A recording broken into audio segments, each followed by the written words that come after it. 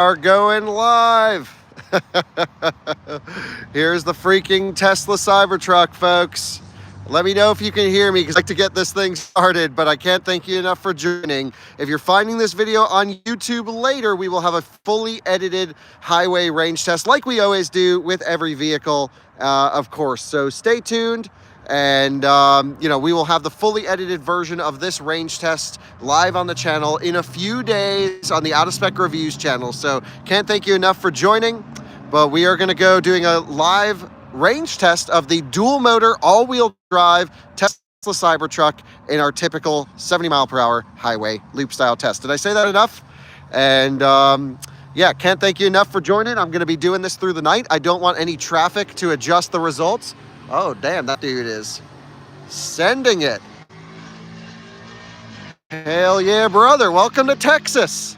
Love it out here. But we got ourselves one of these electric triangles, and we are going to be going to see how far it goes on a charge. I've got some of my friends with me. They won't be joining on this range test, and they will be all chilling and going back to the hotel in an Uber. But hey, guys, how y'all doing? Good. So, of course, we got everyone in the truck. We're going to be doing a range test. What are everyone's predictions? How far do you think it'll go? Keep in mind, this one is the Foundation Series all-wheel drive, 20-inch wheels. What's your guess? 295. 295. Okay. Brandon? 290. 290. James? I'm going to go with 279. And I'm actually going to say it's going to hit 300 miles. That's my guess. I think we're going to crest 300 because not only am I doing a normal range test, I'm going to be running the thing to dead, to where it literally stops. I want to get all of the buffer used out of it. We're charging it up to 100%, and then we're going to rock and roll. The one thing I actually need to look up that I don't know is what is the official EPA range rating on this particular configuration, which is the all-wheel drive Foundation Series on the 20-inch all-terrains. My friend Bryce says 250. He's an EV nerd like us, and we are about 50 miles apart. I think I guess 306 was my number I put in earlier on. But yeah, this is the dual motor version. So we're going to charge it up to 100. Of course, you guys are going to be along for the ride. I'm going to let you watch some of the charging. I will have a full charging test on this one coming, of course. But actually, I'll see, maybe James, would you mind locking that in? And if there's a way to point it towards the charging portion, we could zoom in on this here. Got to juice it up to 100. 55 minutes remaining at 75% is not confidence inspiring, I would say. Actually, let me hop I don't know if the angles... Yeah, it may not work from an angle perspective.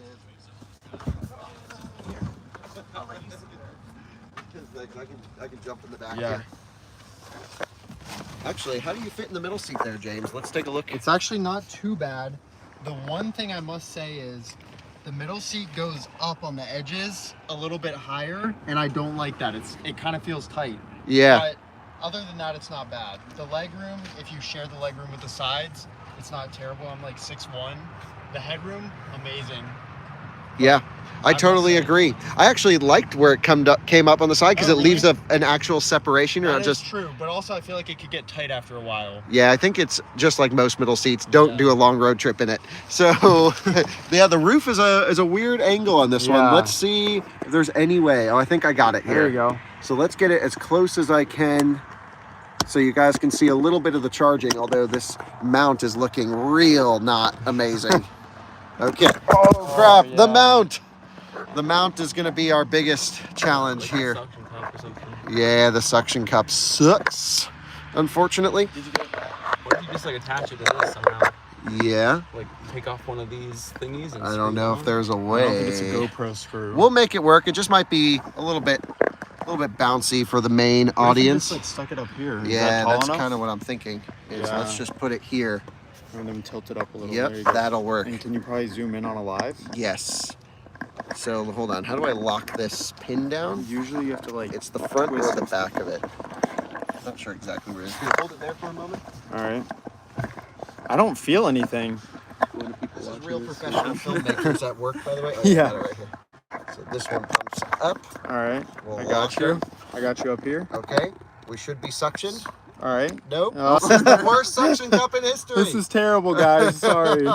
Okay, so I think someone's gonna have to hold this in one place. All right, thanks, James.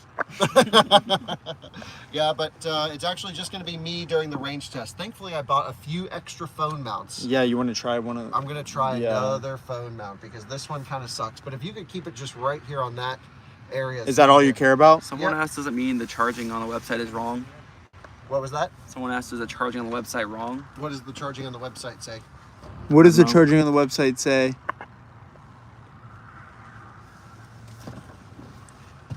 YouTuber POV. 247 miles? No way. Lick the suction before sticking it? That's what Robbie It's gonna said. be painful without autopilot. Oh, Yeah, well, I'm there's gonna- still cruise control. Before I lick it, I'm gonna put it on the full windshield. I can actually use the cup holder mount. for this Oh, one.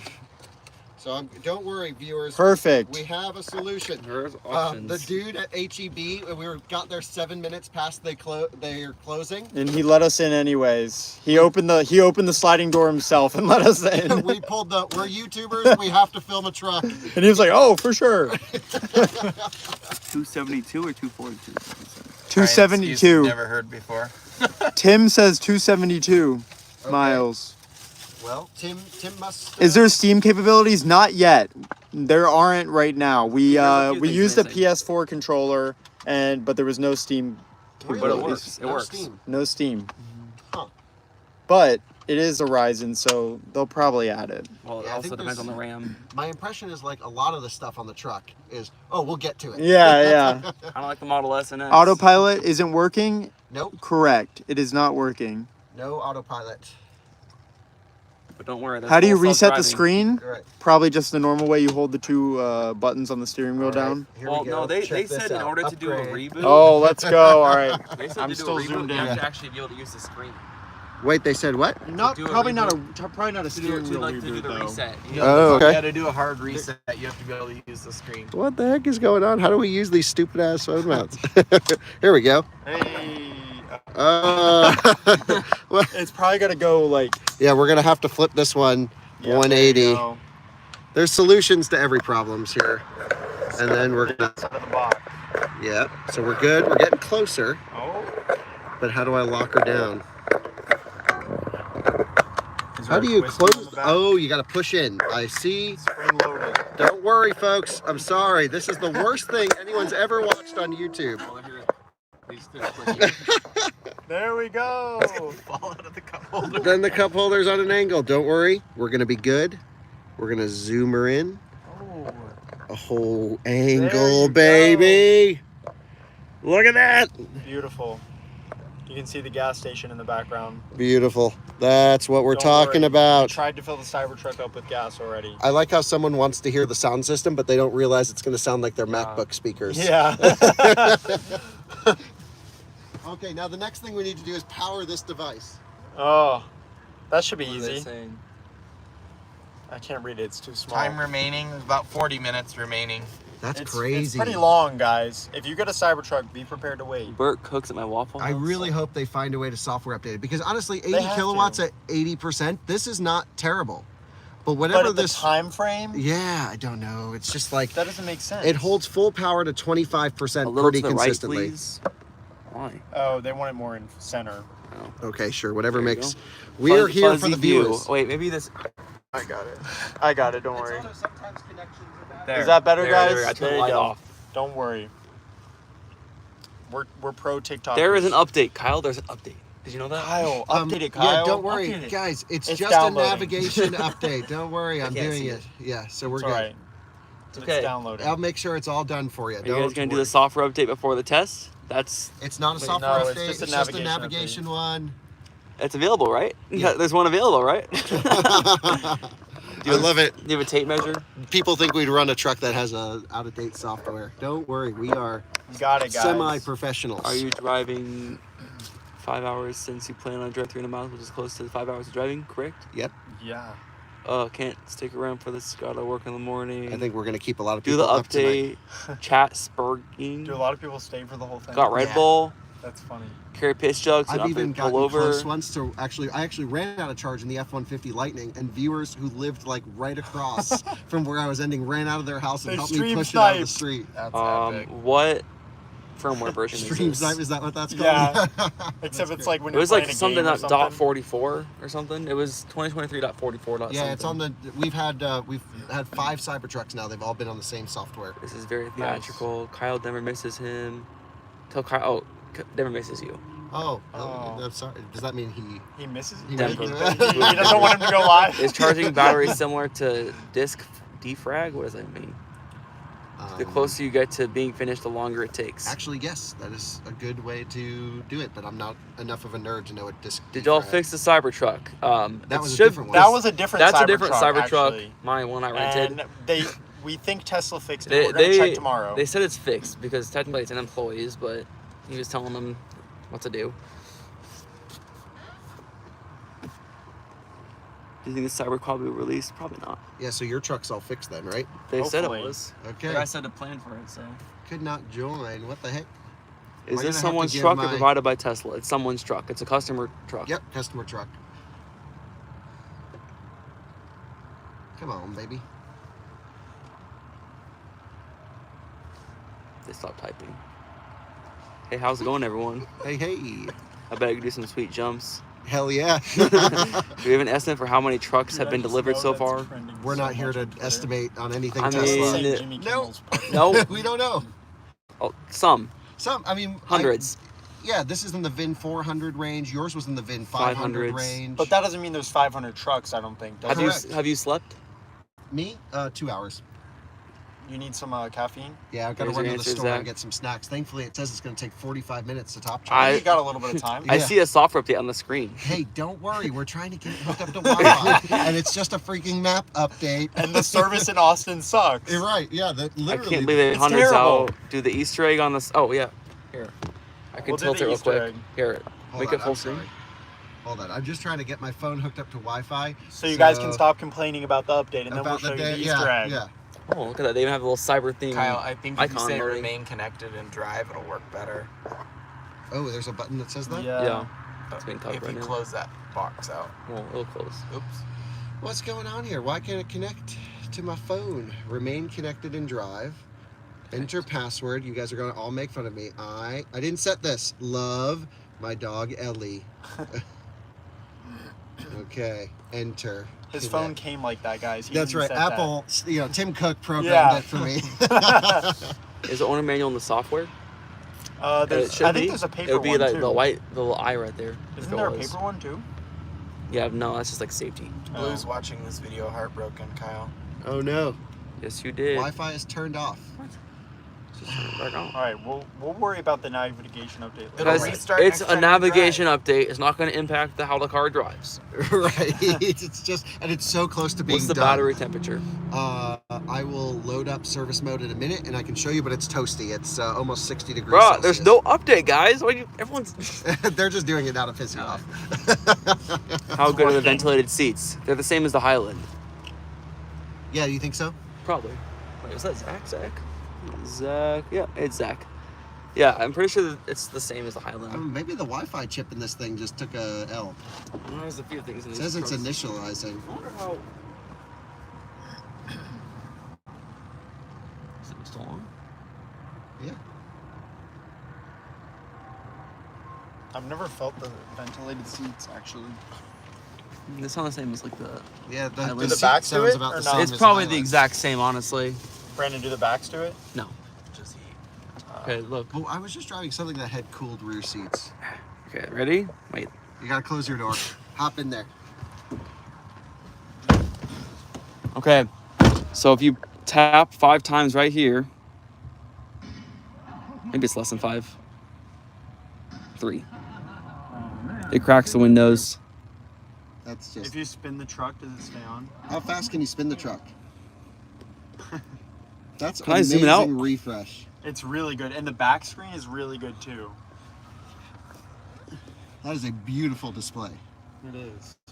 The Model X has cooled rear. No, it doesn't. They're just No, manual. it doesn't. that was the Kia EV9 that had cooled rear seats.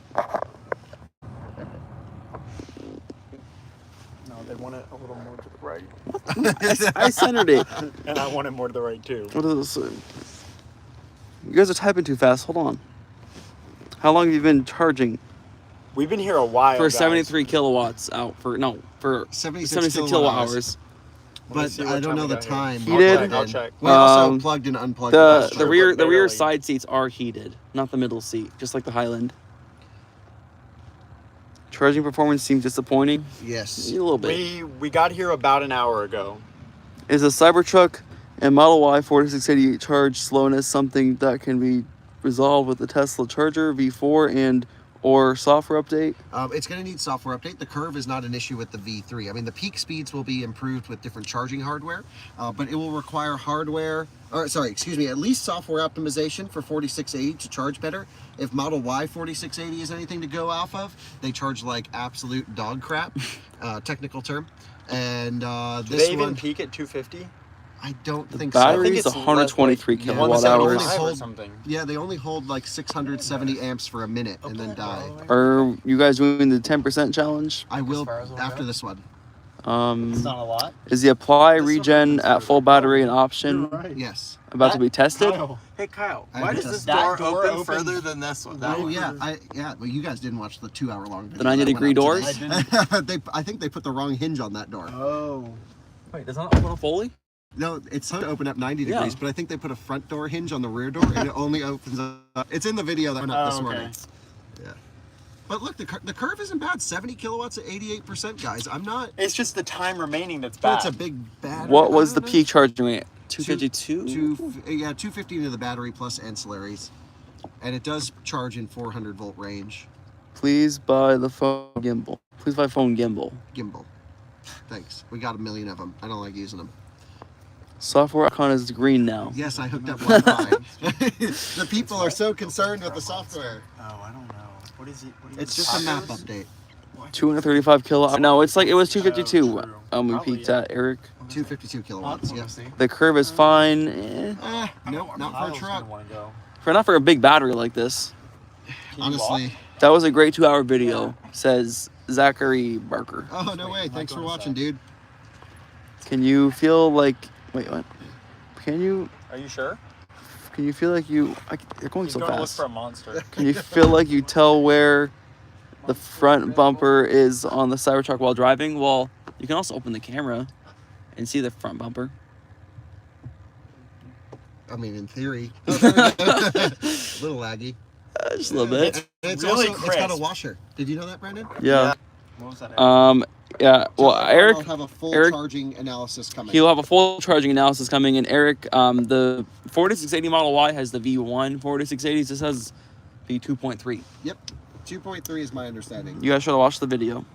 That was my in-flight entertainment. Yeah. Charge curve sucks should be 150 kilowatts. At 90%? 90%. Yeah, I mean, it's just, we don't really know how they're optimizing it yet. I'm going to put this all the way to the left just in case I show any revealing information. Like the bin. Yeah, but I'm going to go over here to put it into service mode so our viewers can see that kind of cool stuff from a charging perspective. Don't show the password. Don't show the service. No, everyone knows password. how to get in service. Okay. I don't think it shows anything revealing. It shows the VIN right there. But Yeah, we're not showing that at the moment. I'm going to pull it right here. Boom. All right, check this out, folks. This is what y'all want to see. Don't zoom it. Is there a VIN? Oh, yeah, it is. Yep. Like right up there. Let's This see. is what we got. Oh, no. Gentle. Yeah, just a there we go. Yeah, so there we are. That's what we're doing right now. 405 volt DC in parallel, which means we'd be at 810 volt under charging at 90%. Show the whole screen. I mean, We can't. I will make sure you guys see everything in the full video. Don't worry. There's just some things I don't want to show on the live stream. have you right heard now. of any Cybertrucks with in the wild with cracked windshields? Nope. The windshield is just something massive. Anyway, I just wanted to show everyone battery's warm. DC port is good. Just don't move that because I want to film this Okay. Does the Cybertruck smoke while charging? I don't know what that means. smoke. Oh. maybe. Oh. Yeah. Here, let me do a quick clip. Sorry, live stream. Hold on. We are now at 91%. We have the live stream ripping. You can see here at 91%, we are at 405 volts of, pack voltage under charging. So probably 400, maybe 390 without the 130 amps going into it. But keep in mind, we're running in the banked charging mode in the parallel setting. When we unplug, it will actually double the voltage and go to around 800 volts here at 91%, which means maybe 810, 820 fully charged would be my guess. You can see the battery's nice and warm, looking great, and all is ready to rock and roll. So we're going to let this thing complete. It says 30 minutes to top charge. I hope Tesla does work on some of those improvements in the charging curve, but again, whatever happens above 90% isn't so important to me. What happens between 0 and 70%, that's a lot more important for towing and stuff like that. So yep, shouldn't be long now. Hopefully by just after midnight we'll be able to start this test. Let's send it. Cool. Someone asked if you're trading in the the Rivian for the Cybertruck. We'll go back to the normal screen now. There we go. I'm not going to trade in my Rivian. There's no reason to. I love my Rivian, and I actually drove a Rivian and this back-to-back today for tomorrow's video, assuming I can edit it in time, which if I'm doing a live stream, I'm not. Honestly, 50 kilowatts at 92%, this isn't terrible. It's almost 1 a.m. on the East Coast. Did you get the Cybertruck from Turo Resolved? Yes. So it's at the service center. This is a different truck. This is a different truck, but that's the one I rented. The guy waived the first day fee for me, and he said it should be ready to pick up tomorrow morning.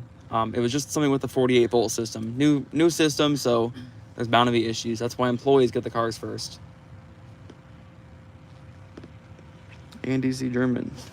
Oh yeah, Andy's. Guys, get some coffee. He give you $50. Oh, Andy, dude, Very you're nice. epic. So get some coffee. Andy's always in the chat. Get some coffee on me, and thanks for burning the midnight oil. Andy is just a cool dude. Super car guy. Why didn't Tesla accelerate the V4 rollout over the last 4 years, knowing the Cybertruck is 800 volts? Here's the thing. If we knew these things, we probably wouldn't be YouTubers. We'd probably be Tesla employees. We don't know what the heck Tesla is doing and most why. Tesla employees don't know. Yeah, that's the thing. A lot of Tesla employees think they know a lot, but most of them don't. Yeah. And or they're just told different things. Yeah, and so you just gotta, dude, you're epic. Thank you. Is it confirmed that? Oh, is it confirmed the AMD? Someone with AMD Ryzen. Is it confirmed the processor is an AMD Ryzen based one? Yes, it is AMD Ryzen, but Steam is still not there.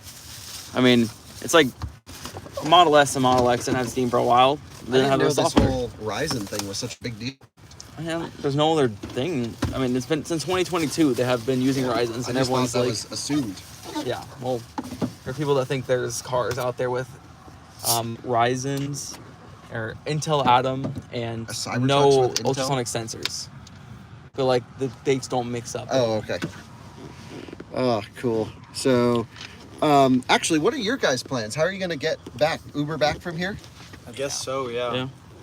I can't, the viewers, they're freaking out about a software update. They'd freak out if we did it with 4 people in the car. Charges at 90% as fast as the Bolt does at 10%. Yeah, true. But it's also got a 120 kilowatt hour battery How is the pack. power curve at the superchargers for the Cybertruck? We will do all the charging stuff in an upcoming video. Don't worry. Just finished editing my first drive of my Volt. Now this, thanks Kyle. Until I'm long in the tooth? What does that mean? It means kind of old. Oh. Is there an outlet in the front center console? Yes. There's a USB-C 65 watt and 120 volt. How much is the supercharge costing? 20 amp. That's $0 right now. Yeah, we'll see. Whatever it is, Will you do a cannonball? This would be rough to do a cannonball. This would not break the cannonball record. Maybe for the slowest. Maybe if they update it. I mean, here's the thing. Tesla can always change things through software, but we can only evaluate the Cybertruck as it is today. Jason wished the Cybertruck had Falcon wing doors. I don't know what he's smoking. But Oh my god. The Falcon wing door is a... we don't need 2 cars that complex. That's not a good move. I found another Standard USB in the glove box? Yes, it's USB-A in the glove box and then USB-C everywhere else. Does the Cybertruck have park assist? No, not yet. It's missing things. It doesn't have park assist, doesn't have autopilot, doesn't have full self-driving. It has cruise control. Can you go grab me a big bottle of water? I'm in there. You forgot to put that in the video? No front seat chargers? Wait, the front seat chargers? What? Anything but air. Like I said, I didn't What? put everything in the Arrowhead. video because it went 2 hours and I still left a bunch out. I hate USB-A. It's still unnecessary. Well, Yeah. most people are still living on USB-A, unfortunately. We're in a little bit of a bubble. Yeah, the Cybertruck, we are in a bubble. On the plane today, there was a lady trying to plug in her USB-C cord to the USB-A port in the back of the thing. She actually called the flight Does attendant. anything over. dance on the light show? The mirrors, the windows, nothing really moves. The front trunk moves. Does it? Yeah. Did he have it turned off when he was doing that? Yeah. Oh, why? That makes it less fun. Yes, I guess the anything that's powered can move. He was also saying that the doors pop open, like when you approach it. They but I auto couldn't- present, I guess. I couldn't find that. I didn't see that. I didn't see that in the settings. Under lock. Yeah, it wasn't there. Oh. So I don't know what he was talking about. Okay, well, these are all things we'll play around with over today. Yeah, I was looking through the lock screen. There's nothing. Maybe like the 3 and the Y where it has this, if it's snowing in your app, you can press a button and have it unlatch the door. I didn't even see that option when I was looking at the app either. Oh, don't know. I don't know what he's talking about. How much attention does a Cybertruck get on the road? A lot. Yeah. Literally can't go anywhere without people pointing their cameras or like trying to chase it down. Yeah, honestly, it's pretty insane. It's actually dangerous, I would say. That's Someone almost got a crash earlier because they were looking at the truck. There was like this girl. She was like driving Oh, by. you're crashing. when you're in your Turo truck. Yeah, we were just standing there, and then she was just driving by, and this other guy's like going the You're, opposite way, but she's going the wrong way, and crashing she almost just ran into him because she was staring at us. Yeah, dude, that's pretty wild. There we Some go. lady called her husband over because she saw it. Back up again. There we go. Honestly, I'm not sure the. How much did it cost a Turo, the Cybertruck? $1,000 a day. But obviously, the video is sponsored. What time zone is Kyle living in? Mountain Town. All of them. A super important question. Does the Cybertruck... Yes, it does have fart mode. I know that's a very important question, but it does have fart mode. Yes. It's right there. Do rear passengers have their own temp? And no, so they have their own fan speed, but there's no tri-zone climate control, unfortunately. It's just like the Model 3 Highland. Where was that garbage mount that didn't work? That lady wasn't checking on the truck, guys. What is your favorite color? James, do you know where that garbage mount is? The one that Are didn't the work so front well? seats cooled as well? Yes. Now that you've driven it, do you think it's worth Might put $120K? it up there somewhere. I would say no. You would say no? I actually think. I would say no for now, because like $120K for a car that's going to depreciate like 20% in a year. Well, they're gonna lower the prices. Yeah, they're going to lower the A prices. lot, probably, and eventually, I mean, think about who's going to want to buy like Wait, who first. invited you guys here? All this speculation. Who's gonna want to buy a first-gen Cybertruck in like Facts. a year or 2 years? It's gonna be like, well, why would you want a VIN 1000 when the VIN 50,000 is built better? I mean, it's cool to have one of the first ones. I guess. But then you have all the issues with the first ones. If you're a YouTuber, that's a good thing. Message retracted. Yeah, I agree. Someone said. Is it actually 120K? The Cyber Beast is 120K plus tax, but they're not even delivering that right now. This one was 101. Yeah, this is 101. 9 something. Will you fully test Wade mode? Probably not with this one because I don't want to damage this truck. But if I had one, How- you know, I'd be. driving How up into easy the is ocean. it to remove side? Oh, it's like 3 bolts. I mean, it's like the same bolts as any other Tesla. It's pretty easy, but it leaves a hole on top, so it's kind of weird. If you take the side mirrors off, can you drive with both the side mirrors? Yeah, you can just pull up the cameras. Morning out of Africa. Good morning. Good morning from Africa. Can you manually lock the differentials? That's a Kyle question. I don't really know what a differential is. That is a good question. I don't do those He's videos. throwing something away right now. How about off-road range tests? We are going off-roading on Friday. B2. Stay. Can you deflate the back air suspension? Yeah. Someone asked, can you something with a differential? Can you Yeah. lock the differential? Yep, it's got dual lockers on it. But Just there's need no to start a channel to manual afford a way to do it. Cybertruck. Oh, there's no manual way. 101K, no autopilot on delivery. Bit of disappointment. Yeah, I mean, because people that are getting these cars right now are employees, so they kind of know what they're getting into. Unfortunately. What? Okay. What? 9 minutes. Oh, you got an Uber Model Yes. 3.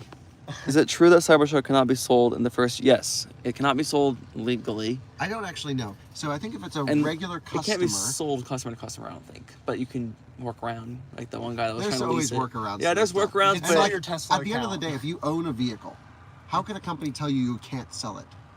I mean, there's got to be. Yes, They can when say you we'll sign- penalize you in some way. Yeah. Tim does. when you Guys, sign- get some Well, unless coffee you on sign me. something, Yeah, yeah. yeah, no, and they're in there for sure. But it's like, is it 50 grand? What do you have Thanks to for the pay? donation, Right, Tim yeah. does. Tim does donated If $9.99. it's like Ferrari, you have to get the Nice. car back.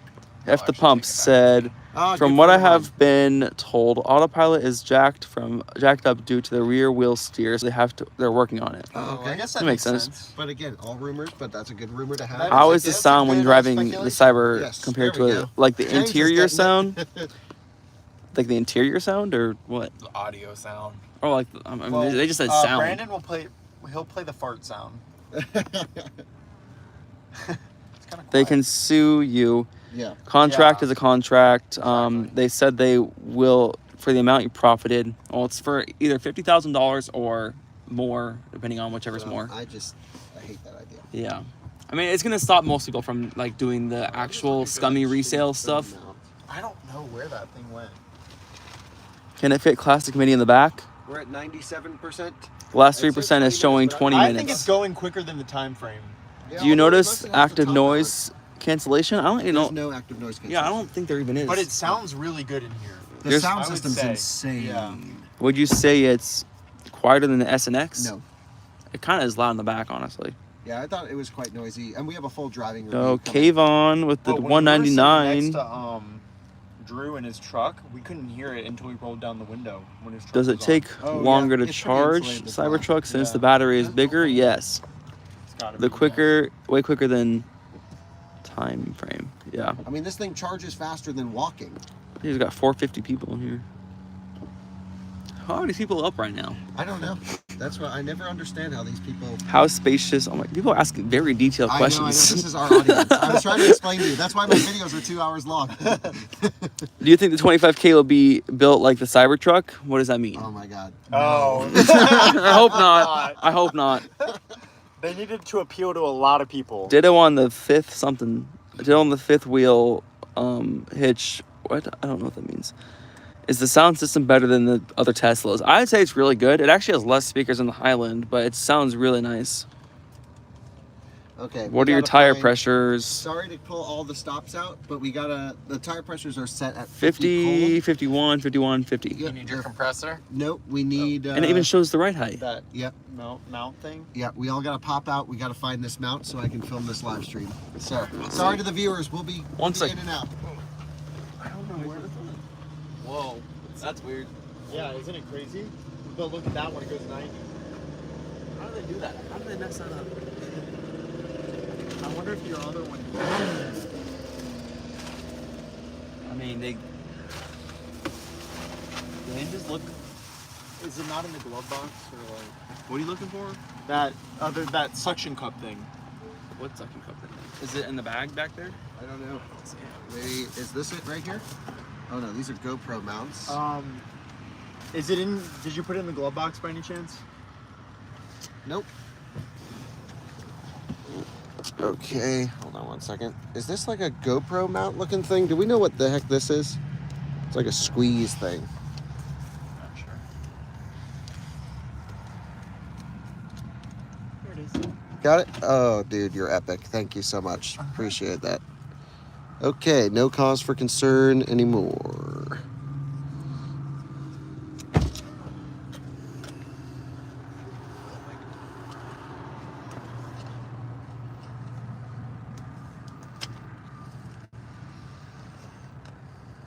God, I can't even remember the last time I was up at freaking midnight. Really?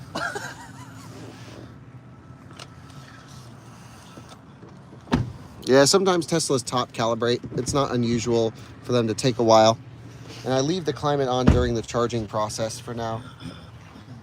Hello from Hawaii. Hello from Hawaii. What do you want to see? God will win. You got all your stuff ready? Because I got to leave as soon as it hits 100. Yeah. Where's my cable? There it is. Our Uber's hurrying. Because I knew that you'd leave me out on the curb. Smart guy. I didn't know you were going to leave right when you get 100. Oh, yeah. Starbucks no. stowed? What do you mean? There's no Starbucks in here. There's actually not. There's about 5 Red Bulls, 3 Monsters. Hello Can from someone, Jamaica. can someone actually Oregon. do us a favor? Can they analyze the EP or somehow tell us what the EPA rated range of this one is? Because I can't find it anywhere. Can someone look it up? The EPA range of the all-wheel drive Founders Edition wheels? Yep, 20-inch all-terrains. 20-inch all-terrains. Somebody look that up for us and please comment it below. We want to know what the exact EPA is online. Yeah, we have to know. Kyle, let me get An out-of-spec job. an out-of-spec I work job. for I'll free. work for Well, that's free. not a job. That's What can you do to slavery. offer? What can you offer?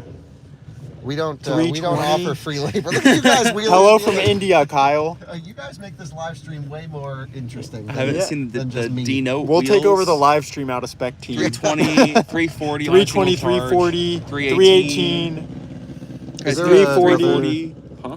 a mount thing over there? 340, 320 Beast. Gosh, I'm losing Hello everything. from Turlock, Turlock. 340. I'm seeing a lot of 340s. 340, Yeah. but that's with the all-season tires, I thought. That's with the all-season tires, guys. Check for the 20-inch. down here. All-terrain. Yeah, maybe it is this one. Yep, got it.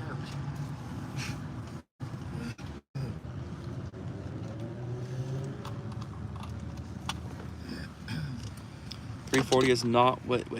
Wait, guys, you need to check Wait, for what the are you? right Wait, guys, tires. are you guessing the range or are you telling the EPA range? Does this rented? Whoa. Does this rented Cybertruck open 90 degrees on the driver's side of the car? Kyle's video, yeah. I don't know. I don't know yet. this Actually, isn't the this is the one that Kyle made the video of. So I don't really know The yet. rented one is at Tesla right now because Yeah. the screen wouldn't turn on today. It's in the service center. It's fixed, supposedly. Yeah, Francie did that. 318 from Foundation Series config page. For the all-wheel 318? drive, For the all-terrain tires, What is it? I'm getting a lot of 318s. Oh, 318. Okay. I does that sound right? we have a whole bunch of nerds. From 340 to 318. Press 99. sounds about right. Okay. 315. Oh yeah. Oh, wow. Hey, look at these guys. You guys are geniuses. Yeah, buddy. That's why we have the coolest viewers on the freaking planet. 15 minutes for 1%. All Yeah. range ratings You are like those it? Tesla's estimates. Sorry for getting in your way here. Did you lick it? I'm going to. Awesome. Guys, 318 guys, estimated like on the live 190 stream if real you want to world. see Kyle lick the suction cup. Oh, no, it's Like it up. We need to get to 130 Do you think likes. Plaid Plus will actually happen? No. I don't know. Now it's actually kind of stuck on there. This is not going to go Can well. you swap from percentage to miles? 316 right now, 99%. Oh. Does it feel more spacious than Rivian? Yes, very much more spacious than Rivian. We'll have all the comparisons. I'm shooting Rivian, Cybertruck, Hummer EV, and there's one more, F-150 Lightning tomorrow. All big comparison. That'll be a cool picture. Yeah, you guys should come for that. What time? Who knows? Okay, I'm just getting you all ready for this range test to see if this thing 13 works. minutes remaining. Yeah. It's going down by a minute now. Okay. We're on. I'm just gonna have to. We're about to go to the gas station to get our last few miles. So what I have to do is I'm gonna have to put this thing on the. This is so janky. I don't know why I can't find any of my nice equipment when I need it. Do we have any sweatshirts or anything in this car that I can? We got that little rope, that tow rope.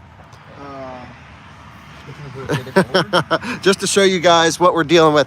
Yeah, I just want to jam the. Yeah, and even the whole rope. I'm just gonna put it here so that the live stream guys have something to look at.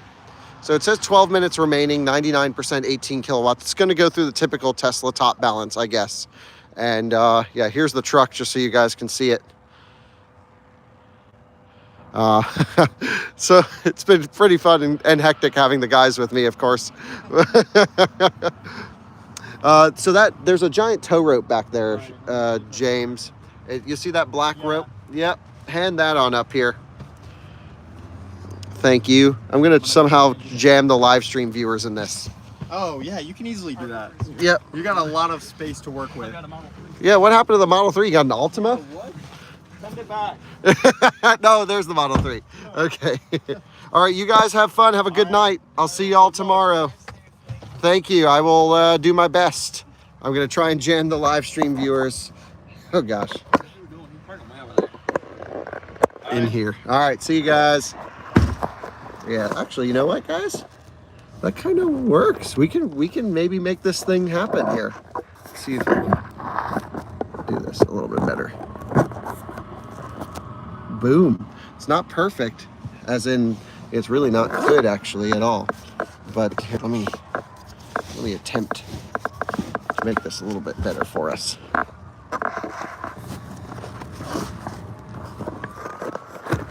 Okay. I feel like that's a pretty good view. Holy smokes, we jerry-rigged it together, folks. Woo! All right, everyone's gone. The phone mount craziness is over. I'm so used to just having my Rivian where I have all my camera equipment in there, and I left half the stuff at home. So they're gone. It's just you and me, viewers, now. It's not perfect. Yeah, the TikTokers are gone. Just you and the nerd now. I never felt old until I hang out with them. I don't know. I know the camera view is not good. I know. I'm going to work on filling this area up with a little bit more material. I'm going to wedge it, not down the windshield, because then I won't be able to see anything. Yeah, I definitely can see the comments.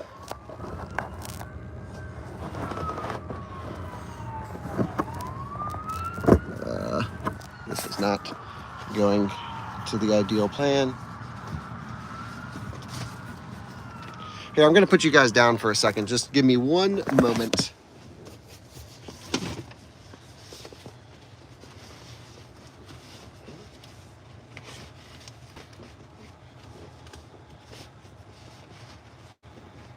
Okay.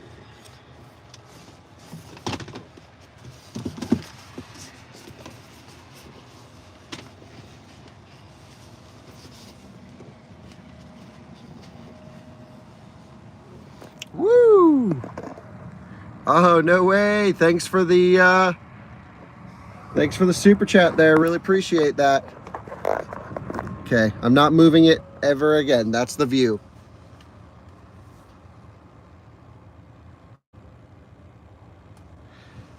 There we go. I don't really want to show that. This is our typical screen. You guys are going to join me. We're at 99% charging at 15 kilowatts. Going to let this thing top charge here. So then we're going to head out on the range test. All normal procedures. Tire pressures are set. Everything else is good. And then we film for the main video. You joined me at the supercharger where the guys have left. They got picked up in a Model 3 Uber and they are off. The live stream is ripping at the moment and we are at 99% doing 15 kilowatts, and it's reached the point where it's going to do that top calculation, sort of top BMS calibration that Teslas always do. And in some Teslas I've seen this take as long as an hour, and some I've seen it take just 10 or 15 minutes. I don't know how long this one will take, but we're going to let it go until it completes.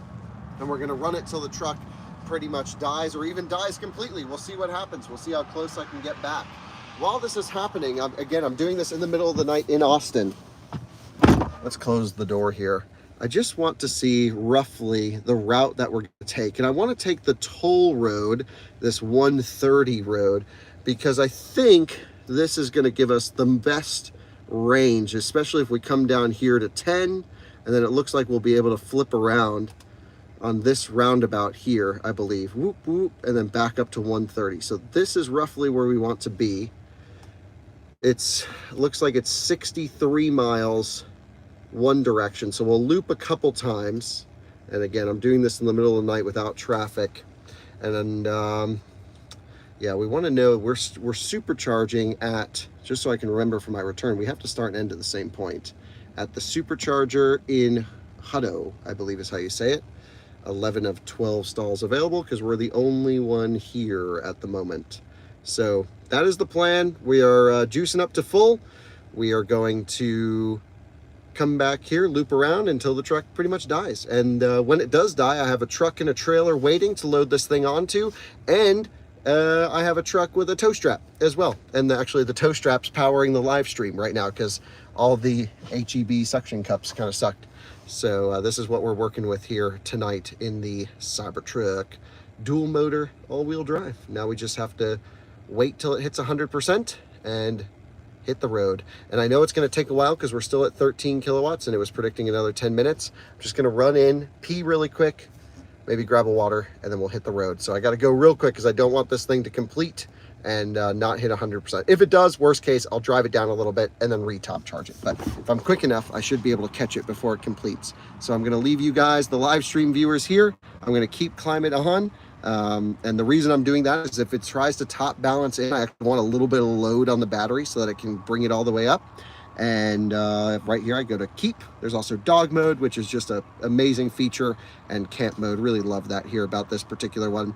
And yes, tow charging it is certainly an option at the end of this test that we are prepared for. So okay, let me run in. I'll be real quick. All right, see you guys in a few. I'll be right back.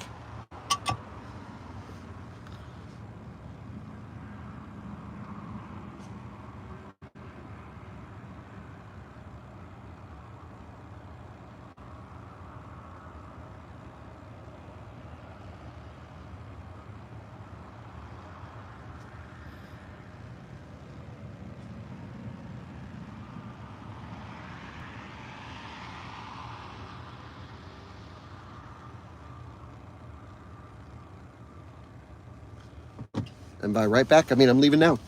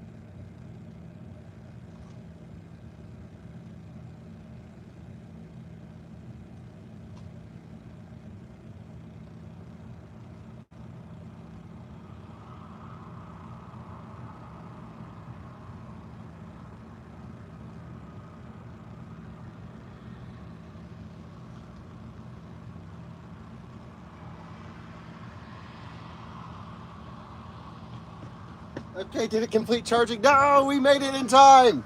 Great. So it's still charging. Thank goodness. Thanks to all the super chats. I really appreciate all you guys.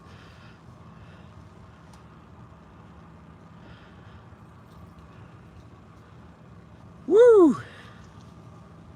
Now I'm out of breath. At least I feel I peed fast enough. I didn't even dry my hands. I washed my hands. I figured I'd run so fast my hands would dry. This is the one range test I really don't want to mess up for you guys. It's got to be perfect. Okay, I just ran in and peed and ran back, literally ran in, and we're at 46 degrees outside. We're at 99%. The truck's predicting 317 miles of EPA rated range is what this number shows. Again, everyone's going to say, isn't it 340 miles? The answer is this one's on the all-terrain tires, which means it gets less range than the all-season tires that Tesla marketed the truck with that are not available to purchase at the moment. So 318 miles, I believe, is, yep, full charge. That's what this is indicating. That's what all the numbers, all the folks were suggesting online. So 318 miles on a full charge.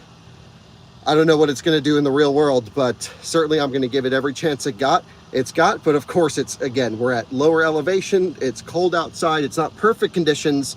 Consider it a pretty cold weather highway range test on this particular one. And by this particular one, I've been saying that so much, drive me nuts. I mean this particular test.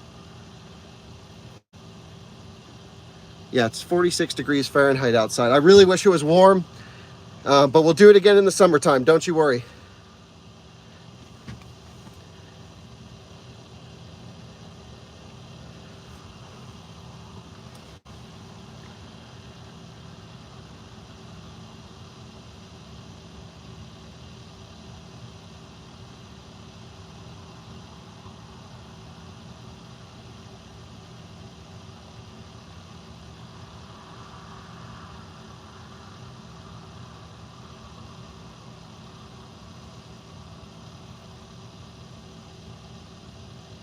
The initial driving impression video, by the way, I filmed it today. That will go up hopefully as soon as I can edit it, but I really need to get all this testing in tonight. This is our last opportunity before weather, so this is important that we get all this totally correct here. 318 miles is the charge limit set. It's also 100%.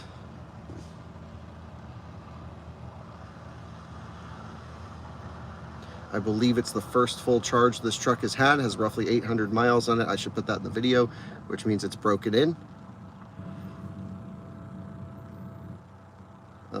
I should also mention that it's at 409 volts DC, which means it would be 820 volts fully charged.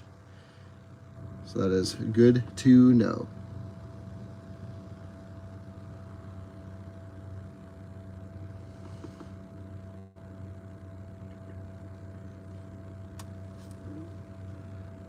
Yeah, I don't know if 305 is my prediction anymore.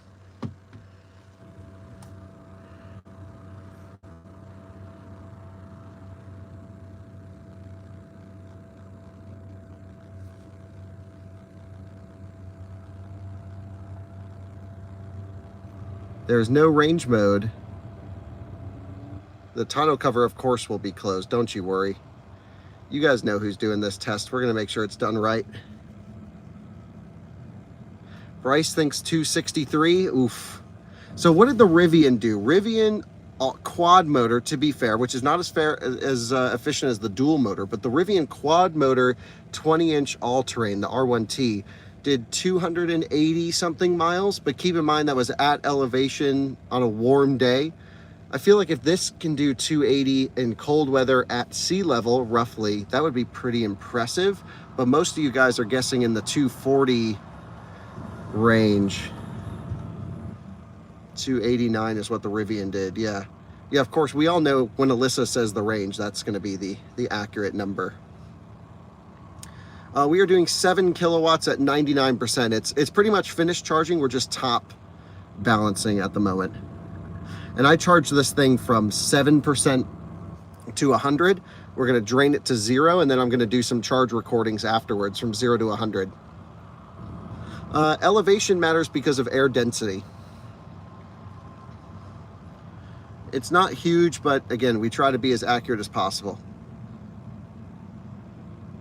The charging curve, I haven't really analyzed it so much. It's certainly not been impressive.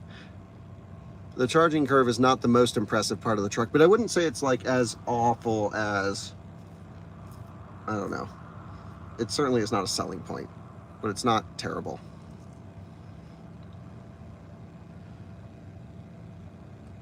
I haven't really done any consistent driving to say an efficiency number because I took it absolutely shredding in the canyons, full send, full brakes, full cornering, just, you know, testing the performance stuff. And that's not a really, I don't want to share that number because, you know, everyone's going to go and, oh, the Cybertruck's so inefficient. But I will say for the lifetime of this truck, 892 miles, it's 449 watt-hour per mile, which to me is very impressive. But again, I don't know how the truck's been driven. So that's why we're going to get an efficiency number today at a constant 70, and then we can use that as a comparable figure.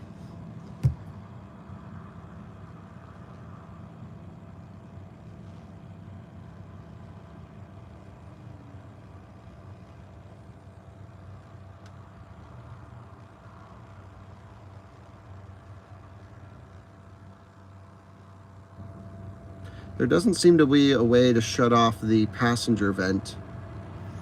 I have the rear vents off. We're down to 6 kilowatts now. Just top balancing. I'm just going through and getting the settings all set. So we're going to be running low fan, or, you know, there's low, medium, high settings for auto. We're going to be running low on 68. The rear is off completely because, again, it's just me. I can't find a way to shut off the passenger vent. I believe in like Model 3 Highland, there's a way to push and hold and shut this off. And again, no one's in the seat over here. It's unbuckled, so I'm not sure what's up with that. Somehow the heated seat made its way on. Maybe I was hitting buttons. But we'll at least move that vent towards me, perhaps. I don't know. It doesn't really matter from an efficiency standpoint too much. But there's the climate stuff. We'll run 68 on auto. We're just getting close to that top charge range, like I mentioned. If I come here to the dynamic section, we're going to be running everything in the most efficient setting. Now, chill mode isn't necessarily going to help with efficiency, but we are going to run chill, relaxed on the suspension, and the lowest ride height possible. So, yep, that's what we're doing. Hey, dude. How's everything? Dude, I was watching your stream and I realized you were here 10 minutes from me. Oh, no way. I brought this if you want to Dude, borrow it. thank you so much. It's I appreciate it. I just grabbed it. I don't actually know. think this will work Yeah. perfectly if we just kind of put it Yeah. here on the dash. Rather than, you see how I've got Yeah, it rigged no, here? I saw that. I watched your full, dude. you know, video from before when you were in the parking lot. Yeah. And then I switched it over to the live stream. I'm like, that looks really familiar. I was 10 minutes No away. way. Well, what's your name? Hugh. Hugh, Kyle. Great to meet you, sir. Yeah. Thanks for coming I by. hopped out of bed. I was like, You're epic. That's amazing. Love it. Okay, Hugh. So let's see if we can get, I'm just going to do some adjustments here. yeah. Let's throw it in this mount. Here we go. Dude, that is so solid. And then the question is, can we make it fit? The answer is yes. We can kind of jam it in, and I'll just put this to the right. This adjusts too, so you can. If Yeah, you do you go want a it little bit. lower? Yeah. You want it lower? Okay, here you can flip it around this way. I don't know. Are you still live right now? Yeah, we are. Okay. It's all good. So it's a little bit lower this way, Okay. Oh, yeah. and then this has Velcro, so you Okay. can like strap it onto something if you need. Let's see if we can go a little bit like so. Oh yeah. We will. And can we rotate this around? Yep, perfect. Locks on that side. Right? Yep, I see that. So I just want to see if we can kind of jam it here so it's got some pressure on that screen.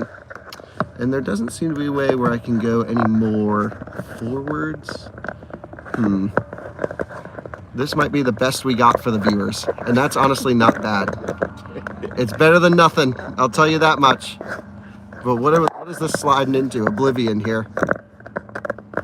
Dang, it's not working out so well. Okay. Well, I have tape. I don't know if you want to. It's all good. I think this'll go. This'll go just fine. Let's go tighten that up. Yeah, this is epic, dude. Can't thank you enough for coming by, offering to help. I really appreciate it. Unfortunately, these two are linked together, so it has to be like so. And I think that'll work. Do you actually have tape? Yeah. Because what I'm gonna do is I'm gonna tape this to the dash so it doesn't slide around, and then we're good. Let me double check. Yeah, thank you. Oh, this is a much better phone mount. Hugh is an absolute legend.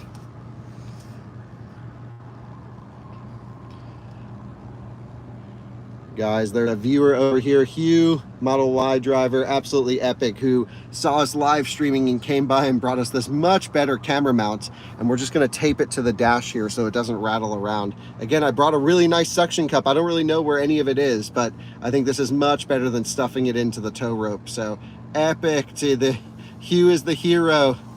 That guy's epic. He's gonna give us a great live stream. Can't thank him enough.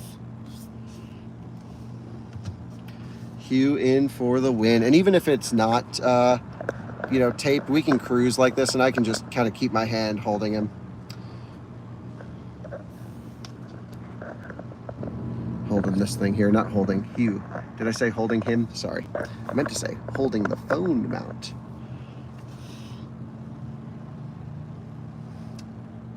Yeah, we need Hugh on staff.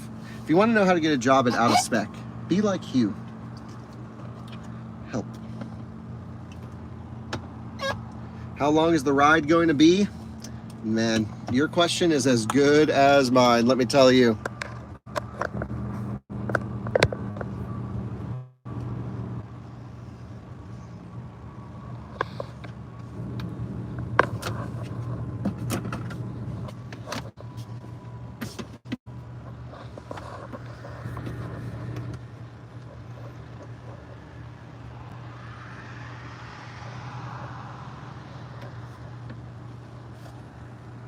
One second, the stream may cut out for a minute. Great, we should be back. I just wanted to make sure that we had cell connection, more or less. Yeah, this is going to be fine, but we do need some tape. But we are down to 3 kilowatts, so we're going to have to go. I got to tell you, there's no time left. We're at 317 miles, 318's full. It's getting close to the finish line. If you don't have tape, it's no big deal.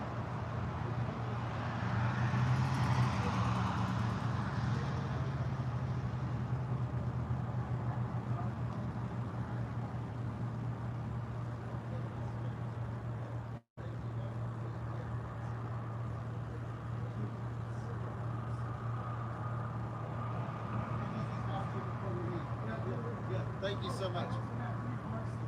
Oh, great. Yeah, let's do it. If you tweet out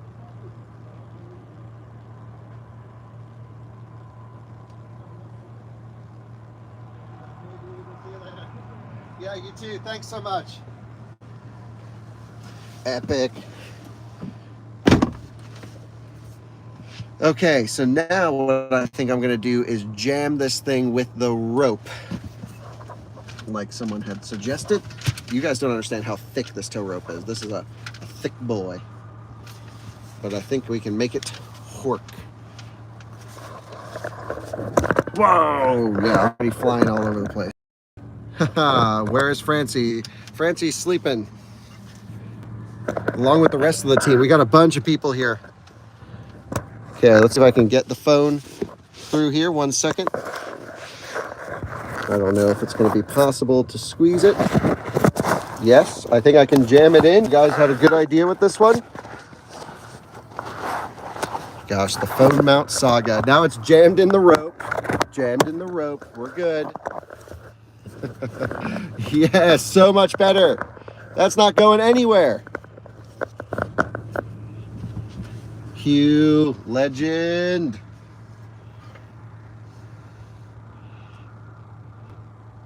Yeah. It's 12:34 a.m. 1, 2, 3, 4.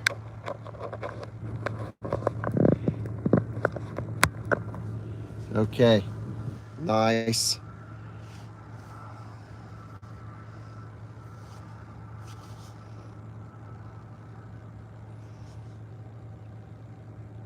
Perfect. It's locked in there pretty well as well. Really, really awesome. Hugh is a legend.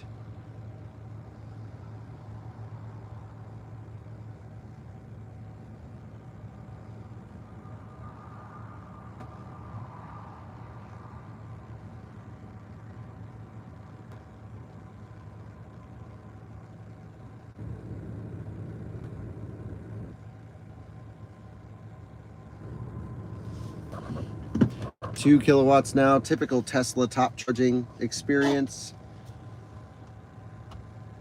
Should be completing any moment. Just trying to get everything all organized in the truck, which shouldn't be that hard. Pretty good storage in here as well.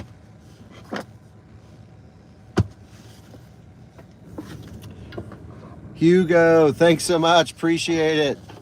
Again, all the super chats go to Race to Vegas. I'm not, seriously, no pressure. Do not send us money. Just enjoy the content, enjoy the live stream. And I'm here to make content for you guys. This is what I enjoy. I'd be doing it anyway. But of course, you know, if there are super chats, and there have been quite a bit, I really appreciate them. I'll just say this now, they all go to Race to Vegas, and they're happening either way, whether you send it or not. So don't feel, I'm not asking for it. Thank you though. Thank you, Naranga.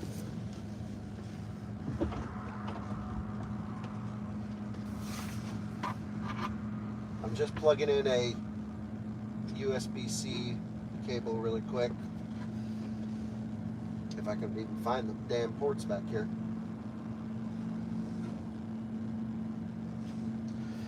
What's a little bit annoying is all the light in this truck is like exactly where you want to look. So they like put a light there, but it's blinding what you're trying to see because the light is shining right at you. Got it. Hell yeah.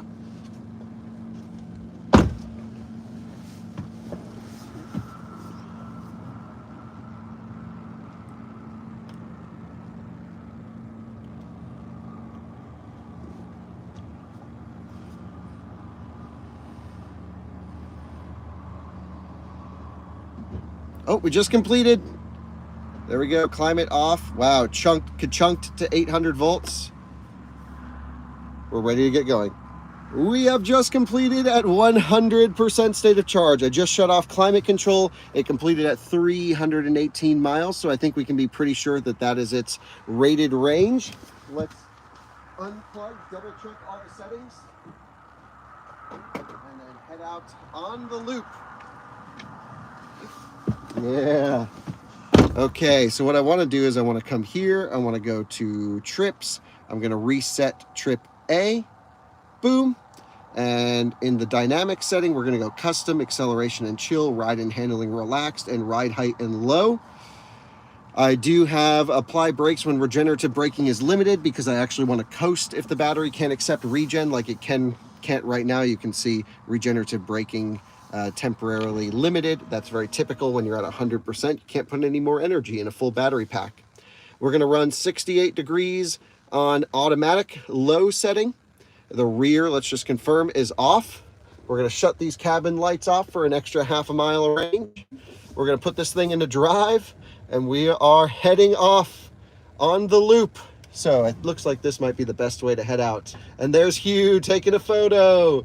We'll see you later, dude. Bye-bye. Epic. Let's do it.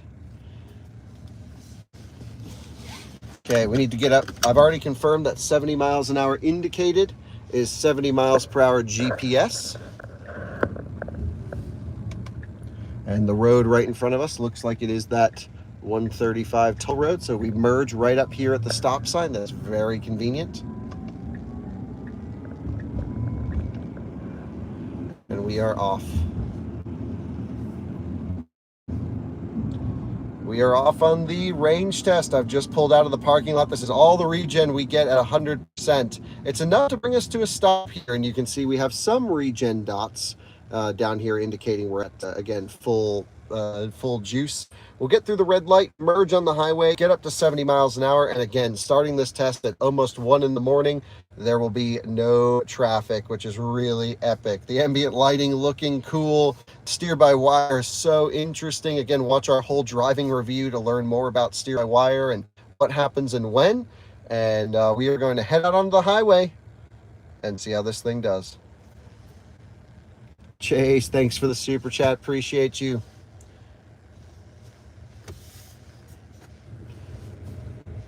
Whoops, I accidentally kicked the rear on. Let's turn that off. There we go.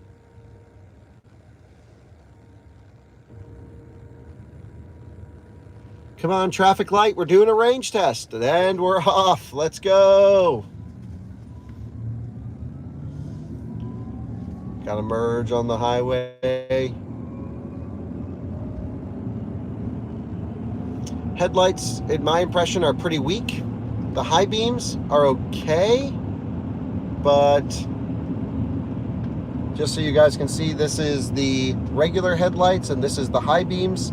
I would say definitely not impressing me after driving this vehicle at night twice. The headlights seem, I don't want to say inadequate, but certainly not class leading in any way. So not digging that. Let's merge on the highway.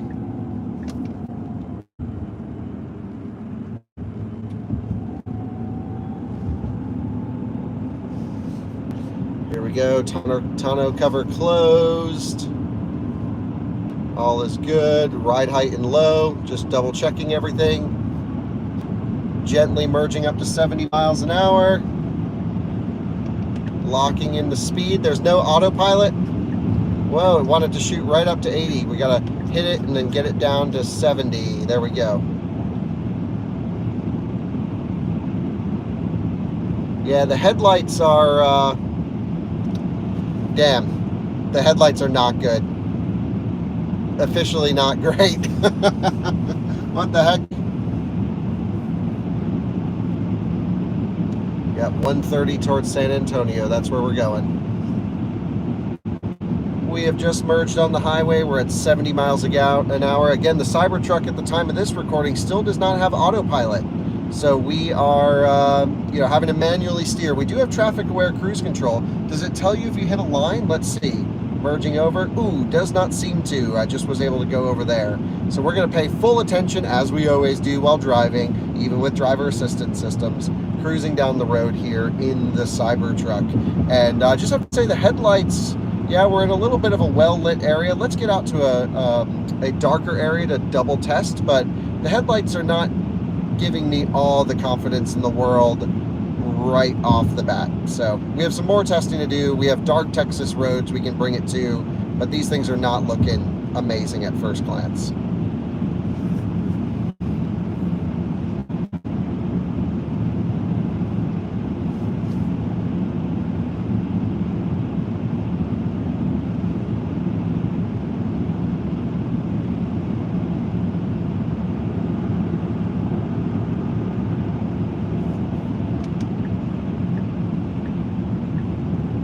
I believe the turn signal will auto cancel. Yep, turn signal auto cancels. Guys, the headlights, I'm sorry, I can barely tell a difference low to high beam. I don't know. Horn test. Ooh, loud horn. Yeah, I guess on the stream they look all right. I mean, I definitely have coverage, but I'm just like, why is it so dark?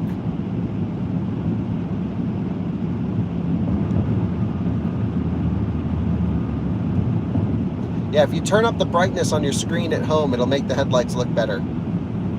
They just seem like they are, yeah, slightly too dark for sure. But this is a road we can do some testing on. Now we're talking flat, wide. Dang.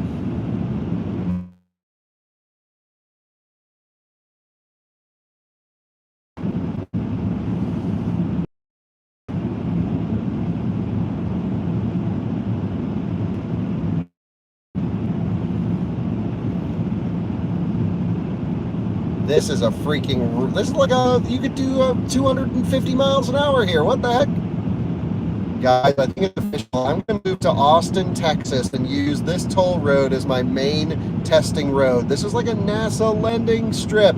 Straight, flat. You can go for, I don't even need auto steer because what do I need to steer for? The Cybertruck does it all on its own because we don't have to turn. I will say there is a slight vibration at 70 miles an hour in this truck that I haven't heard I haven't been in any of the other Cybertrucks. We have a couple others this week, but this one has just a minimal vibration at 70. It doesn't seem too bad, but just something I wanted to note.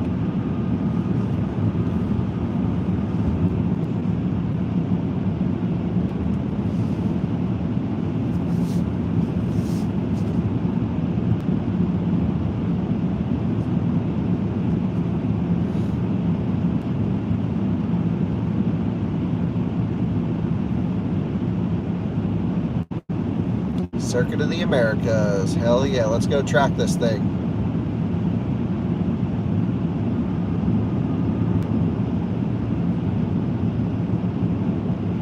Oh, is the cell coverage pretty bad? I'm sorry, guys.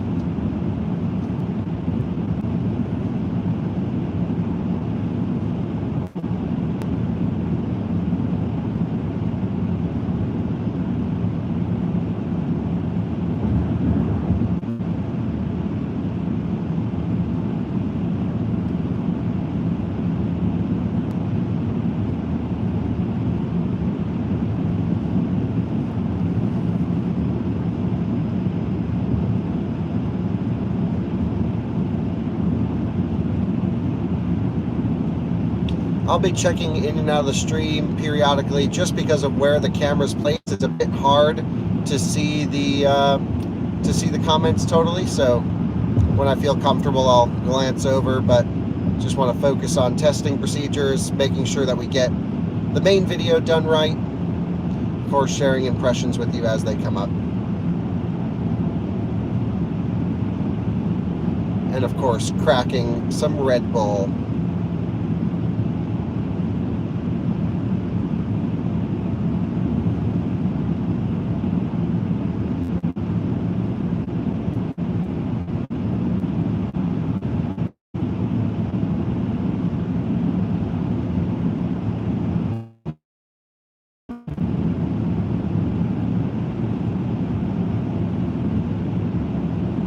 I think we're actually going to drive by Tesla Gigafactory, Texas on this route.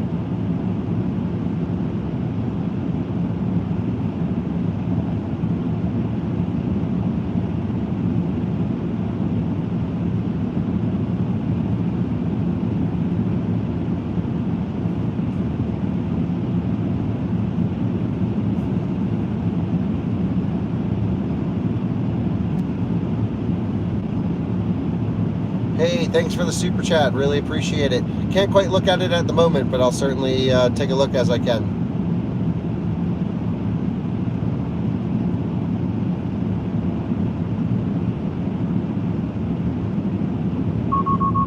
So it does yell at you when you hit the line, but it doesn't seem to push you back in. I was just moving over because obviously there's cones on the left, and I just wanted to give a little extra room to the cars that are stopped on the side. And if I just move over again, yeah, definitely doesn't, just warns you once. By the way, we probably have quite a few new people who are not used to our testing procedures joining the live chat. For those of you who are regulars, maybe if you see any questions about how we do things, how the tests are done, feel free to answer them in the comments section if you don't mind. Thank you.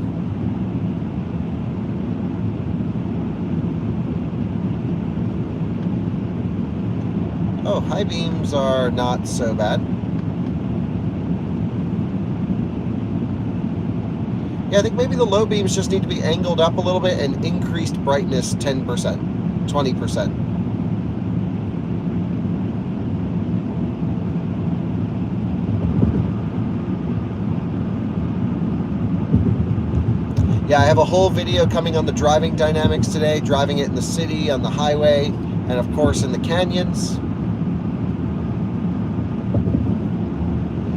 And that will come, honestly, as soon as I can get it edited, hopefully for you this coming day.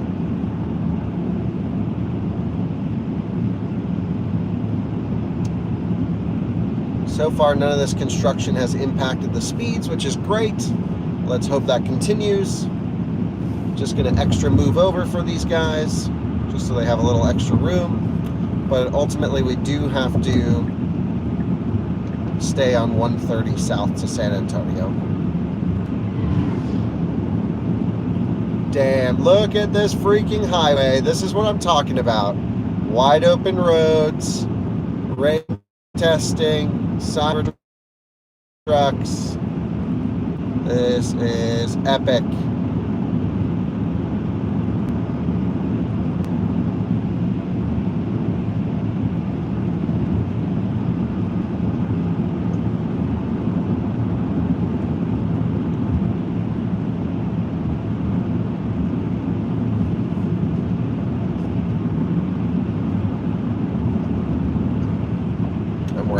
road work. Interesting how those don't look like police vehicles. They look like construction vehicles, but they use police lights. Didn't know that was really a thing.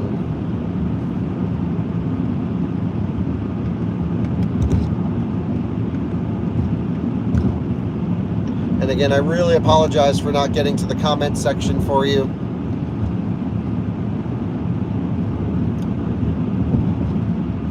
If there's anyone that I know that's in the comment section, whether it's Alyssa or my dad or Francie or someone, if you wouldn't mind calling, I'm happy to go through some comments. It's just hard for me to see where they are. So if someone wants to call and read some comments to me, I'm happy to do that for 30 minutes or an hour on and off throughout the test. I don't know if anyone's watching. Maybe Andreas. He usually catches the live streams. We just drove down here together.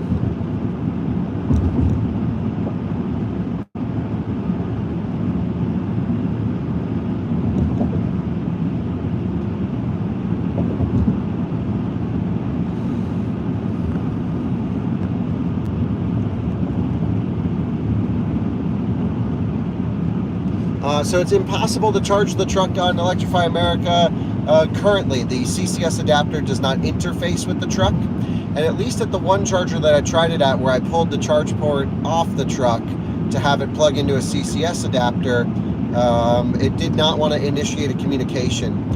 There's a few different technical reasons as to why that could be the case. I think people are getting it a little bit confused, and I'm going to be including that in my full charging wrap-up on the Cybertruck charging.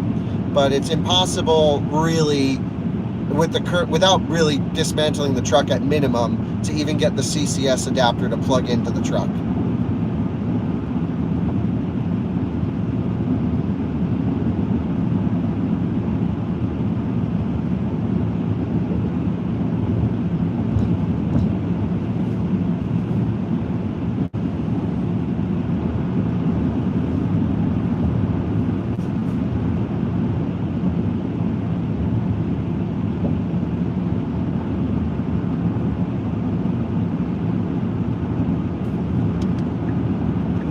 Are you awake? I imagine, because you answered. Hey, could you pop into the live stream and maybe we could do a little Q&A? It's just the problem is the stream is just a little bit far away where I can't read the comments, and I feel like there's a lot of questions that people want to have answered. Do you have time? You got time, but not 5 hours? Well, yeah, we'll just go until whenever we get bored.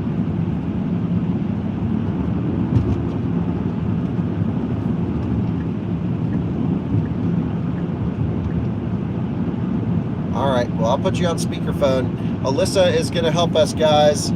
She's going to be a trooper. Stay up for a little bit and read some of your comments.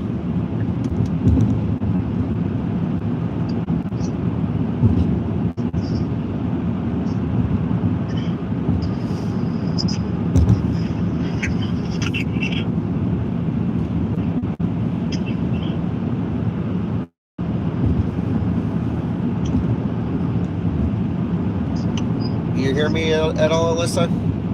Yeah. The live stream hears you.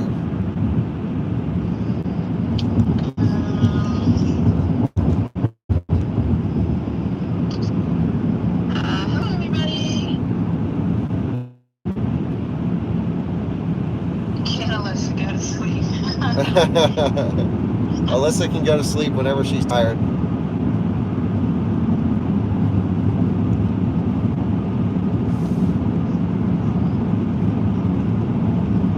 But Walter is actually going in tomorrow, and he's going to go in with Walter. So I just put you on speakerphone, so now we can all hear you. Oh, okay. So, how's it going, Alyssa? Good. Just Blue didn't get a swim lesson, but he's going with Walter tomorrow. Oh, Which will be interesting to see if Walter gets into the pool. I see. Yeah. But are the headlights matrix? They may have the functionality, but certainly not the tuning. And I do want to see if they even have auto headlights on this one. If I come to lights, auto high beam is an option. I'm going to turn that on. and let's see what happens. I've just enabled it.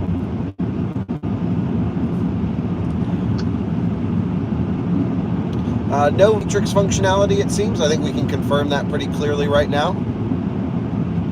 Isn't Matrix not legal in the US right now? I haven't followed the Matrix situation, but my understanding is we're working on making it legal, but it doesn't sound like it's entirely legal. Okay. What is your impression of road noise relative to our Rivian? Well, the Rivian don't sound too good right now, I'll tell you that. Oh, what's going on with the Rivian? Because last I was in it, it was fine. It's just clunky. Oh, but you only hear that at low speed, the half shaft clicking. Yeah, and the Model S has been so loud with the heat pump. Yeah, the heat pump's noisy in all the cars. So the Cybertruck makes all the same heat pump noises as the Model S. I know. Well, your e-tron has a heat pump and a resistive heater. And Audi values NVH, and so that heat pump is probably under 3 pounds of foam. But yeah, it is. Yeah, that e-tron's dead silent. But you do hear it in the e-tron. Honestly, I do notice it when it kicks on. And yeah, the road noise is a bit louder than I would like. The wind noise seems under control. The exterior noise is under control, but the transfer noise from the road is a little bit louder than I would like. Aha, Tesla Flex in the comments saying, I think you have a Tesla software update to install. Don't worry, this truck is up to date. The navigation update has installed. We are actually going by Tesla Road. This is Gigafactory, Texas, where this truck was just built, I imagine. What do you think about the suspension? Do you feel a lot of bumps? Is it a smooth ride? I will have a whole video coming for you on the driving dynamics, but overall it's smooth, but not the smoothest. If you look to your left, all these bright lights, that's all Gigafactory, Texas. And actually, Alyssa, I'm gonna have to call you back because it doesn't let me film while I'm on the phone. So let me call you in a moment. Okay, bye. We're cruising down the road now. We're at 93% state of charge. All is good. And this is Gigafactory, Texas, where this truck was just built. And so cool that we're actually able to drive by Giga Texas on our range test loop. Look at this building. I was just here for the Cybertruck delivery event, and now we're back again. This is so neat. Really cool to be able to be cruising by this place. Looks like we have some police officers staged up here. Not exactly sure why, but something's going on. And they've shut off their lights. So does that mean they're coming for us now or what? I'm not sure what it means, but it means something. Imagine if we get pulled over for going too slow on our range test. That could be interesting.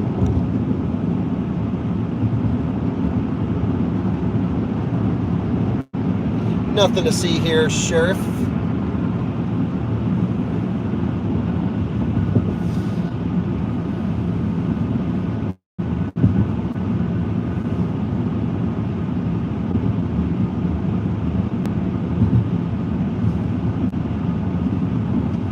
Let's go here. Elisa, we'll give her a call back.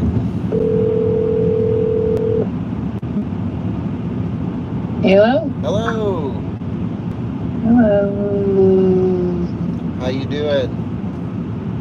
Oh, great. How is the drive-by wire? Yeah, drive-by-wire is pretty interesting. It's sort of a fascinating steering system. I am pretty impressed with it, to be honest.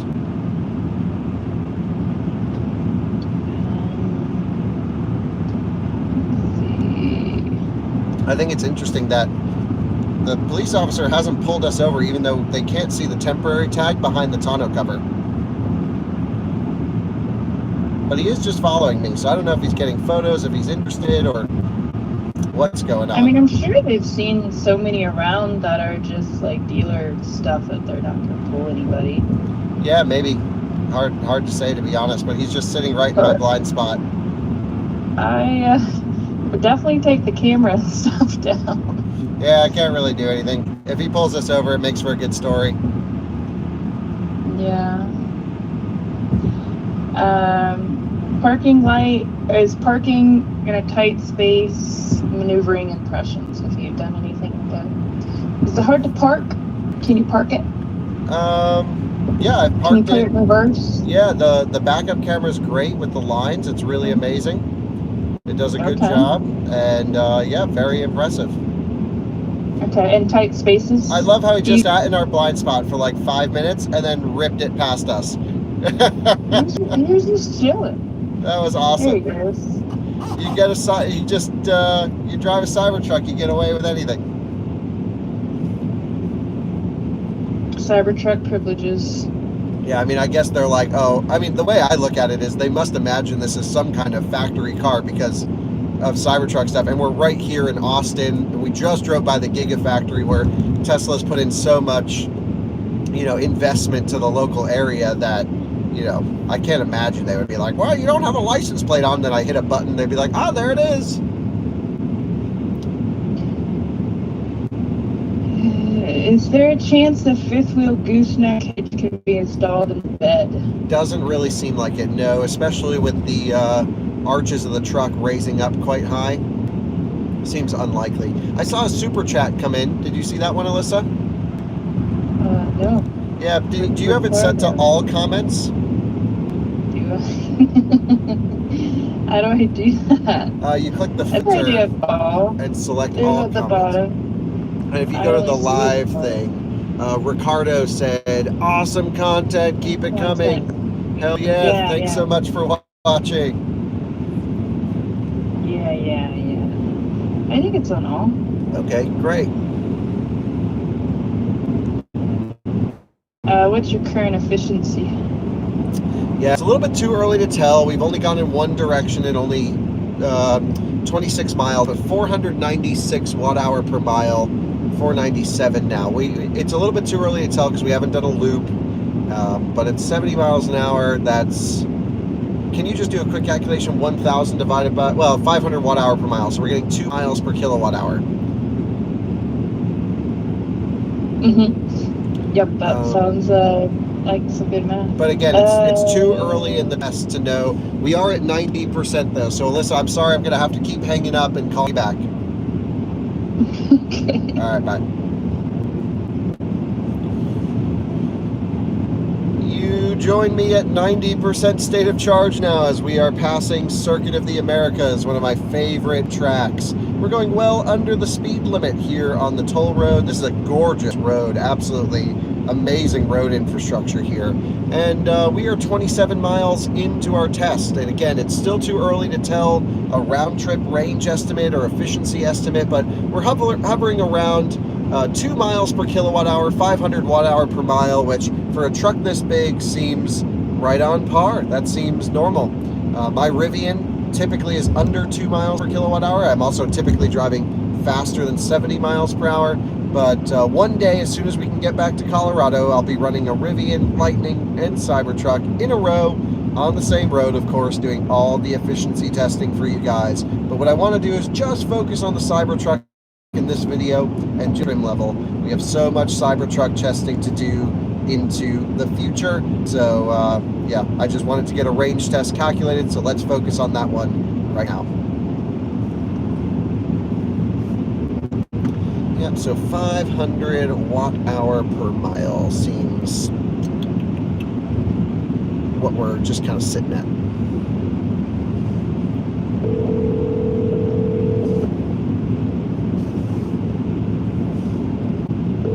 Tonneau is closed, of course.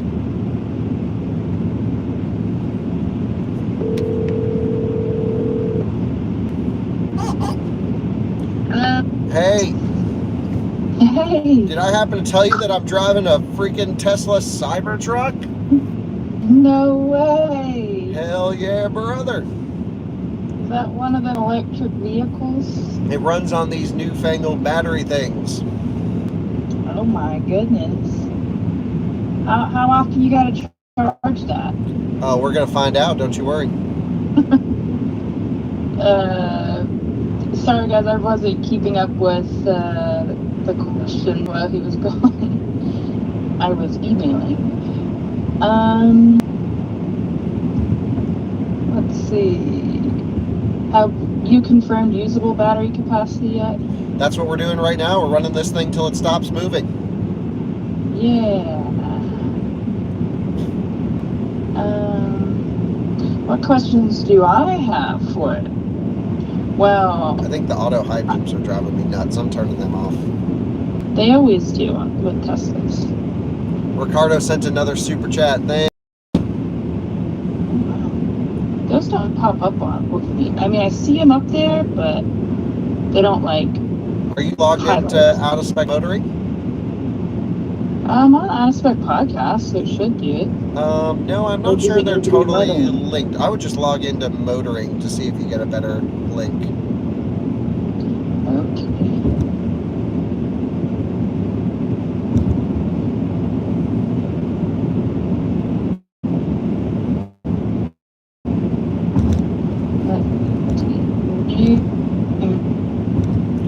Oh, I'm losing you.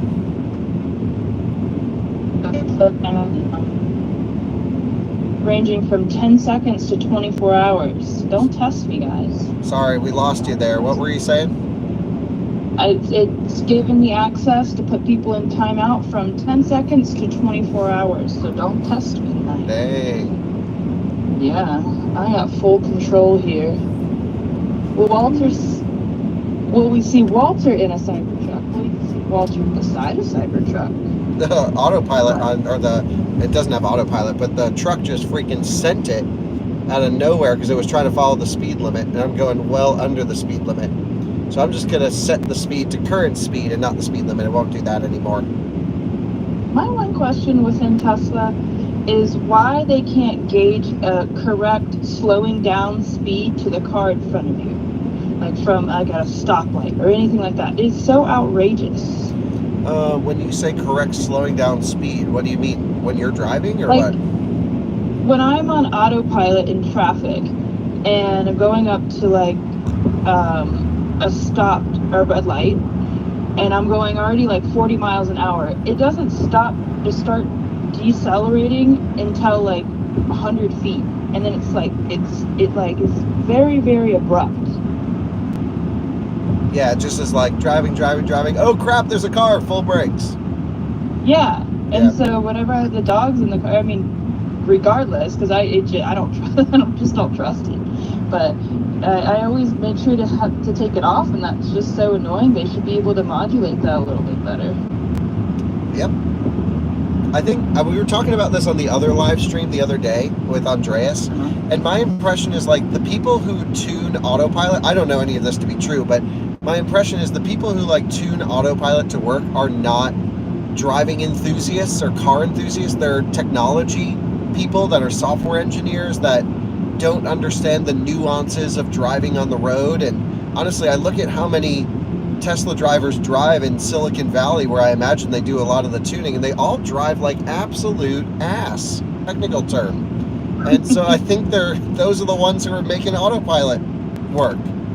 And the problem is terrible. The problem is if they're getting fleet data from Tesla drivers, there's probably not a worse driver base of people out there than Tesla drivers. I hate to say it because I've been driving Tesla for years. I don't really see much driving competence from the average Tesla driver, though. No, especially a lot of the FSD drivers is pretty terrifying. Like the guy that I had as an Uber, and it was like an 85-year-old Uber in Miami. That was a terrible experience. And he was using it, and he was like, "Oh, I trust it to go across 5 lanes in Miami traffic." Yeah, and I mean, like, I think there are certainly people who use it responsibly, and I would hope that it's the majority. And I hope that the system's improved because I own the cars. I want the cars to do better. But I totally agree. I mean, personally, I like base autopilot, but I take over when there's a car in front, and yeah, I don't know. That's just opinions. Everyone can have a different opinion on how the car drives in different environments, and I know you're not the biggest autopilot fan, Alyssa, but I use it a ton every day almost, and I do enjoy it. Yeah, I just think like our other systems do a lot better in just like regular traffic. I think Yep. my main thing is just the stopping, and it's just so not good. Yeah.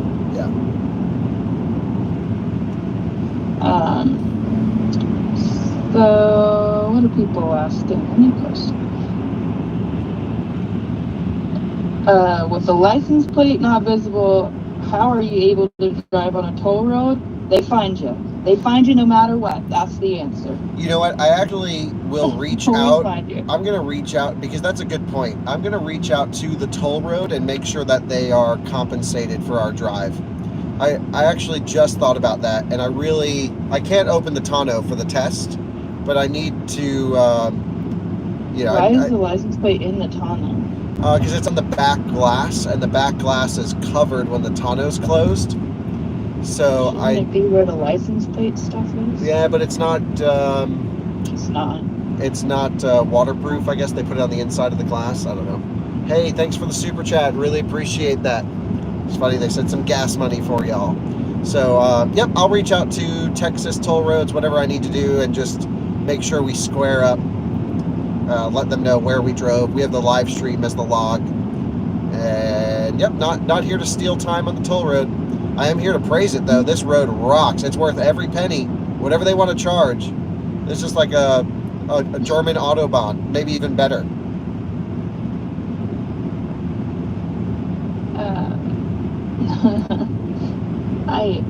Is the car legit? Do you like your car? I haven't really heard your. It's hard for me to evaluate a car as. You told me that you liked it, and then I talked to Colton, and you said that you don't like it as much. Okay, here's the That's thing. Here's the thing. It's really difficult to evaluate a car in one word. I can evaluate sections of the car. For example, I can tell you that the sound system in this Cybertruck is incredible. It's the biggest takeaway for me. The whole truck's crazy. It's got steer-by-wire. It's all this 48-volt insane stuff. I really, honestly, don't even give a crap. I just want to sit in here and jam out to music. And I, showed Christoph the sound system earlier today. My friend who was involved with Porsche engineering for a really long time, who flew in to check out the Cybertruck from Germany. And I was like, Christoph, you got to listen to this. And we were both just like, holy smokes, this is next level. And I love the way it looks. I don't think it's beautiful, but I think it's cool and neat and interesting. And the steer-by-wire is amazing around the city. It is so good. On a twisty back road, though, they need to work on their tuning. And Drew and I went very in-depth on the performance driving of this truck. Now, granted, we don't have a Cyber Beast, and software update will come, but it's cool to know what's available today. And again, all this will go in videos. But I would say overall, my impression of the truck is extremely positive. And my only, what would seal the deal for me is if it charged like an absolute monster. And it just doesn't, at least today. And maybe they can fix that through software, I'm not sure. And perhaps it's just a hardware limitation of the 4680 cells. But, yeah, I just want this thing to charge well. Yeah, I think that just needs to be a thing for all cars that are coming out. But how do you feel about the steering wheel? Does it give you any emotions? Yeah, I thought I was going to hate it because I don't like the idea of a squircle. But it actually makes so much... Sounds terrible. Yeah, and I was like, that's dumb. I'm not going to like that. I like the squircle. I like the material. I like the feel of it. I like the functionality of it. Sparkle guy. I gotta say, I'm definitely one of a traditional mindset when it comes to vehicle operation controls in general. I like round steering wheels. I ripped the yoke out of my Model S. I really trucks, and I got out of this and got into the Rivian in a parking lot, and I turned the wheel 5 degrees, and I went straight, and I was like, what? This is stupid. You have to crank the wheel a bunch. At speed, though, the Rivian steering was much better. So I kind of wish I had the best of both worlds, which doesn't exist at the moment. Perhaps that can exist with software. But it was just so wild getting out of the steering system. Like, the steering system in this is intuitive. I'm totally used to it, and it's really cool. And then getting in another car, it wasn't until I did that I realized, like, whoa, that's the difference. Getting in this wasn't the big oh my god moment. It was getting out of it.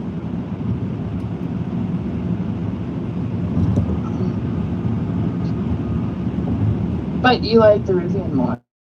And into the Rivian, and we were all like, damn, this is such a good truck. The Rivian just feels the next level up premium, next level materials, design, and then driving it on a back road. Yeah, just wait for the video. I don't want to give it all away, but you know, I think the Cybertruck is actually probably better on highway and in the city, and from a performance and maybe off-road, we'll have to see. I haven't off-roaded them yet. The Rivian might be better. I mean, just alone that you can't shut off traction control in this is kind of annoying. You can't? It'll come in a software update, though. I think that's the issue. I mean, the trust within Tesla consumers that we always think that it's going to get fixed, but the matter of time of when it's going to get fixed is usually so far out. I mean, they're going to buy a new freaking quack mode or something before they fix something. Alyssa, before you just piss off everyone watching this live stream, it's important to evaluate. I think it's important to explain why we say things like this. It's the way that I like to explain to people is it's important to evaluate the truck that we have in front of us now, because this is a known quantity. We can suggest improvements to come, we can hope improvements to come, but we can't guarantee improvements will come because they're not here today. And that is why we evaluate the vehicles as is in the current form, and we'll adjust our coverage as things improve. But we never base our coverage on what's to come.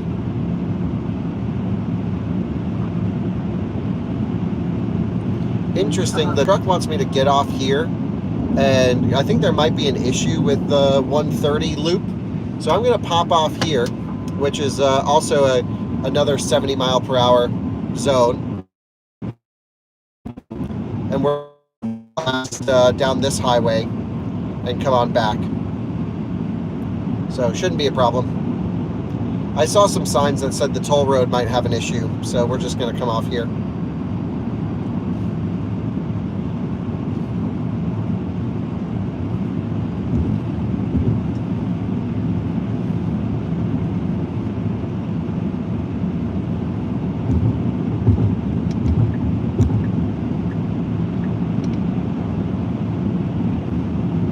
Still there or no?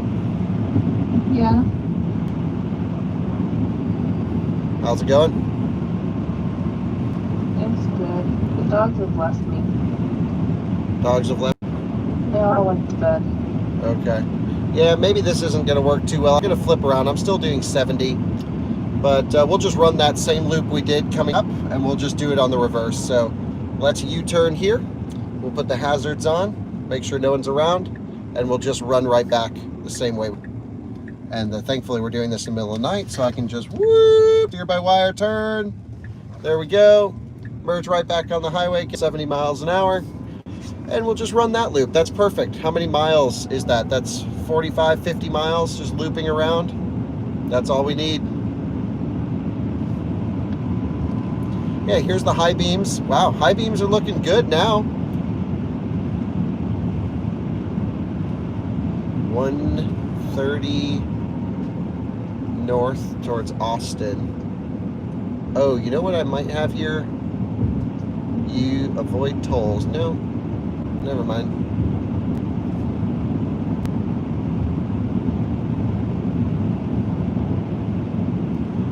Just have to follow signs. 130 is where I need to live on.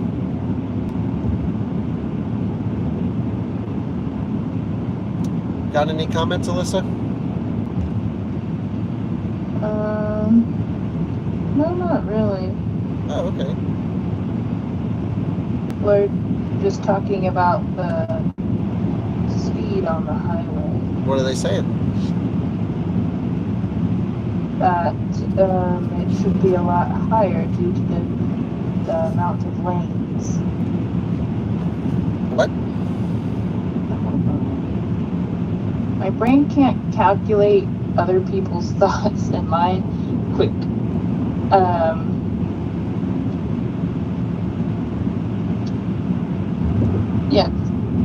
Yep.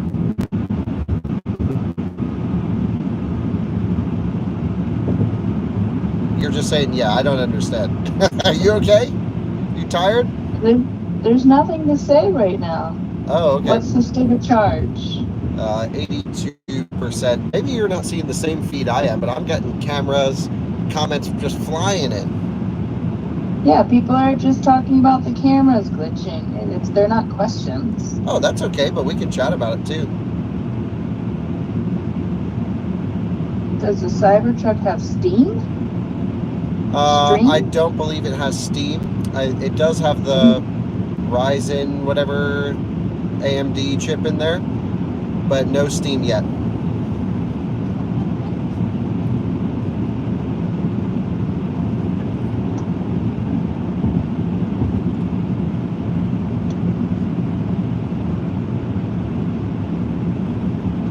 What will you be towing during the tow test?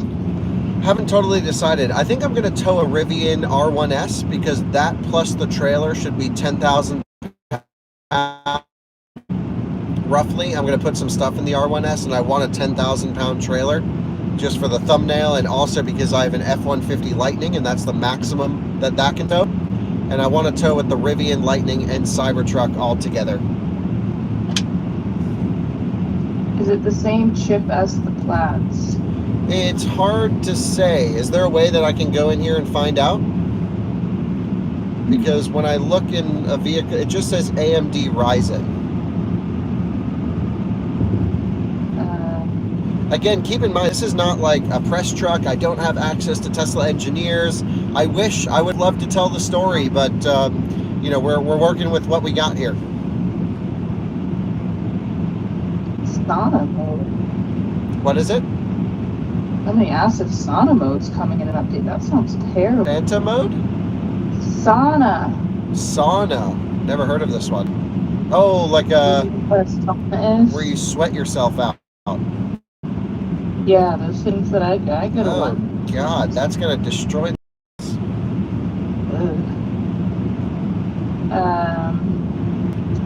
What do you think of it compared to the Hummer EV? You know,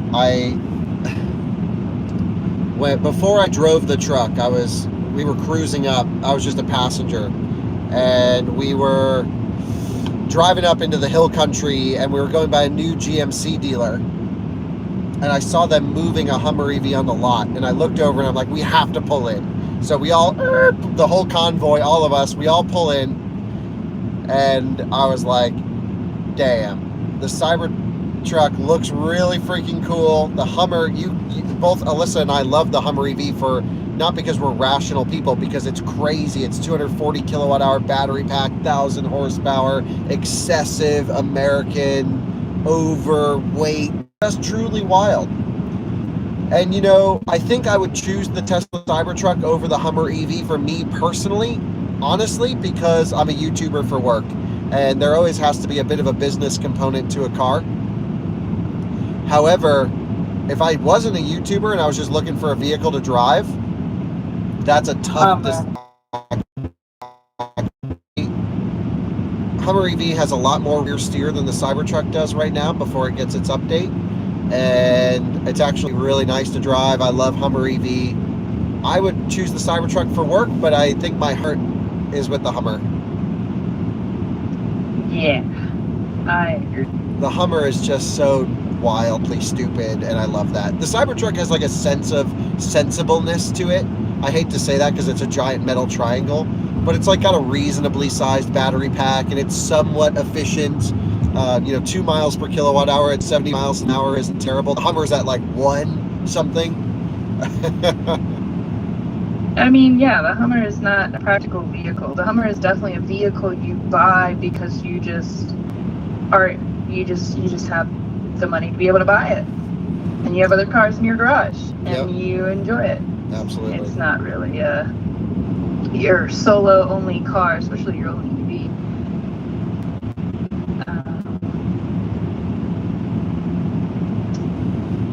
No, I don't have any rescue road trips coming up because it's all down the same route every single time, and it's pretty boring. And yeah, just kind of step back from that a little bit. Can you? Yeah. Well, our life is pretty busy. Yeah, and to have now that we have the 3 dogs, having a 4th is not.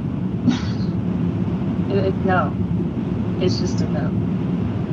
So, do a lot behind the scenes, but nothing really that I would have to take away a full day for.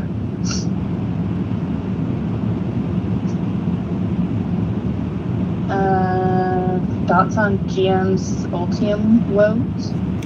Yeah, GM. I don't know, man. There's not been one good news story about Ultium that I can think of at the top of my head. I will say I saw 3 lyrics so far here in Austin this trip. I haven't seen any lyrics in Colorado. Yeah, we saw one the other day. Where'd we see a lyric? Just fun. I just remember when I was with you last that you said, "Oh look, there's a lyric," and it was here in Colorado. I feel like I would remember that, but apparently not. But anyway, yeah, you could be right totally. I mean, my memory isn't great, but the lyric, we saw a couple lyrics here, and all of them were charging at EVgo to get free charging. And the Blazer, we had a Blazer press car scheduled next week. That got canceled because of the stop sale, I imagine. I asked for an official response as to why. Ooh, I got a good question. Did you ever get an official response from Rivian? So Rivian called, and we've been a little phone tagging, and yes, I mean, I've been focused on Cybertruck right now, so it's a little bit on me that I haven't pushed as hard, but I will make sure we get that all squared away. I'm just, obviously working through the middle of the night, day after day, to get this Cybertruck sorted for you guys.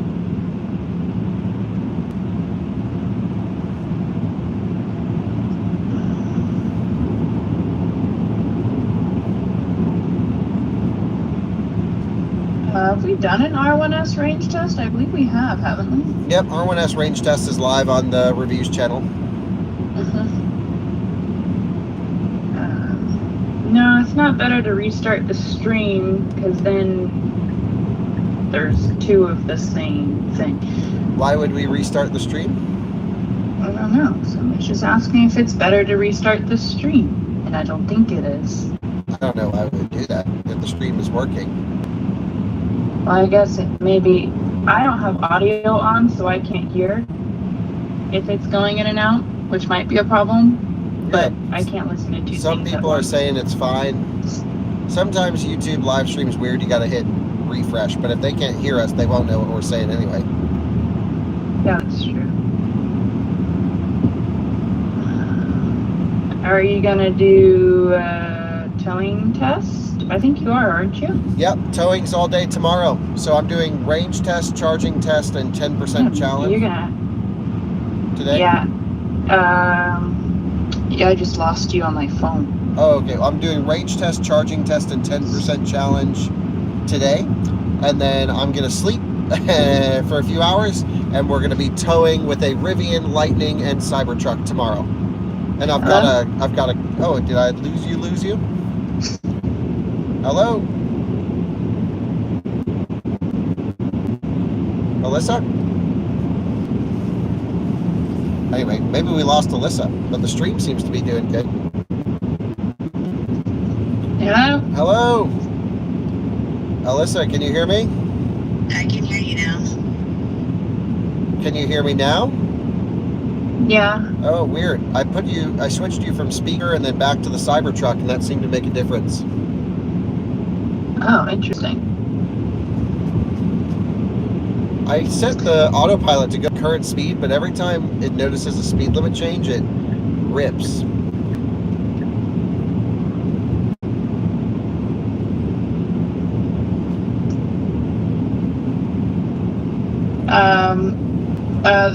The trailer. Oh, it's buffering. Oh, there, it's back. The trailer is 26 foot, isn't it? So I have a couple different trailers that I'll be using, and it just depends on timing. But I have a camper, like a traditional full-size camper that people will be towing. I have a car hauler that we're going to put a Rivian R1S on, I believe. It could be a Model X. It's a little bit up in the air. And I have a Airstream as well from a viewer who offered to bring it by. So I think then we can get like a Aero camper, a full-size, big boy American camper, and then a car hauler to figure out how the Cybertruck tows. Wow. But again, there's so many ideas in such little time, and You're really making me nervous. I've been so nervous because I only filmed one video today. I filmed the full tour. What? Yeah, I filmed the full tour last night. And today it took me the whole day to film the driving impressions because I had to go in the city, we had to go out on the road, we had to go up in the canyons, then we had like a whole bunch of people around to coordinate, then we got dinner because we had like 20 people at dinner, and then, now I'm doing range charging and 10% challenge, tomorrow towing, and the comparisons. It's a 19-hour drive without towing to Las Vegas. Yeah, that's easy. Avoid winter storm. Reading the storm. Okay, I'll focus again. Thank you. Do you know what percent you're at? I do. I'm at 76%. It's almost time for the 75% check-in. Ooh. Have you heard of BMW Active E? Of course, the 1 Series Active E. A range test of it would be cool. I mean, yes, but didn't they dismantle all of them and crush them? I don't think there's any left. Oh, I'm sure you'll find one. Well, I know the BMW guys pretty well. I'd love to check in with them about it, but I'm sure they've saved 1 or 2. But it was a pilot project that they leased to consumers, and then they never resold them.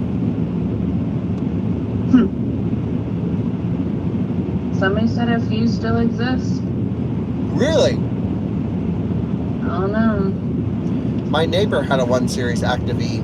Oh, hold on. I got to call you back, Alyssa. We're doing 75% check-in. Okay, don't ask any questions, guys. All right, bye.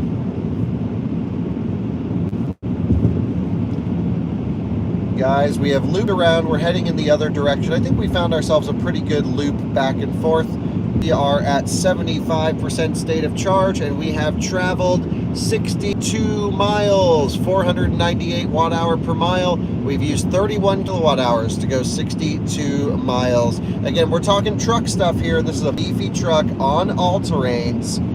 This is all looking very as expected for me. So, yeah, let's continue. I'm assuming that these results won't vary too much.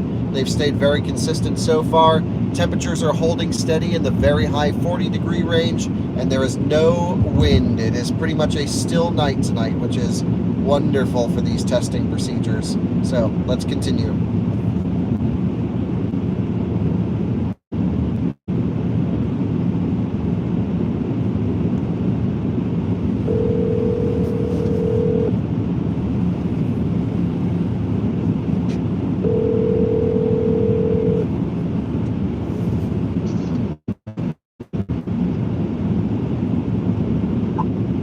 Hi.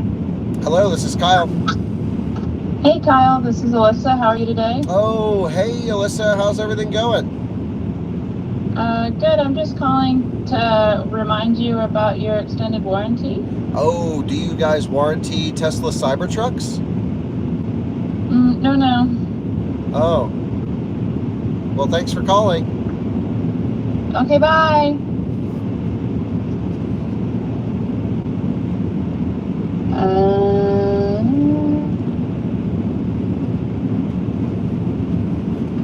Wyoming has discovered electricity recently. They have an EA station in Cheyenne. It's the first, and it's the only, right, Kyle? No, there's one in Casper, Rawlins, I stand corrected. Cheyenne, and That one bridges the gap, no?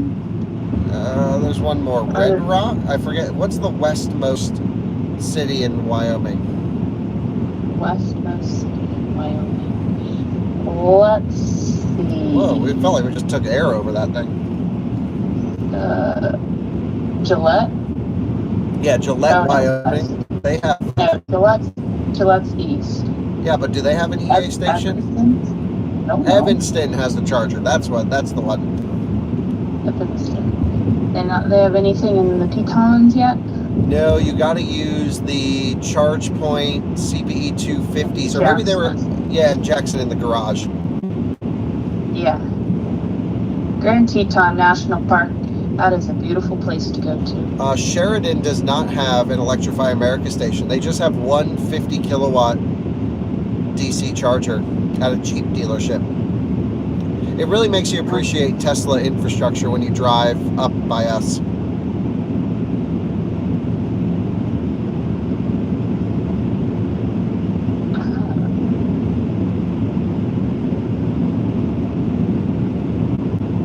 Does Cybertruck auto level for camping? Not that I can find, but I don't see why that couldn't be an added software feature. And when they do add it, you know all the Tesla people will be like, genius, Cybertruck auto levels. Meanwhile, Rivian's been doing it. And like I can plug a module into my 2009 Range Rover to auto level.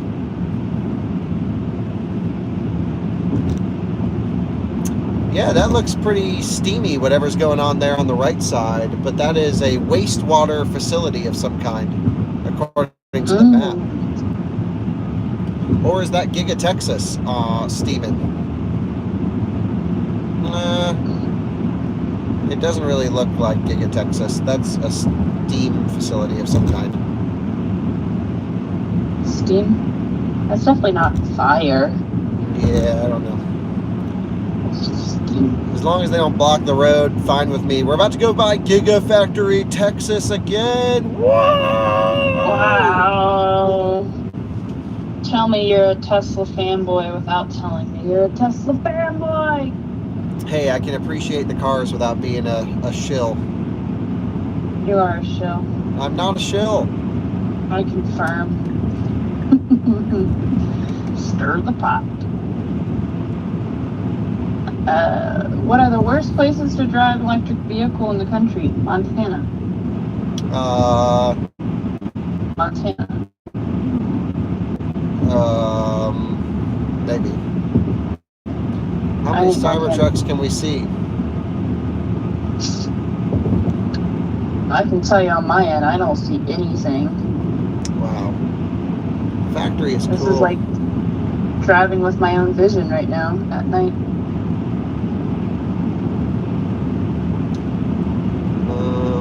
Do you prefer road tripping to the West Coast or road tripping to the East Coast? In the Rivian, specifically. West Coast, because it's closer, and I don't like road tripping the Rivian very far.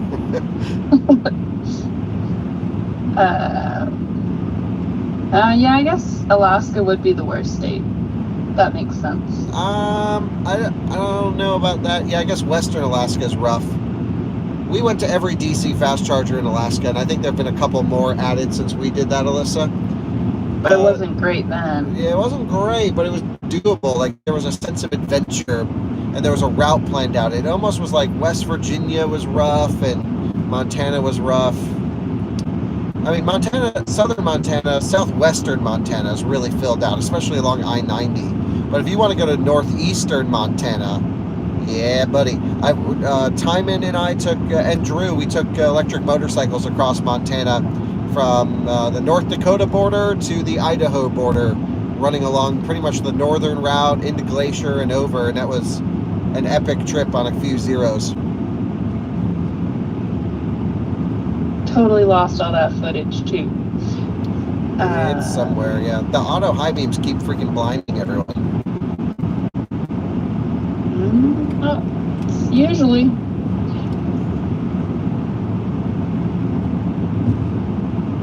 When are we gonna come back to Washington? Kyle's not a huge fan of Washington. No, I don't like Washington. We have driven up through Canada. We drove up to Banff, and then we went over on the Alcan all the way to Alaska, to Prudhoe Bay, and then no, we didn't start in Prudhoe Bay. We ended in Prudhoe Bay. Yeah, Prudhoe, but you can't. There's no starting there. Prudhoe Bay is the end.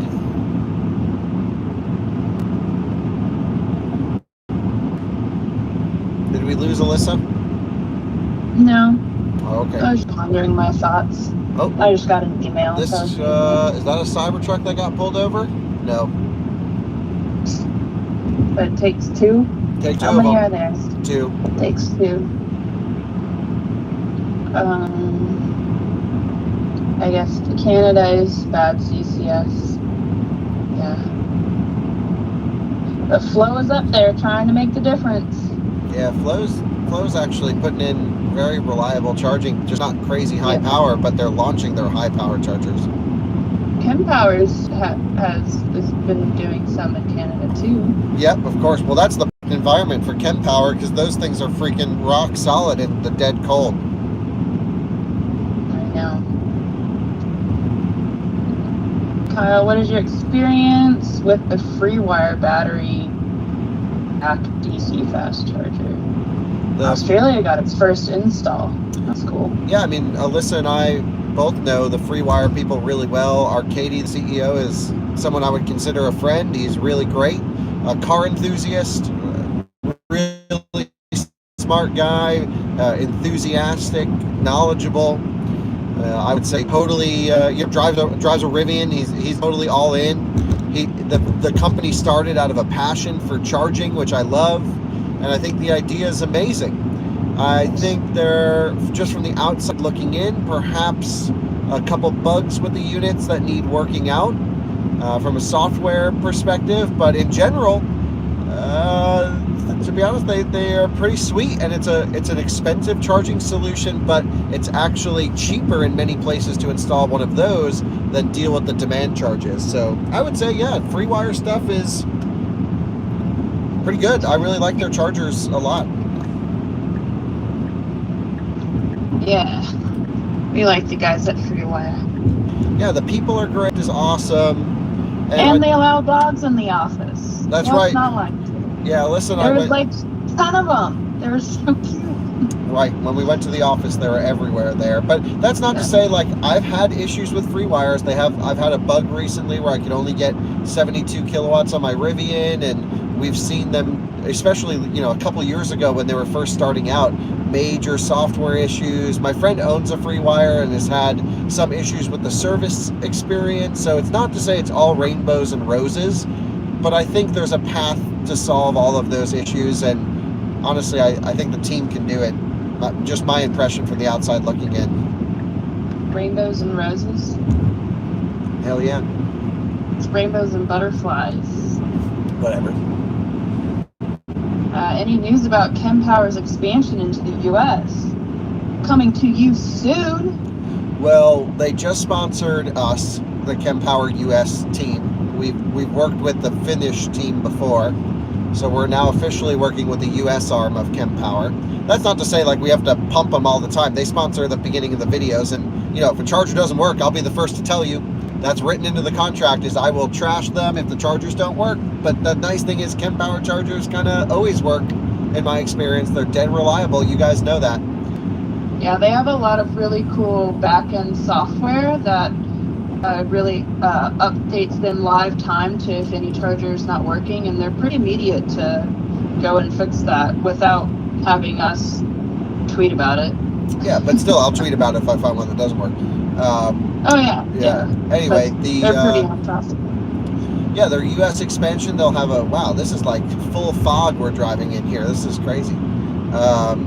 The expansion is happening pretty much soon. There's a factory opening coming very soon. Mm-hmm. Very soon. I think Q1, something like that.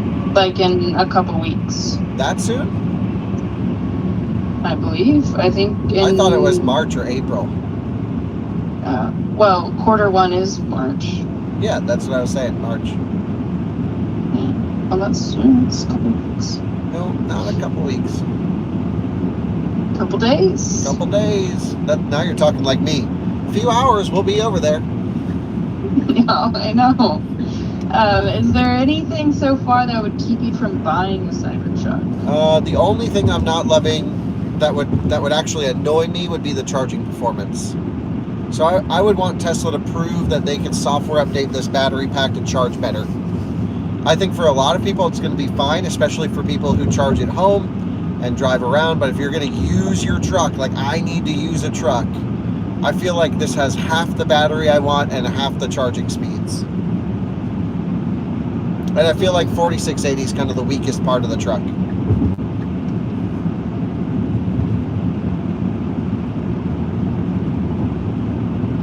Hello from Madrid.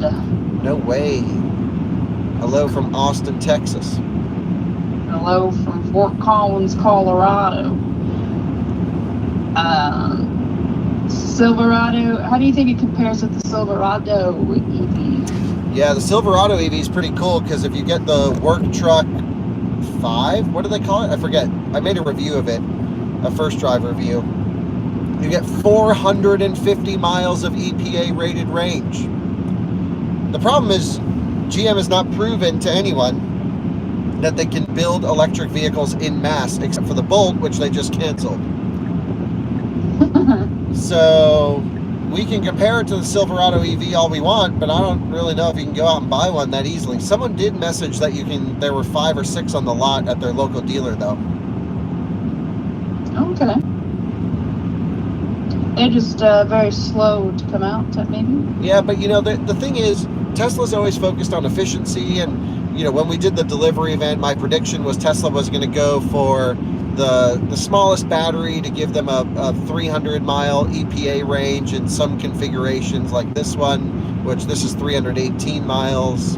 But the thing is, when you're towing, it doesn't matter how efficient the truck is. I mean, yes, to a point it does, but you just need raw energy. And that's where like the Hummer actually, while it's fairly inefficient on its own, would probably, and the Silverado work truck uses the same battery if you get the biggest battery one, that probably will make a much better tow vehicle.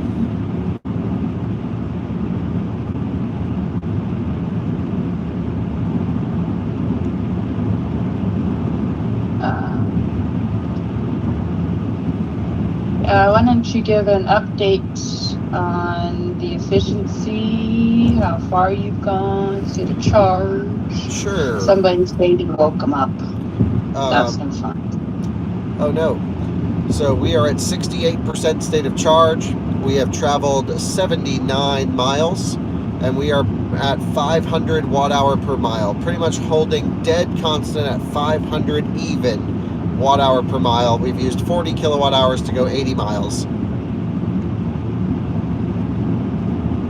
Any chance a VFA review is in the works?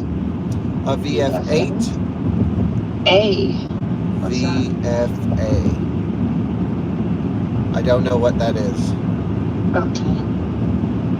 There's people from Madrid and from Sweden. Hello, everybody. Slovakia. Wow. Yeah, all the Euros are up while the Americans are asleep missing the live stream range test. They get the advantages of live stream range tests. Yeah, They're always done late at night. The VF8 is a VinFast, but you said VinFast. VFA. It was. I think that's what was typed. Could be wrong. I think I already reviewed the VF8, didn't I? I mean, Yes. we really didn't spend much time with it.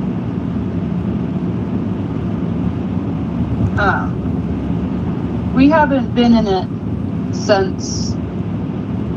Well, That was my last It's time. been officially a year. Yeah, and you know what? I think that car deserves a full review.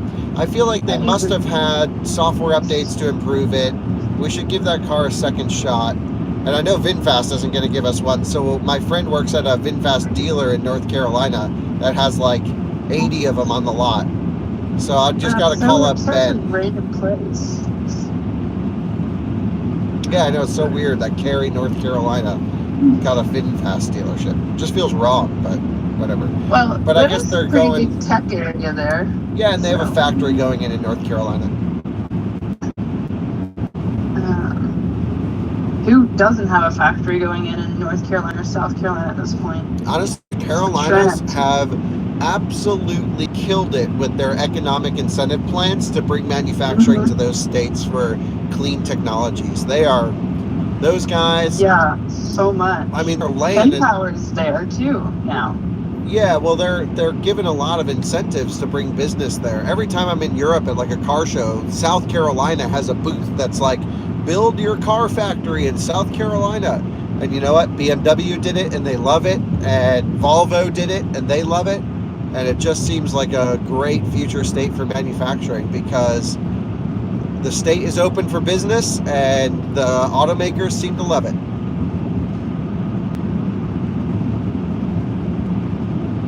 Oh, the people from What's Inside are here. Hello. No way, that's awesome. He wishes there was a better road warrior.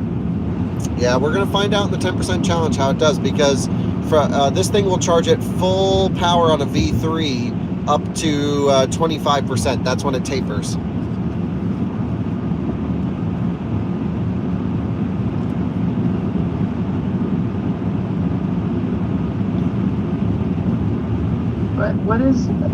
Does the Cybertruck have the BOFA setting? I don't know what that is.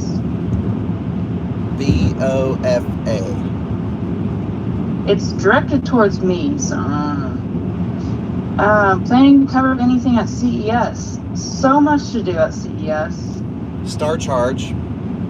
Star Charge is going to be at CES. They're a Chinese charging company. I mean, they do literally everything. I think this was the first time we've ever really heard of them. And they seem to be bringing in a pretty decent product at a very, very low price. Well, here's the thing with Star Charge. Just as an example. Huh? They're opening up a U.S. arm. So everything here will be built here. The other thing is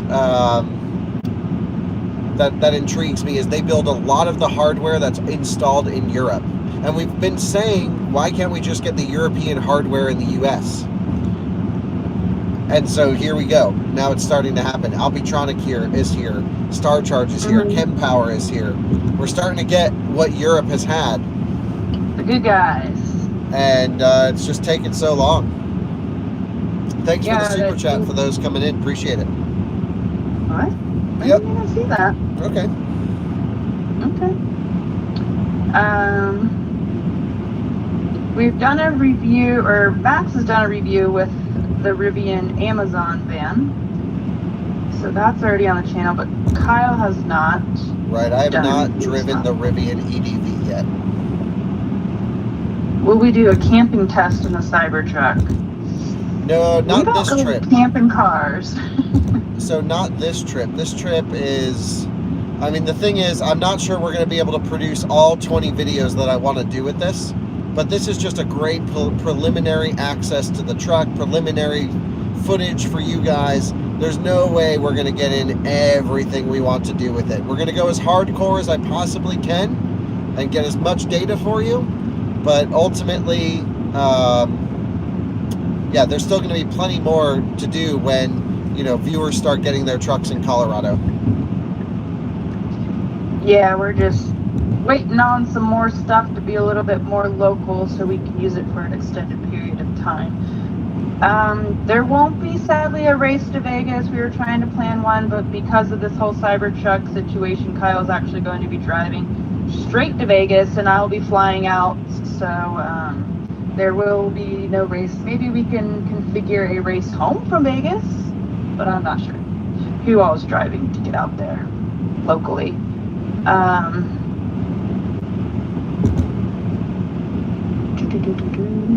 Do you expect Rivian will release a full-length R1S? I hope so. What we really need is an I would too. We really need an R1SL, which is an enclosed, because the R1T is what, 14 inches longer or something crazy? It would be really great to have an R1S extended wheelbase, because R1L, long boy. Long boy. But the thing is, we don't really have any future information about companies that you guys don't have, so we can't ever like predict what will or won't happen. Right. Somebody's hoping that the Gravity is going to fill the gaps. The cargo space is massive and the towing is adequate, but they can't produce or sell at scale. Well, again, I wouldn't say they can't produce or sell at scale. I would say gravity is the key to producing and selling at scale for Lucid. Yeah, I agree. I mean, yeah, because when we went to the, whatever it's called, their factory and talked to them, we really asked them, like, well, why didn't you guys start with this? And there was big consideration to start with the gravity. They needed to hit the big range number out the bat. Yeah, but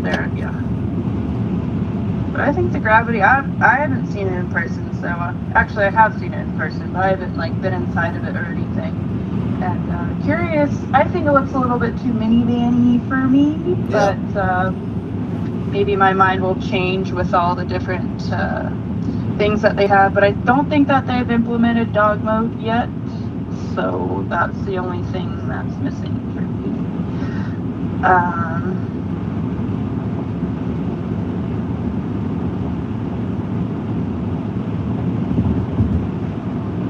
And somebody's a friend with a Cybertruck pre-ordered. That's really long. If you convert any car body from ICE to electric, what would you choose? Probably a Land Rover Defender. I could see that. Hello from South Africa. Hello.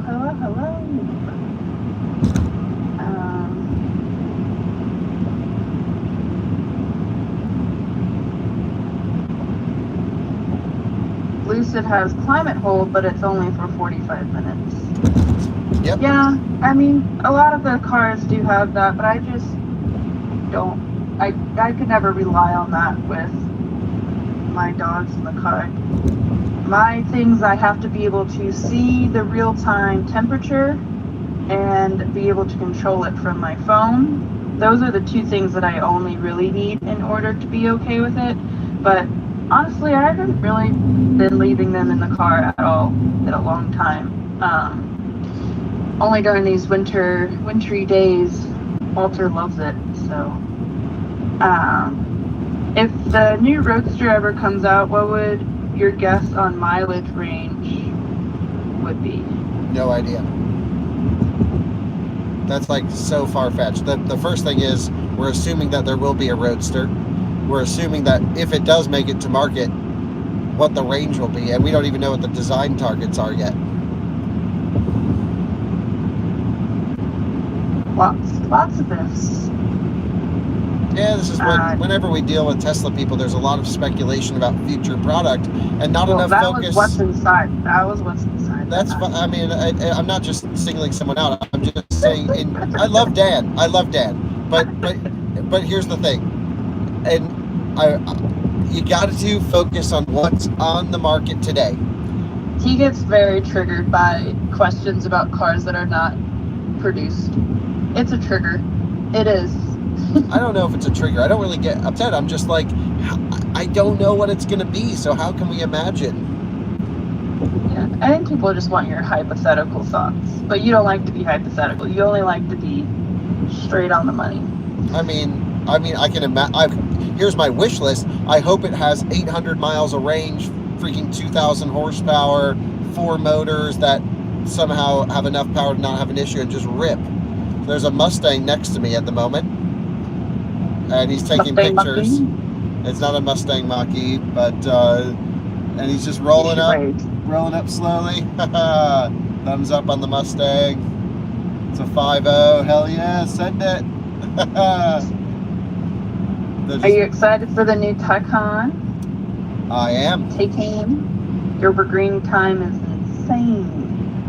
Yeah, you see, it's so dangerous because people just like don't pay attention to driving next to you and go like, you know, they're just like on their phones wiggling all over the place. I wish I could race them, but I can't. We're doing a test, sorry.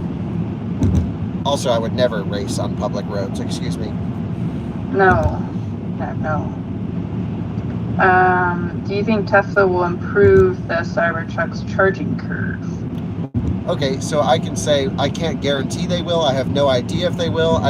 Tesla's never acknowledged anything about the charging curve, but here's what I can say. They need to improve it. However, they do it through hardware or software.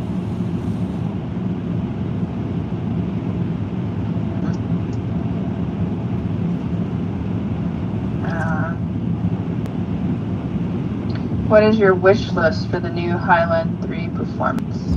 Oh, mechanical differential in the rear. Probably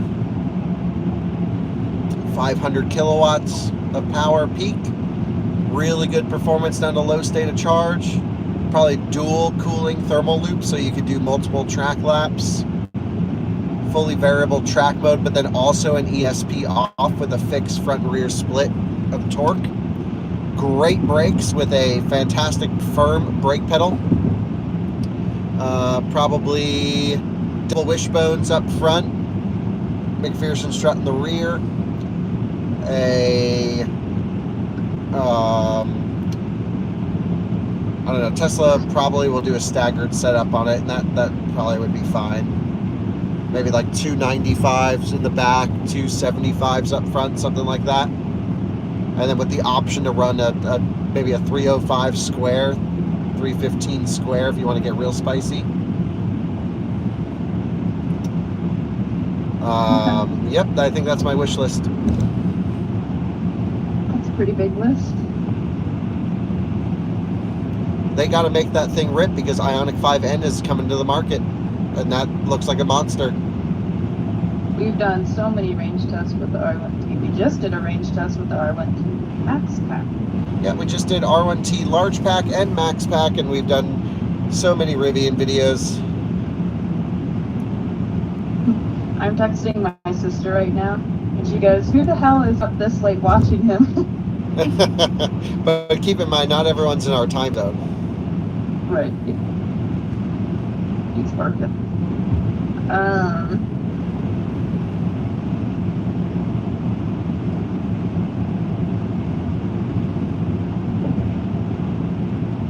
Do you think R1S with the NACS support will be the best EV SUV? Well, the best in which category? Did they say? No. Oh. But I don't know what they're planning on doing with the truck. So if they want the best luxury one, no, because that would be iX or EQS. Or if they want the best off-road one, then maybe, yeah, R1S might actually be that. Or if they want, so on and so forth. The best family hauler would be the EV9 right now. EV9 seems like it's the best electric family hauler. I think it's the best overall SUV on the market. Yeah, EV9 rocks. Yeah, it's pretty good.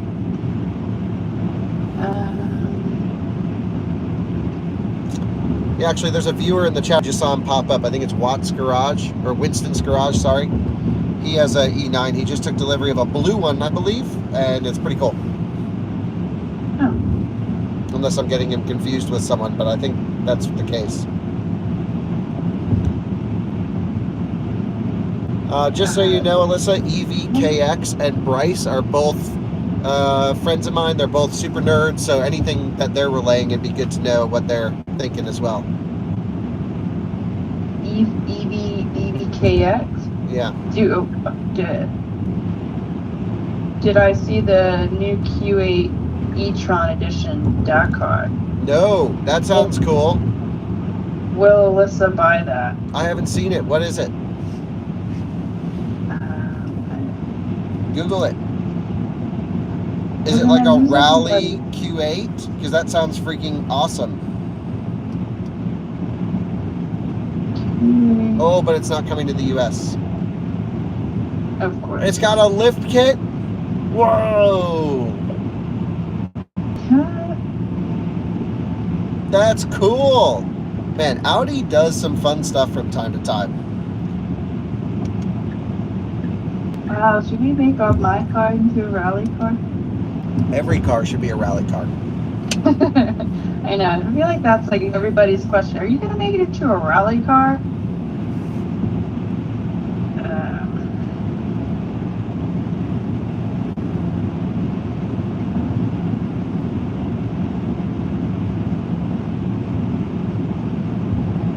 There's some pushback on the EV9 as a family hauler. Oh, If you're using the third row, its storage is a bit lacking. Well, that's in any car, I would say. yeah. I mean, what really Unless- would make a great family hauler is just make an electric Suburban. Right, yeah. That What- would be the only car that would actually appease that. Yeah, I mean, if GM could even build any electric whatevers, they should make it, Silverado EVs. Just put the freaking Suburban box on the Silverado EV platform and you're done. And that's what the Escalade IQ is going to be. And I heard there might be an Escalade IQ extended wheelbase coming at some point as well. And then, of course, we'll have the GMC and the Chevy versions on top of that.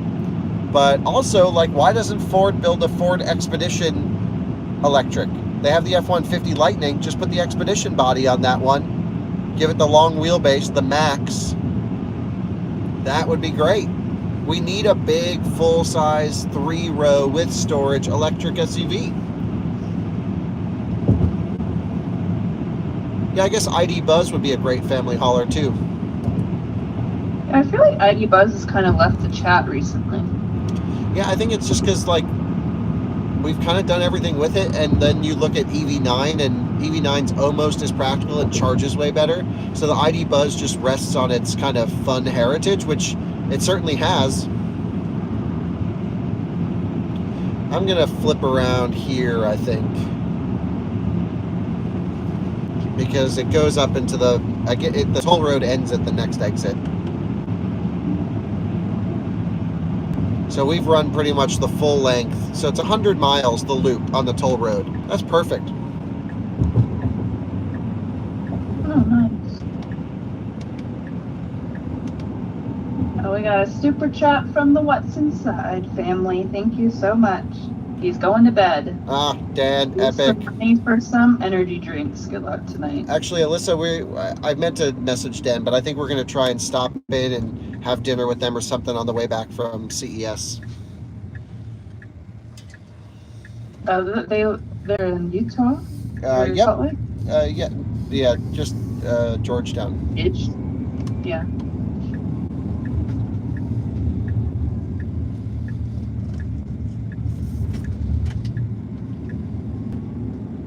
Hugh's here. Please let Kyle know he wants to know about contact info. Hugh, he's the guy who gave us the phone mount. Hugh the hero. Hugh the hero. Yeah, he swung by, he was a viewer, and dropped off a phone mount so that you guys can watch this live stream that you're watching right now. Oh. You do really have the best viewers. I know. They really come in clutch. Honestly, Makes my job easier. they're the coolest freaking people on the planet. Great. We will plan to do some kind of meetup, dinner, whatever the time is. But Kyle will get. I'll hold him to it. He's in the chat right now. He was in the chat. He's Flickerbits. Yep.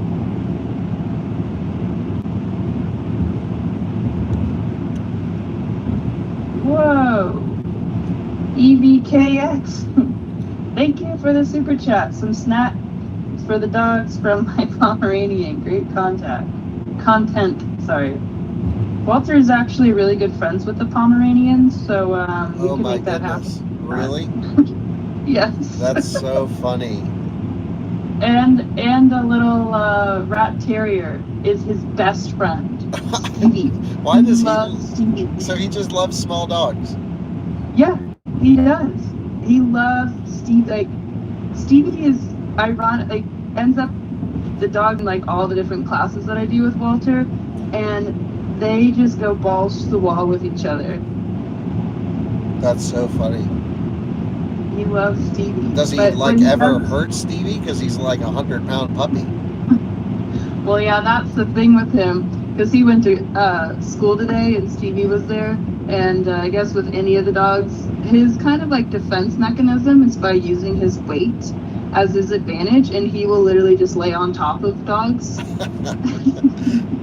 So she has to be mindful and watch them, because there was a little toy poodle in there that was maybe 5 pounds, That thing was crazy. It was so tiny. Someone call the And, fire department. We're driving through fog. It's steaming. Sorry to interrupt you, but it was a good joke. Yeah.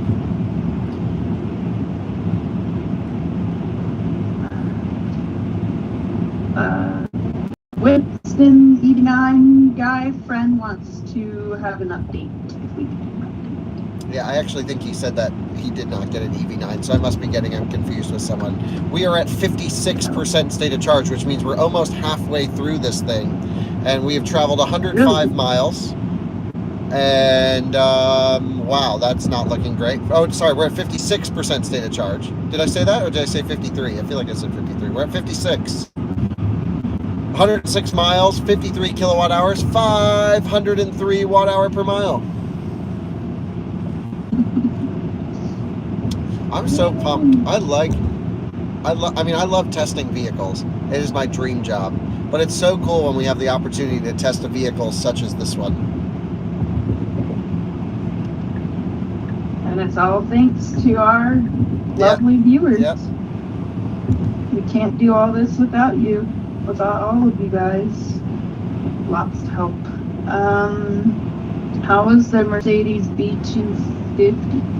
Yeah, my B class, honestly, I don't know. I gotta call Tony, see what's going on with it. It might need a new gateway computer. That's a shit bus. I don't know if that was a good buy. I like my Mercedes. Maybe you could drive it? Well, when it works, I got studded snow tires to go on it. Oh, that might be what those tires are. Yeah, it could be. I think that's what they are, because I don't think we have any other. No, I think it came in the first shipment. All right. I don't know.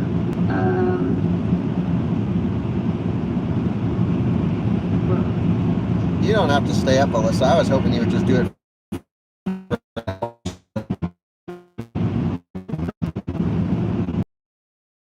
Unless you're really enjoying it so much where you just feel the desire to stay up. No, not exactly tired yet. Okay. But I might go lay in bed with the doggos. Change my position.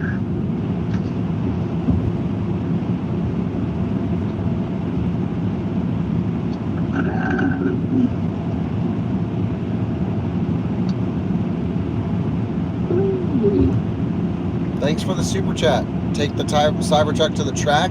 You know, if I could, I would. And I did call a bunch of test tracks and stuff to try and reserve track time, but everything was just so last minute. And to be honest, most performance testing a pickup truck isn't really customer centric. So we ended up just going into the canyons to do a quick performance-y thing, and I think we got what we needed to know out of it. It wouldn't really be that fun on a track because you can't turn traction control off.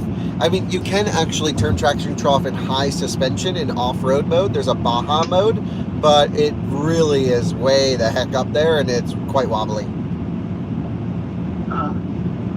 So not the best. Yeah.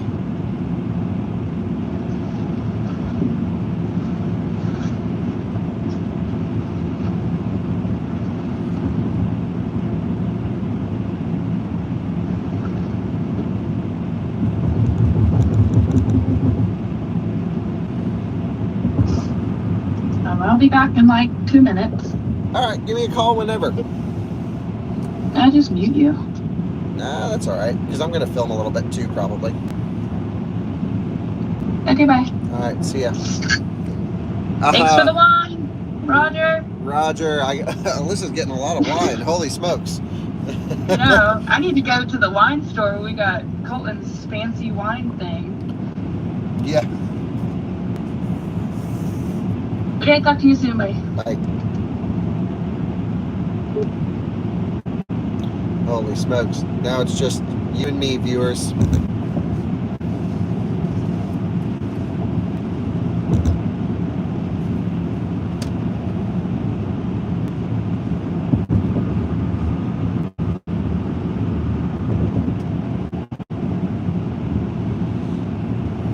So did any of you guys check out the Cybertruck video that went up, I guess, yesterday at this point? The like 2-hour long one, by any chance? Sorry, I had lost my phone, but I'd be curious to know roughly what you thought. You know, the headlights aren't maybe I'm getting used to them. Maybe it was just bright out that bad now. They're not class leading. I think we can say that, but yeah, I think we're good. Okay, yeah, you know, to be honest, I posted it. I didn't actually have a chance to watch it. I just hoped everything I said was correct. I knew I had to make just a couple little edits there. I kind of mentally bookmarked those, but I still haven't had a chance to listen through to it yet because we've just been going full send with this thing. So yeah, I don't even know if there were any mistakes. If there were, I really apologize, but there's not there's no intention to make any mistakes with it. That's for sure.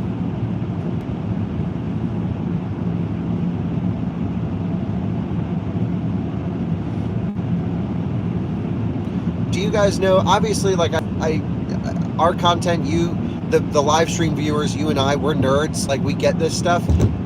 Did you happen to see if there was any response from the general viewer? If it was, I definitely saw a few comments that it's like, holy smoke, 2 hours long, who has the time to watch this? And I'm like, well, just don't watch it. I mean, like, you can either skip through it or watch shorter content, but is it, yeah, what, do you think it was too nerdy for most people? Yeah, the typical too long comments that never bother me, because it's like, there's so many other content creators who make content that's too short and leave stuff out. So, okay, yeah.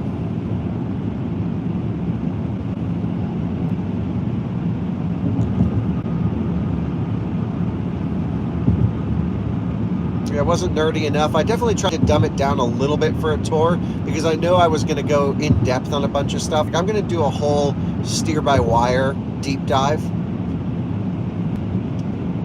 It's so funny driving this thing. So actually, we're right back rough to where we started. I think the next exit. And we're at 500 watt-hour per mile, 499. So on a loop-style test, this thing is getting 2 miles per kilowatt-hour. So I think at 70 miles an hour. So I think we can say we're pretty confident with that consumption rating. Granted, it's cold out, low 40s now.